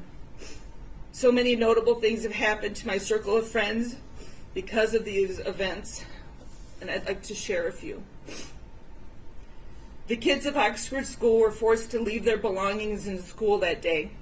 Hundreds of cars remained in the parking lots because the keys were in the backpacks they left behind. One friend's son held vigil over his dead friend's car so no one would mess with it while it was parked there. At a town vigil, a sound system crackled, sent the crowd running in all directions. A co-worker of mine was trampled and broke her collarbone. I found my kids huddled in fear in the basement of an old building. My friend's daughter refused to go anywhere without a support dog by her side. Another friend of mine had 4 kids in the school at the time. She described her home as a minefield because she never knew what kid would break down at any given moment. Another friend's daughter desperately wanted to return to school. She would drive there, but she sat in her car in the parking lot for hours, too afraid to go in the door. Sadly, she was not the only one sitting in the car trying to work up the courage to enter.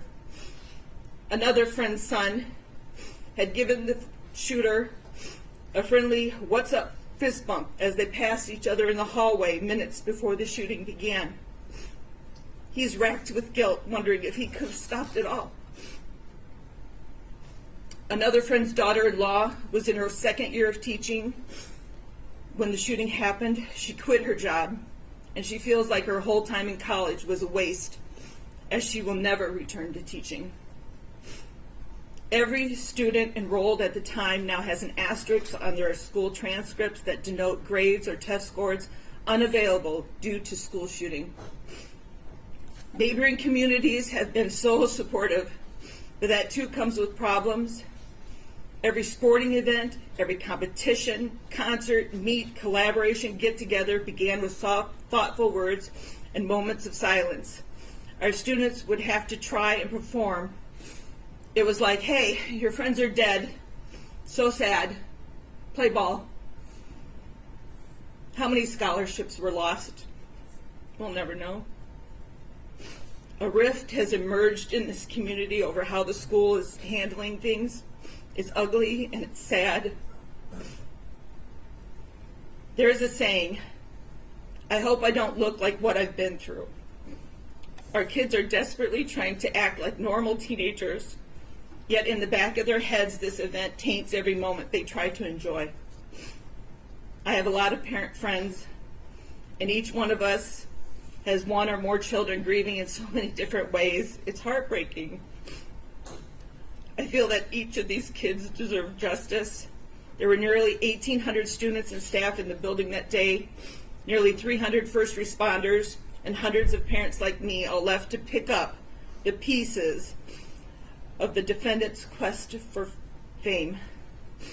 On the count of terrorism, I ask this court to sentence Ethan to the maximum allowed, and I want to thank you for this consideration. After I wrote this statement, my daughter was asked to write an essay at school, and I would like to include the words that she wrote. She had to write a statement of something that changed her mind or changed her perspective. And this is what she wrote. "Since I was a little girl, I've always looked up and wanted to be a teacher. I remember playing in my bedroom with a school desk, making my friends be students, pretending to teach them. I can remember asking my sister to buy me a microphone so I could talk into it just the way that teachers did at school. I've always looked up to my teachers and have always wanted to become one. The way they connected with my peers and myself inspired me to pursue teaching as a degree. Unfortunately, a day came when my whole dream changed. On November 30th, a lone gunman and fellow classmate walked into Oxford High School and in just a few violent moments nearly ended my dream. For a long time I felt isolated and not sure if teaching was the right career for me. I felt I was alone and I would never be able to protect students if I was in the teacher's shoes. I started to explore other degrees, but nothing sparked me the way that teaching always has. I soon realized that I could not let the actions of one troubled individual stifle my passion for teaching. I know I will always have uneasy feelings walking in public spaces, such as schools, malls, movie theaters. This event has left a permanent scar on my mind. But since this time, I have found the love for teaching again. I have shadowed many teachers. I feel that if anything is to occur, I would be able to protect those students rather than anyone else. I have now been accepted to OU for elementary education, and I would not change a word. Thank you. Thank you. First off, good luck to your daughter at Oakland University. Thank you for your statements this afternoon, as well as the statements of your daughter. I listened very closely, so I truly appreciate that. Thank you.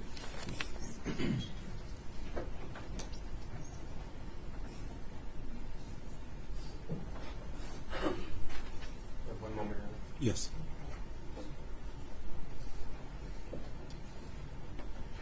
Judge, our advocates are going to confirm that nobody else is here to read.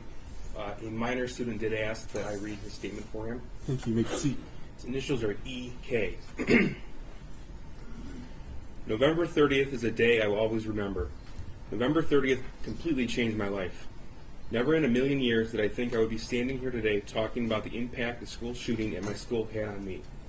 I shouldn't even need to be here. But on November 30th, that all changed, and that distant thought became my reality, as well as everyone else in the Oxford community. Everyone knows what happened that day, so I won't share anymore, but I will tell you exactly how this boy changed my life. Ever since that day, I have constantly tried to find ways to heal and live with this new reality of life. What is this new reality? This new reality of life all stems back from the events that took place that day. I feel as if I can't live a life without worrying or being afraid of reliving what happened on November 30th. The thoughts of reliving that day haunt me. I think about it all the time, and that is something that shouldn't happen. I'll go to class and I'll constantly look for an exit. I'll be at a party and I watch everyone and not be able to have fun because the constant thought of something going wrong will always be in the back of my mind. Those events took my innocence in a way that I will never be able to get back. I used to be able to have fun and enjoy every moment of everything, but now I struggle to have fun because one individual took that away from me. At times, I hate that I am the way I am. I want to be able to have fun and live a normal college experience.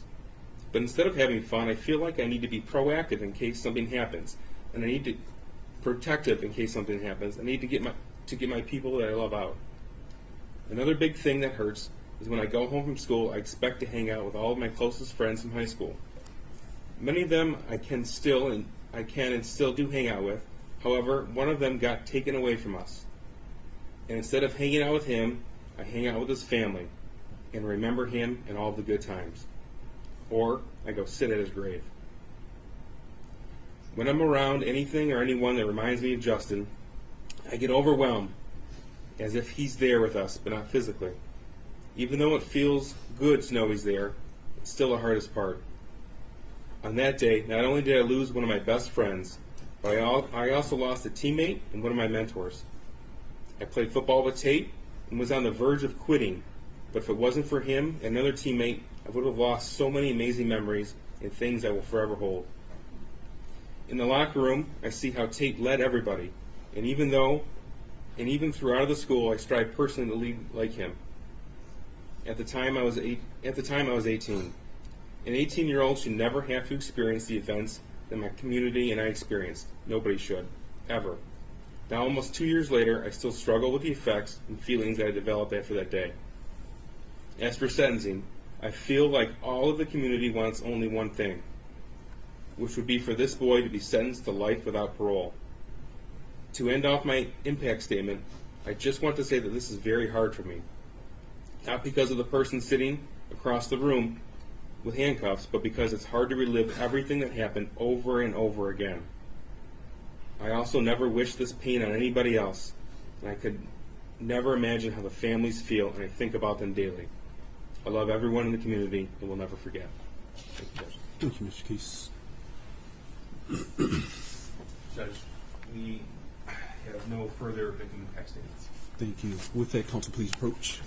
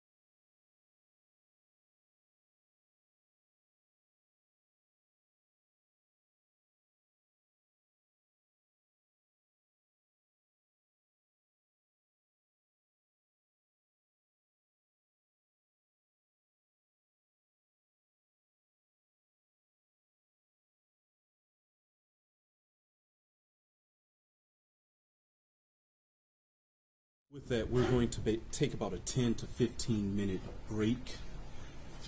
To those in the gallery, please be seated until the defendant has left the courtroom. As I indicated, when we come back, I will hear from the people, I will hear from the defense. At that time, and then the court will give its ruling.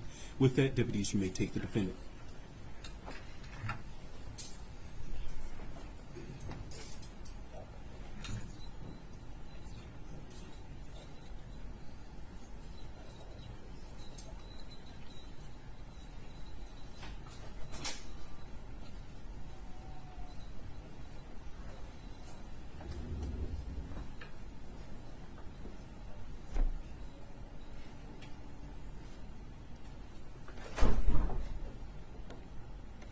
Thank you. With that, court stands in recess. All rise.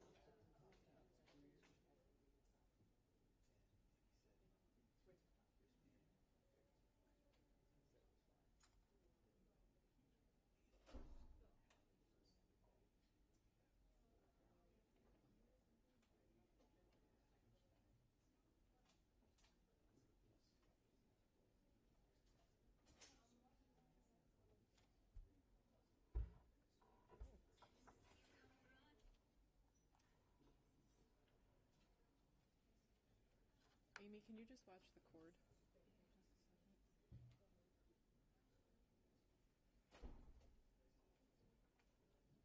Before I break something and have everybody angry at me.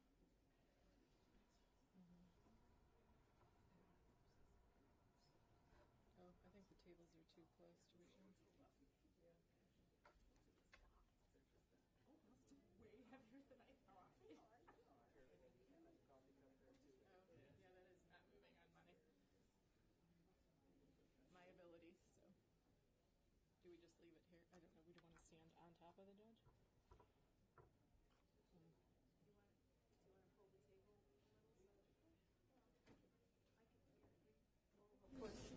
It isn't going to take much, actually.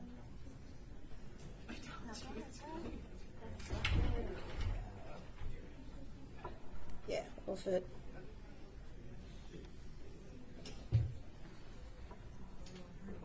What's the blue wire, though?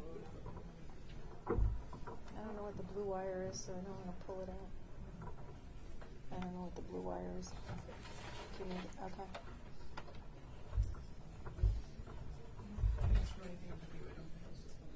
Is that about, is that good?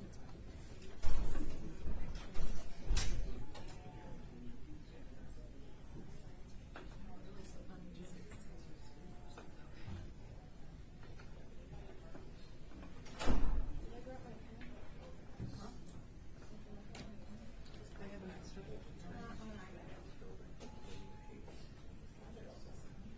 Oh, there it is. I got it.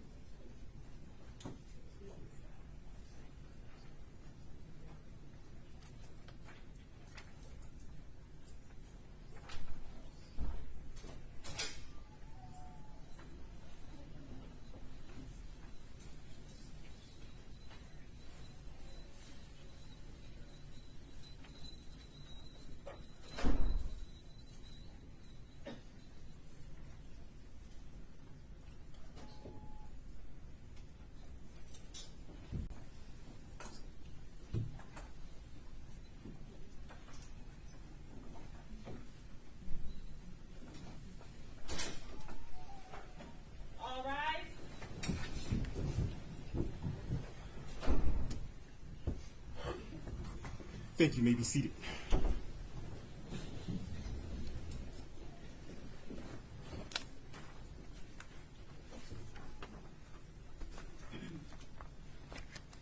Your Honor, calling People versus Ethan Crumley, case number 2022-279-506 FC. Thank you. Appearances for the record. Karen McDonald on behalf of the people. Thank you. Mark Keast on behalf of the people. Paula Michelle Lawson on behalf of Ethan Crumley. Amy Happ on behalf of Ethan Crumley. Jace McCarthy on behalf of Ethan Crumley. Thank you. With that, you may all be seated. With that, people, you may proceed with your allocution.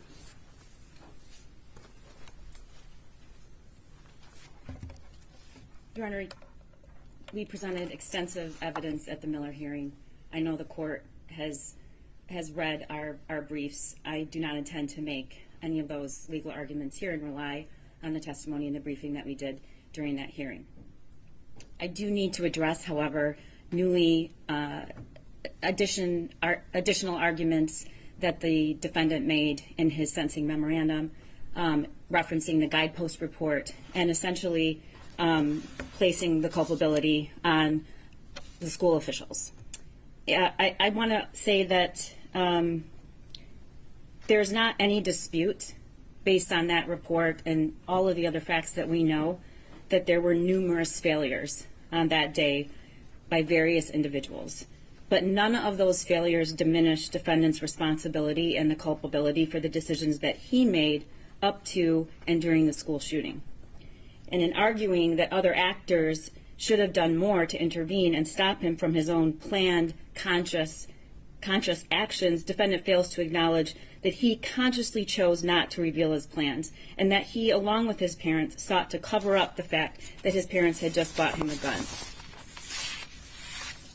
And finally, all of those were decisions, there were numerous decision points where he had an opportunity to choose another path, had an opportunity to say, I want help, I'm planning on shooting the school up in that office. Despite the failures that occurred that day, I do not believe that it is, I find it hard to stomach that those arguments could be used during these proceedings to somehow take the culpability away from the defendant. The court heard from some of the victims during the Miller hearing. However, as the defense argued and objected numerous times, it was not a victim impact statement. That hearing was indeed not about victims, not about hearing from victims. It was about the defendant and his actions. Your Honor, today was about victims. Today we learned their names, their faces, and we heard their voices. It's been 2 years. 2 years. The statements made here today are just a small portion of the victims, and their statements are only brief, but they reflect hundreds and hundreds of others. I'm not sure if the court is aware, but there were a lot more victims who initially intended to give their oral statements, and as today approached, and even today, decided that wasn't something that they could do, which is further evidence of the trauma. It's impossible to give anyone a realistic description of what the last 2 years have been like for these students, brothers, sisters, teachers, dads, moms. It takes courage to stand before the court in this room and relive the most painful thing that has ever happened to someone. It will take courage and grit every single day for the rest of their lives. We will all go home when this is over. But for these victims, there is no going home because their loved one is not there. And their kids are forever changed, injured, traumatized, and working to get through each day, as you heard every single one of them tell you.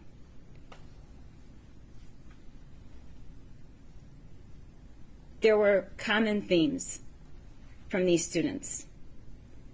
They don't trust anyone anymore. They don't trust any place anymore. Can't sleep. Some have to sleep in their parents' room. There's a deep, deep loss of safety, loss of loved ones. But most importantly, what I heard was they lost themselves. And they're working very hard to find who they were, with the acknowledgement that they will never be the same. And these are people who don't have a scratch on them from that day. Unfortunately, the data and the research support what you heard today. Escaping without a physical harm, we know, for hundreds and thousands of children and educators who survive these tragedies carried out, leave scars for years to come.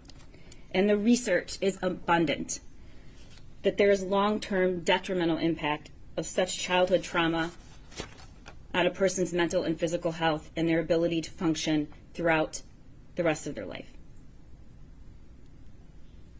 The terrorism conviction and charge gives these students and parents a voice, and I thank you for hearing it. We also heard from the parents and family members who had their loved ones murdered that day, and we also heard from students and a teacher who were physically injured that day. And they were brave, and they told you a lot. But here's what they didn't tell you. Steve St. Juliana did not tell you about getting a call from me on December 1st, telling him about the charges that were being issued for the murder of his daughter when he was still trying to process that she was gone. Rob Baldwin, Madison's father, did not come here to tell you that he also got that same call and told myself and Mark that he had just been picking out a casket for his daughter, and that no matter what he cared about most and hoped most was that Madison was not in fear when she was killed. Craig Schilling did not tell you that when we first met with him, he sat in silence and could barely utter 10 words, and this was weeks after the shooting. Jill Suave, Justin's mother, did not tell you what it felt like to just a few months ago be given the sweatshirt Justin was wearing that day, and being grateful she had it, even if it had his blood still on it. Molly Darnell did not say that when we first met her, she said how hard it was to even come to our office because it was on the same grounds as the jail where the shooter was. Buck and Sherry Mir didn't tell you what it's like to finally hear during the Miller hearing what their son's last few minutes in this world were like when they heard Christy Gibson Marshall say she stayed with him, she talked to him, she told him he was loved. Nicole, Madison's mother, did not tell you that over a year ago she had the courage to come into our office and watch the video of Madison's last moments, though most of her support system told her not to. She did not say that watching her dear Madison crouch down against the wall with her hands over her head in terror as the shooter walked to her and shot her at close range, that it was like losing Madison all over again. Or when she asked to see the footage of just before the shooting 3 times and asked us to stop the image, holding her hands up to the screen, trying to memorize the way Madison's ponytail looked and the clothes she was wearing that day. Keegan did not share that the first time we met him was 2 years ago at his home. He was a foot shorter and at least 20 pounds less. He was wearing a hoodie and he wouldn't make eye contact. He seemed to be visibly shrinking from what had happened in that bathroom.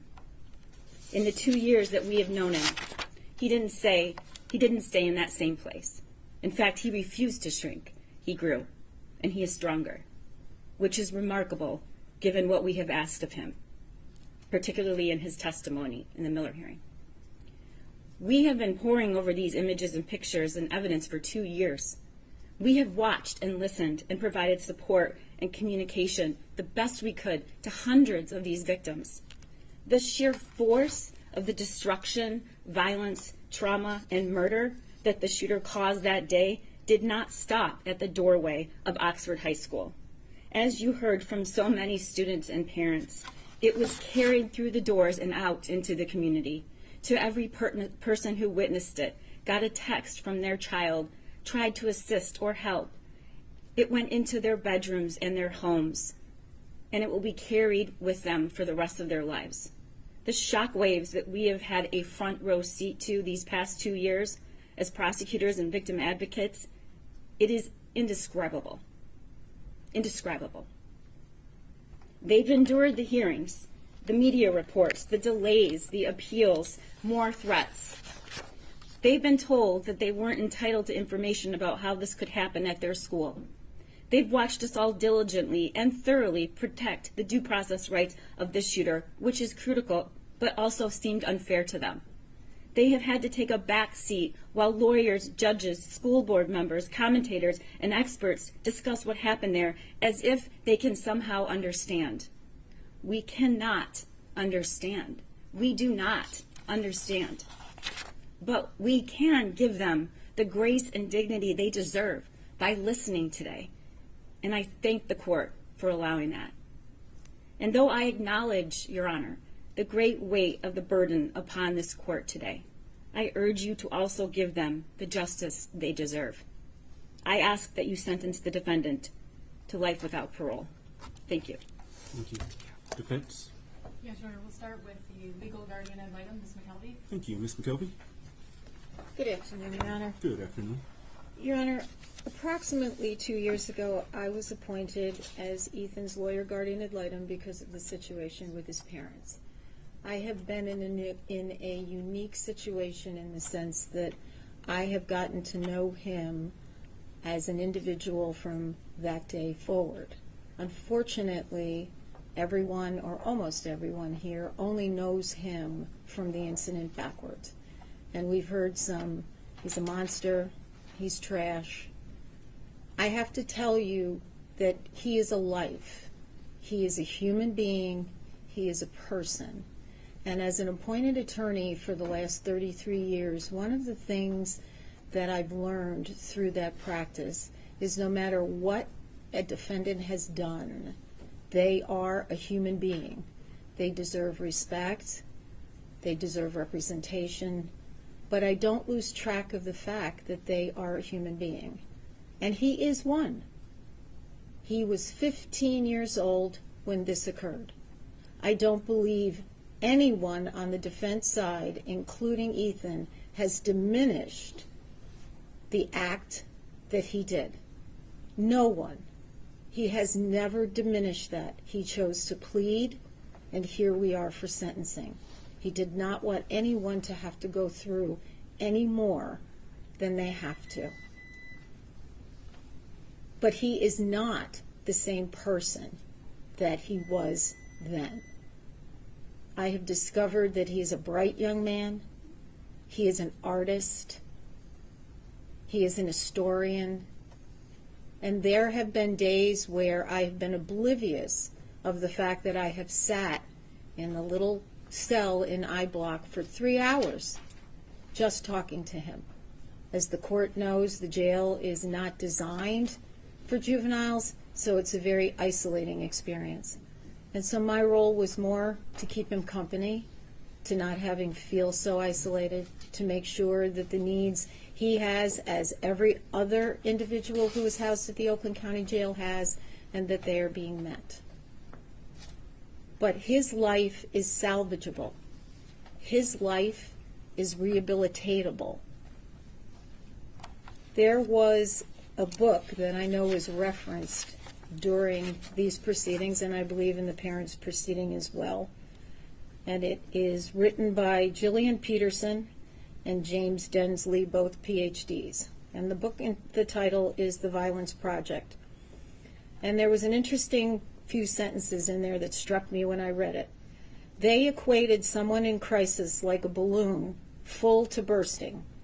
When a balloon is inflated and stress or tension is applied, stretching the body over the air, the bigger the balloon gets, the more likely it is to pop. A fully inflated balloon becomes so fragile that it must be handled carefully or it will break. Prosecutor McDonald said there was a lot of failures here. It doesn't diminish what he did, but there were a lot of failures that someone could have deflated that balloon a bit that could have potentially prevented this incident of occurring and us being here today facing the decision that you have to make. But to me, his life is worth salvaging. His life is worth rehabilitating.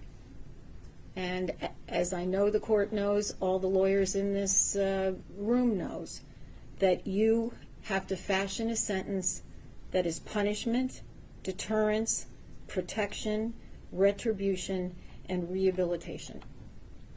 And if you look at him as a human being who is salvageable, who is rehabilitatable, then life in prison without parole is not the appropriate sentence. I have always been impacted by Brian Stevenson, who is the author of Just Mercy, A Story of Justice and Redemption, when he says, each of us is more than the worst thing that we have ever done. And I know everybody who spoke today probably cannot see that in Ethan, but his life is worth more than the worst thing he did, and what he did is probably the worst thing that anybody could do on the face of the earth. But I care about him, I know his team cares about him, and his life is worth not life in prison without parole, but is worth a term of years. And I ask you to sentence him to a term of years. Thank you. Thank you, Ms. McKelvey. Ms. Lofton? Ms. Hopp will go next. Thank you. Very briefly, Ms. Hopp, because I know that you all, I don't want your arguments to overlap, and so I'll listen to arguments, but go ahead, Ms. Hopp. Good afternoon, Your Honor. Good afternoon. My purpose in speaking today is to address two specific issues. First is the issue of making bombs for Hitler. I first became aware of this book because of media reports. As recently as Your Honor's opinion has mentioned this book because it was Ethan's favorite book. This book is published by Scholastic Publications, which, as Your Honor probably knows, and many people in this room do know, Scholastic is an organization, a company that specifically provides books to schools. They provide them to students in schools through those little newsprint flyers that come home once a month, once every other month, for parents to buy books for their children. They run book fairs in schools. They provide opportunities for teachers to buy their books to have in the classrooms. This book is about 200 pages. I've read it twice now. The age group that this book is geared toward is 9 to 12 years old. This is not, despite the title, and that's kind of why I'm addressing this book, it's not a pro-Hitler, pro-Nazi book. It's not a how-to on how to make bombs or anything of that sort.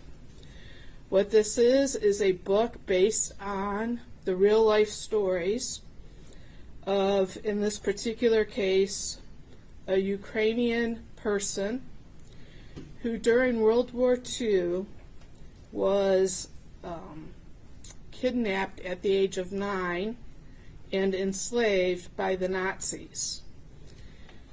These stories came to light after the fall of the Soviet Union in 1991. Ethan loves history. This book is about the 9-year-old main character who once was kidnapped, was thought of as a useless person because of her age by the Nazis who took her. She went on to arrive at the first work camp where she was enslaved, to be treated as, referred to, and called as subhuman solely because of her ethnicity, being Eastern European. It follows her as she worked in the very brutal slave labor camps, as first in the laundry, then because of her, and I use quotes for these, deft tiny hands, attention to detail, and patience, was moved to the metalworks building of that work camp. At the metalworks building of that camp, they prepared the bombs that the Nazis used. Her specific job was to load those metal bombs with gunpowder. She and the 5 other girls, because they were all maybe 15, 13, 11, 9 years old, came up with the idea of replacing the gunpowder with the dirt around their work facility in order to purposely sabotage the bombs of the Nazis, because they were anti-Nazis. They were hoping for the day when the Allies would free them not only from Hitler, but from Stalin and his force or influence over the Ukrainian citizens. This is one book in a set of 3, each from a different perspective. This particular young lady had a younger sister whose life was very different. At the end, when the war was over, this book, as well as the second book, who's about a friend of hers from the camps, talk about going from camp to camp, looking to reunite families, and how they did that with messages. It also indicates that they weren't able to successfully return to their country of Ukraine or Russia, because under Russian law, at that point, Stalin considered them Nazis because they had worked in these enforced, enslaved labor camps. It's actually a very captivating series, and even as an adult, I enjoyed it. And I'll disclose I have a major in history, so history is also close to my heart. I can definitely see why, as somebody who enjoys history, Ethan would have liked this book.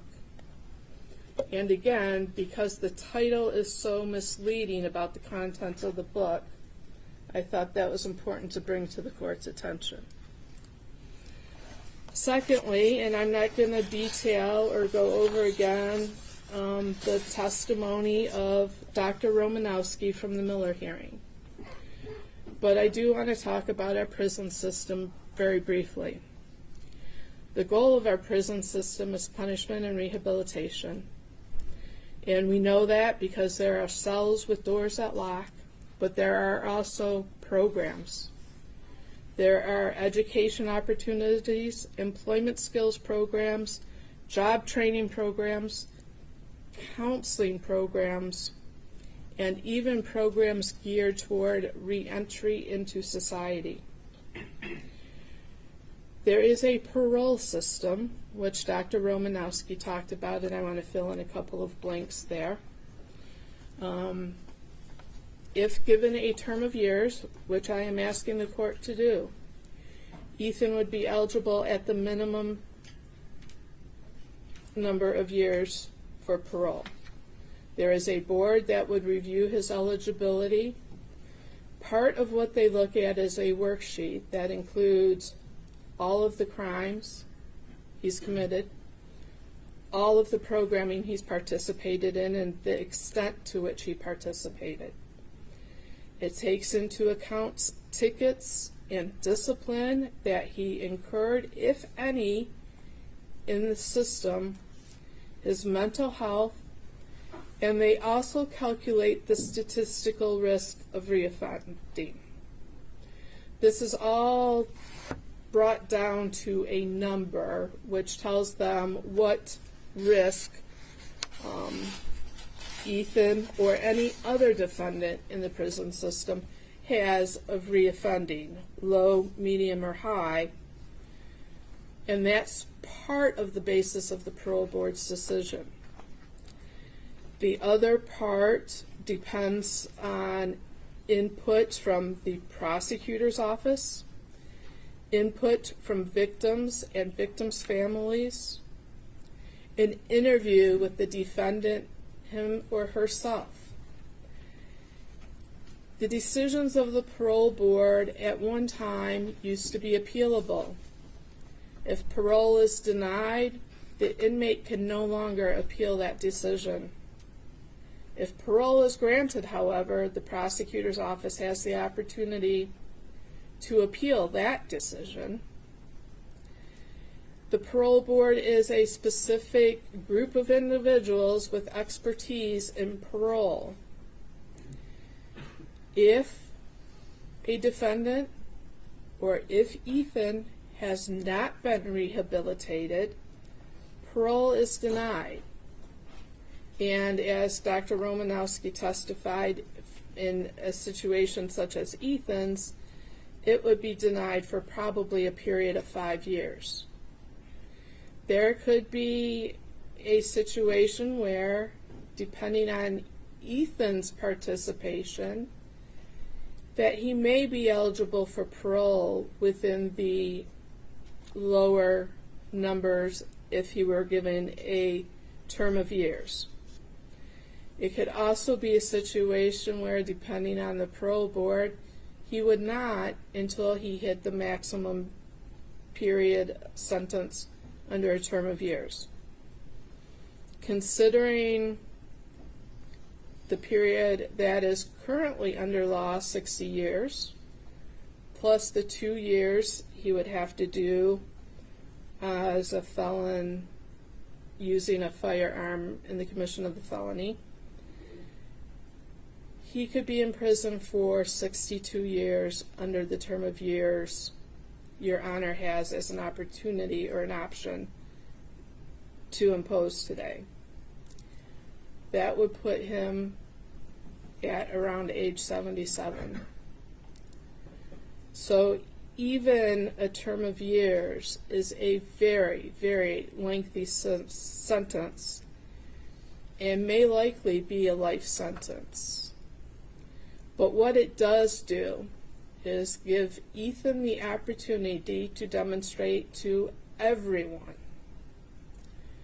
that he can be rehabilitated, that he is redeemable, and that he can make amends and contribute in a positive way to society upon his release.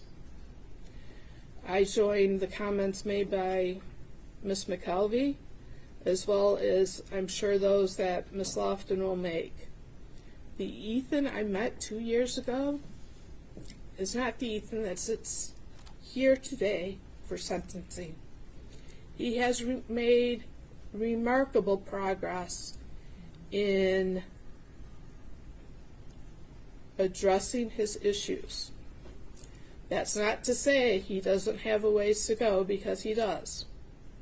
But that's to say he's demonstrated that he can change himself for the better. And for those reasons, I ask Your Honor to consider a term of years as opposed to life without parole. Thank you, Ms. Walker.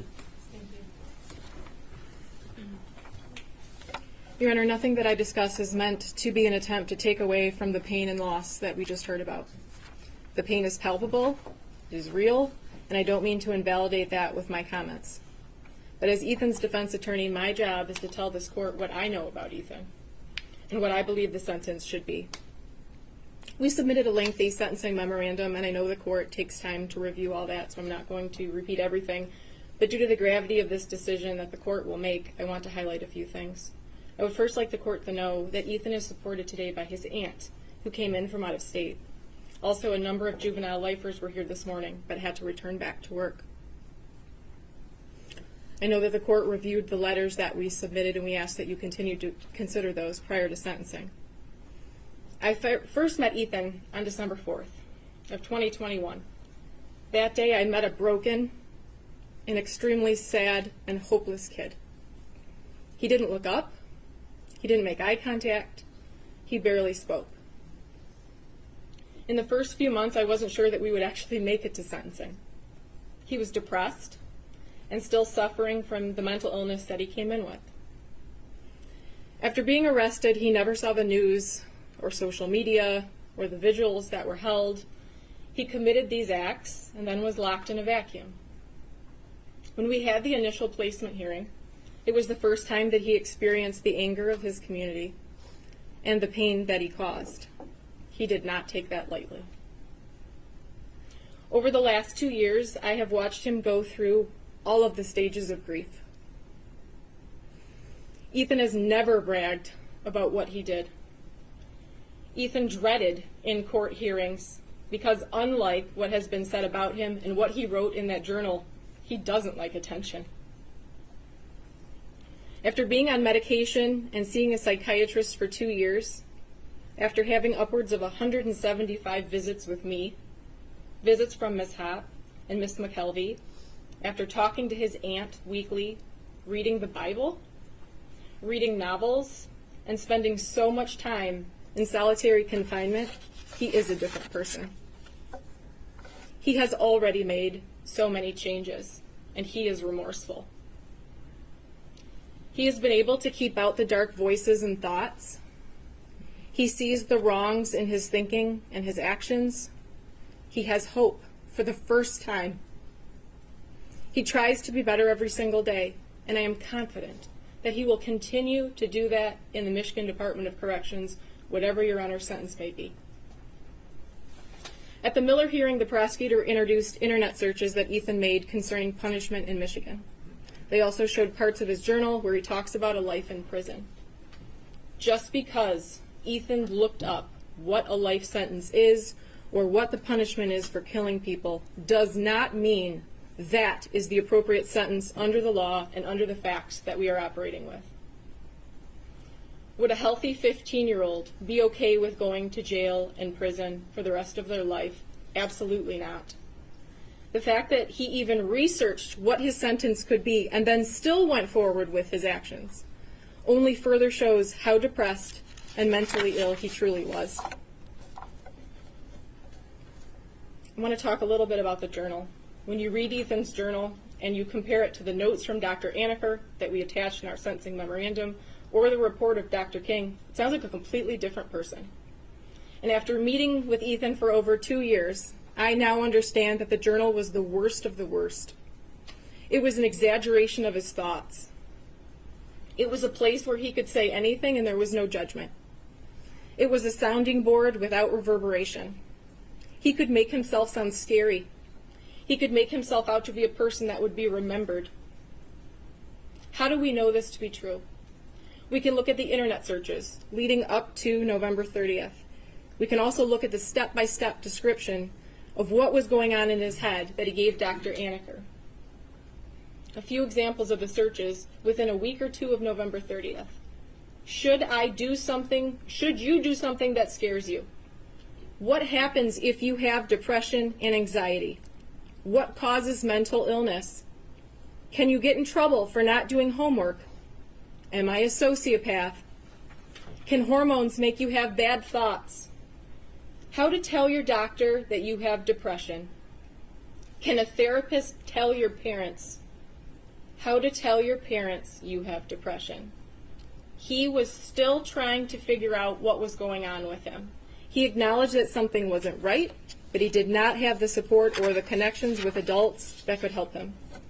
So while just reading the journal and listening to his video the night before could leave you with the impression that this was a master plan that had been crafted for weeks without hesitation, I don't think the other evidence supports that. He struggled with his actions until the moment he came out of that bathroom.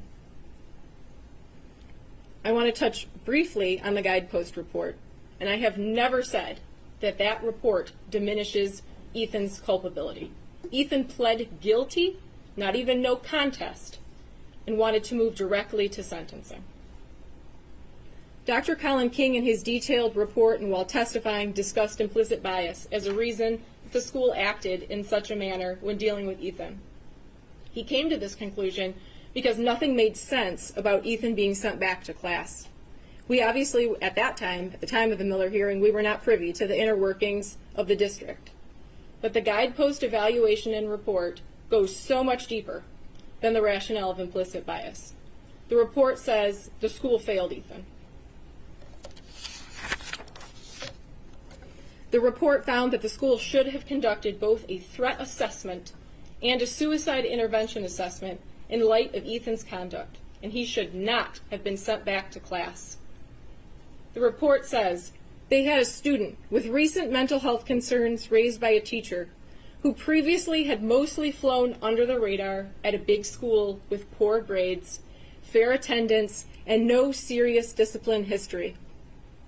A student who now on back-to-back occasions violates school policy, first by viewing bullets, and then by watching a video of a guy gunning people down. That raises a serious red flag. It's not a close call.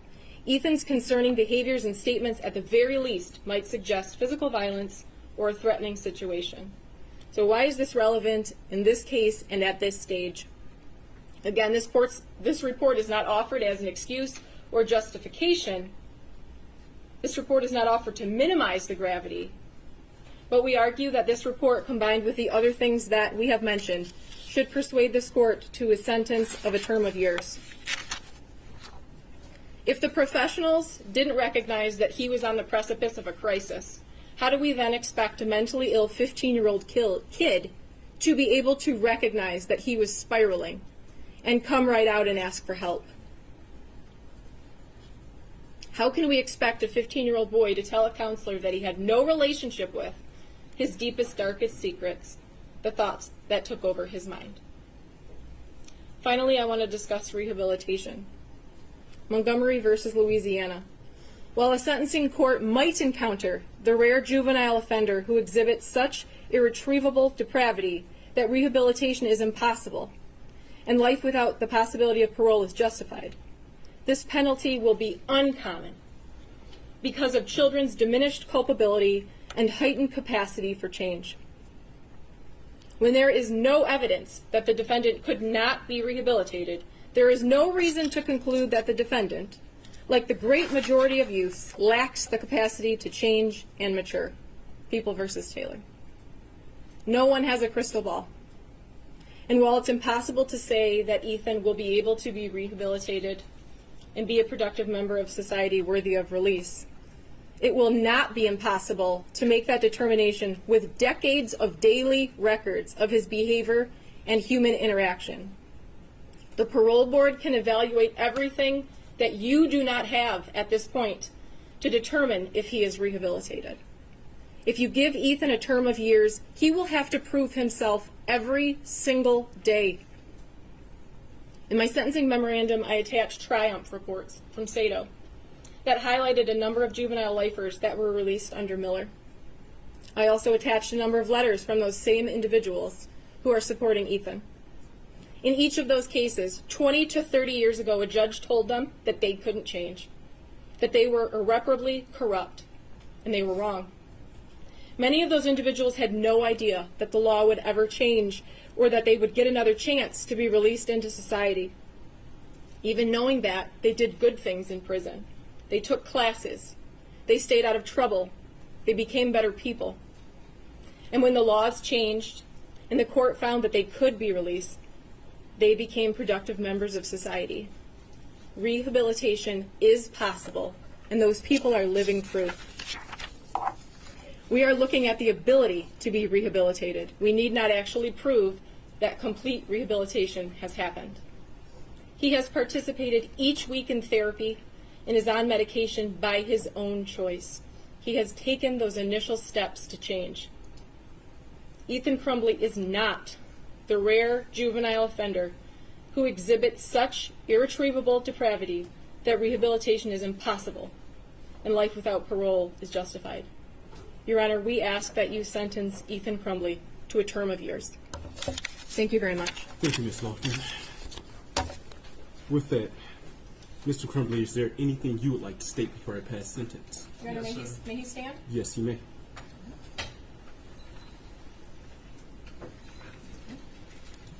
Thank you. You may proceed. I'd like to thank you for letting me speak, Your Honor. We are all here because of me today, of what I did. My actions were because of what I chose to do. I could not stop myself, but I am the one who led to why we are here today. I do not diminish any ability to anyone who could have stopped me, of anyone of a school or parents. They did not know, and I did not tell them what I planned to do, so they are not at fault of what I've done. I am a really bad person. I have done terrible things that no one should ever do. I have lied, been not trustworthy. I've hurt many people, and that's what I've done, and I'm not denying it, but that's not who I plan on to be. Whatever sentence it is, I do plan to be better than I am. I don't know if you'll believe that, but records of 15, 20, 25 years can show that I will change. Because it may not show it now with only 2 years of records, but I am trying. And all I want is for the people I hurt to just have a final sense of culpability that justice has somewhat been served in any capacity that they can recognize it with. Any sentence that they ask for, I ask that you do impose it on me, because I want them to be happy, and I want them to feel secure and safe, and I do not want them to worry another day. Because I really am sorry for what I've done, for what I've taken of them. I cannot give it back, but I can try my best in the future to help other people, and that is what I will do. So, thank you, Your Honor. Thank you.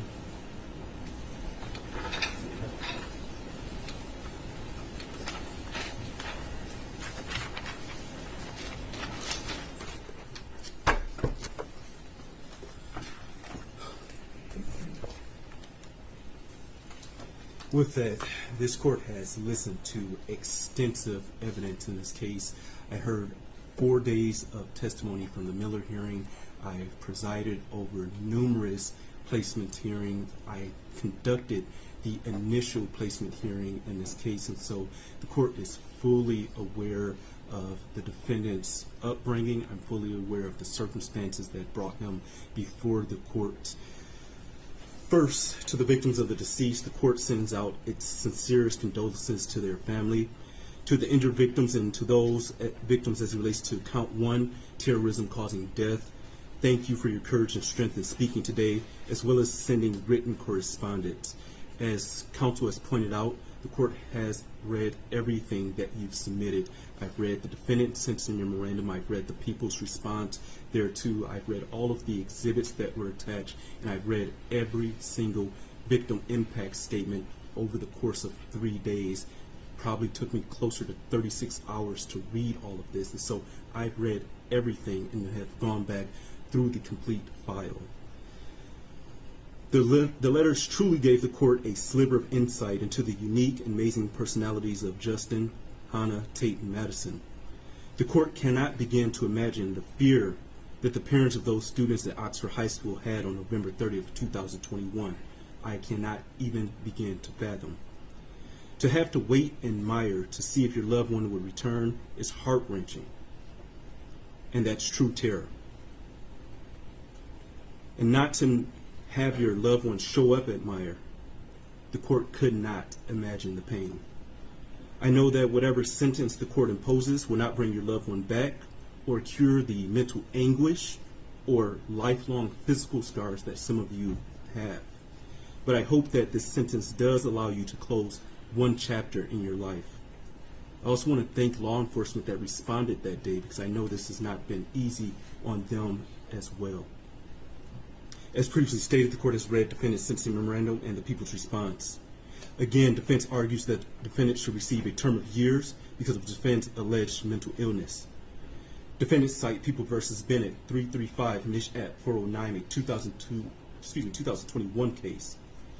The court notes that it is not saying because the defendant may be mentally ill that that automatically means he's irreparably corrupt.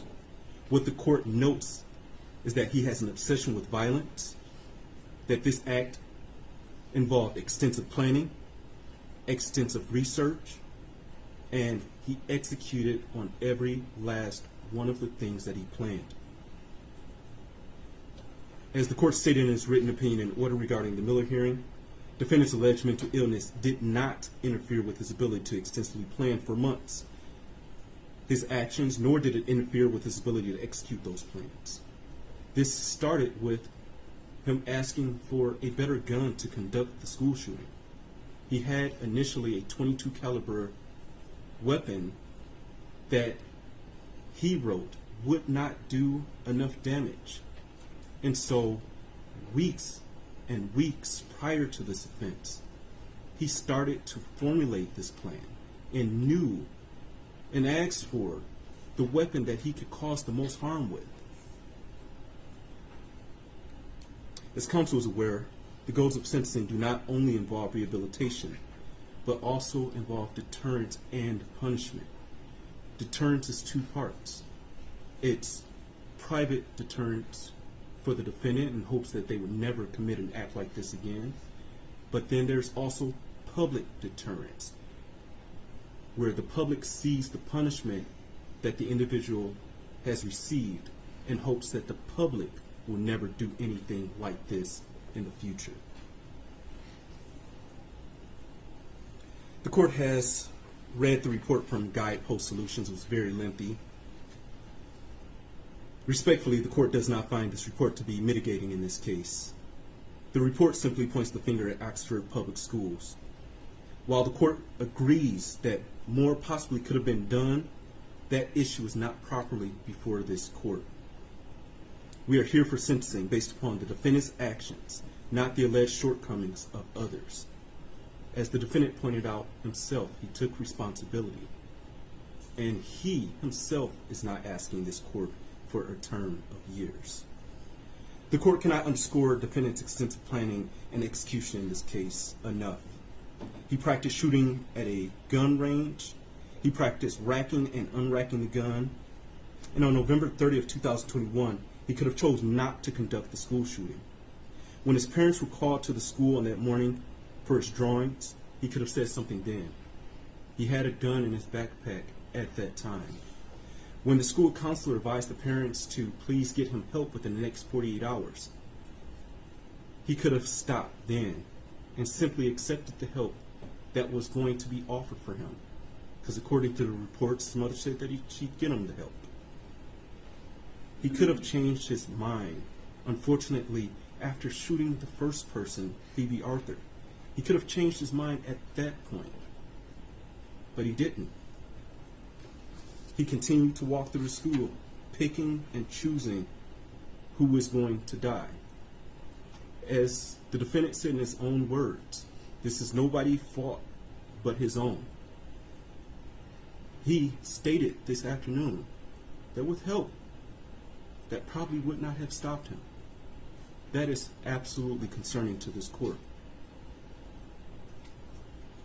The court apologizes to the victim for the bluntness, but defendant shot and killed Justin Schilling at point-blank range after having him get down on his knees in front of another student.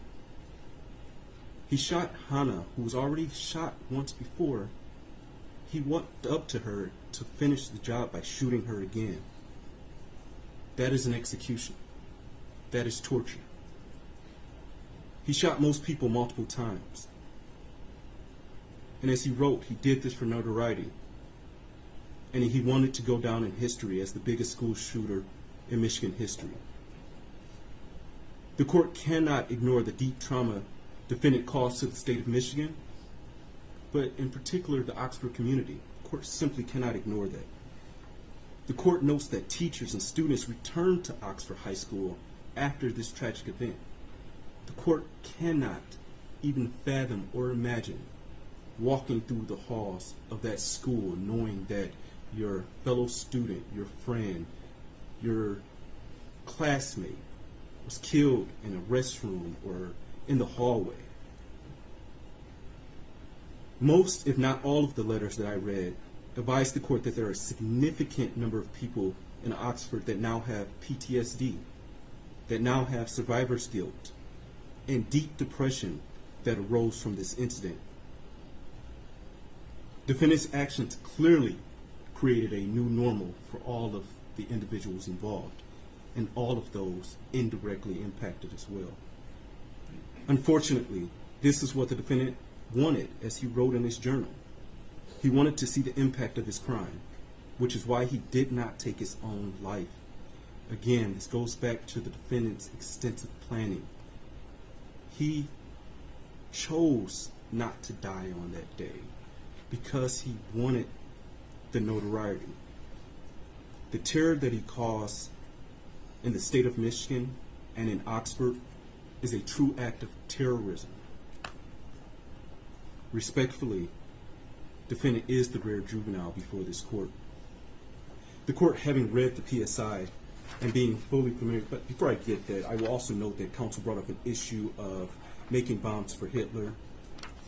The court, that does not change the court's opinion about the defendant's obsession with violence. I thank Ms. Hott for bringing that to my attention, but it still does not change the court's opinion about him being obsessed with violence, because his obsession was also outlined in the websites that he visited.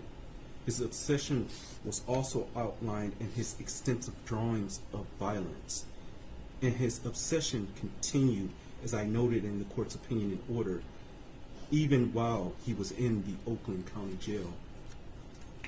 With that, the court, having read the PSI and being fully familiar with the defendant and the underlying facts of this case, believes that it is in the best interest of justice, as well as proportionate to the needs of this case, to sentence defendant as follows. As it relates to docket 2022-279-506 FC, count 1, terrorism causing death. Sentence of the court is that defendant shall serve life without the possibility of parole, credit for 8 days served. Counts 2 through 5, homicide, first degree, premeditated murder, juvenile defendant. Sentence of the court is that defendant shall serve the rest of his life without the possibility of parole with the Michigan Department of Corrections, credit for 8 days served. On counts 6 through 12, assault with intent to murder.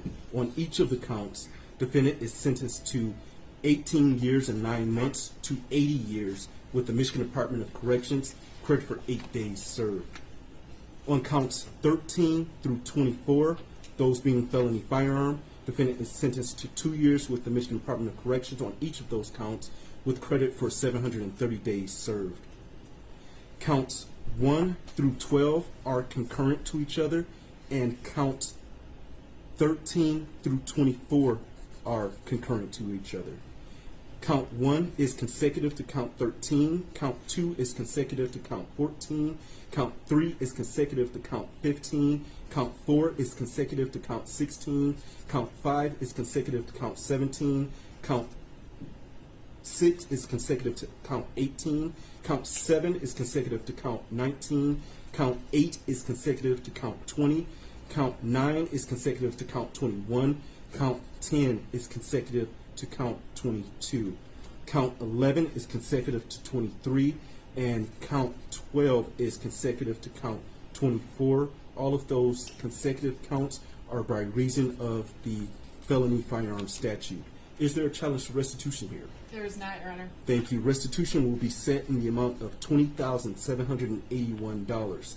State costs will be set in the amount of $1,632. You are not to have any contact with Oxford High School or enter Oxford High School.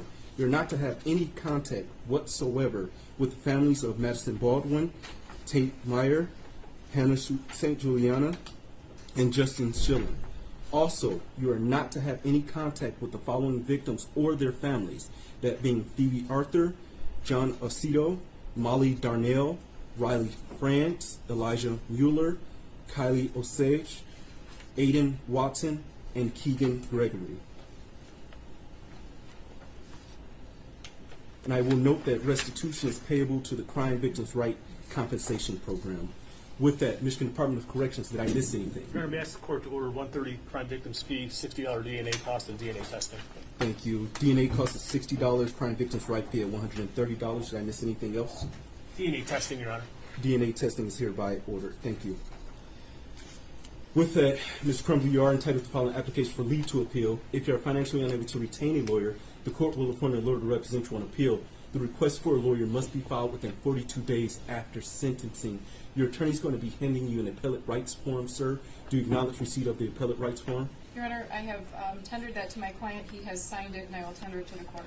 Thank you very much. With that, counsel, anything else for the record? Not from people, thank you. Nothing from the defense. Thank you very much, Your Honor. Thank you very much. With that, deputies, you may take Mr. Crumbly. To those in the gallery, please be seated until he is exited.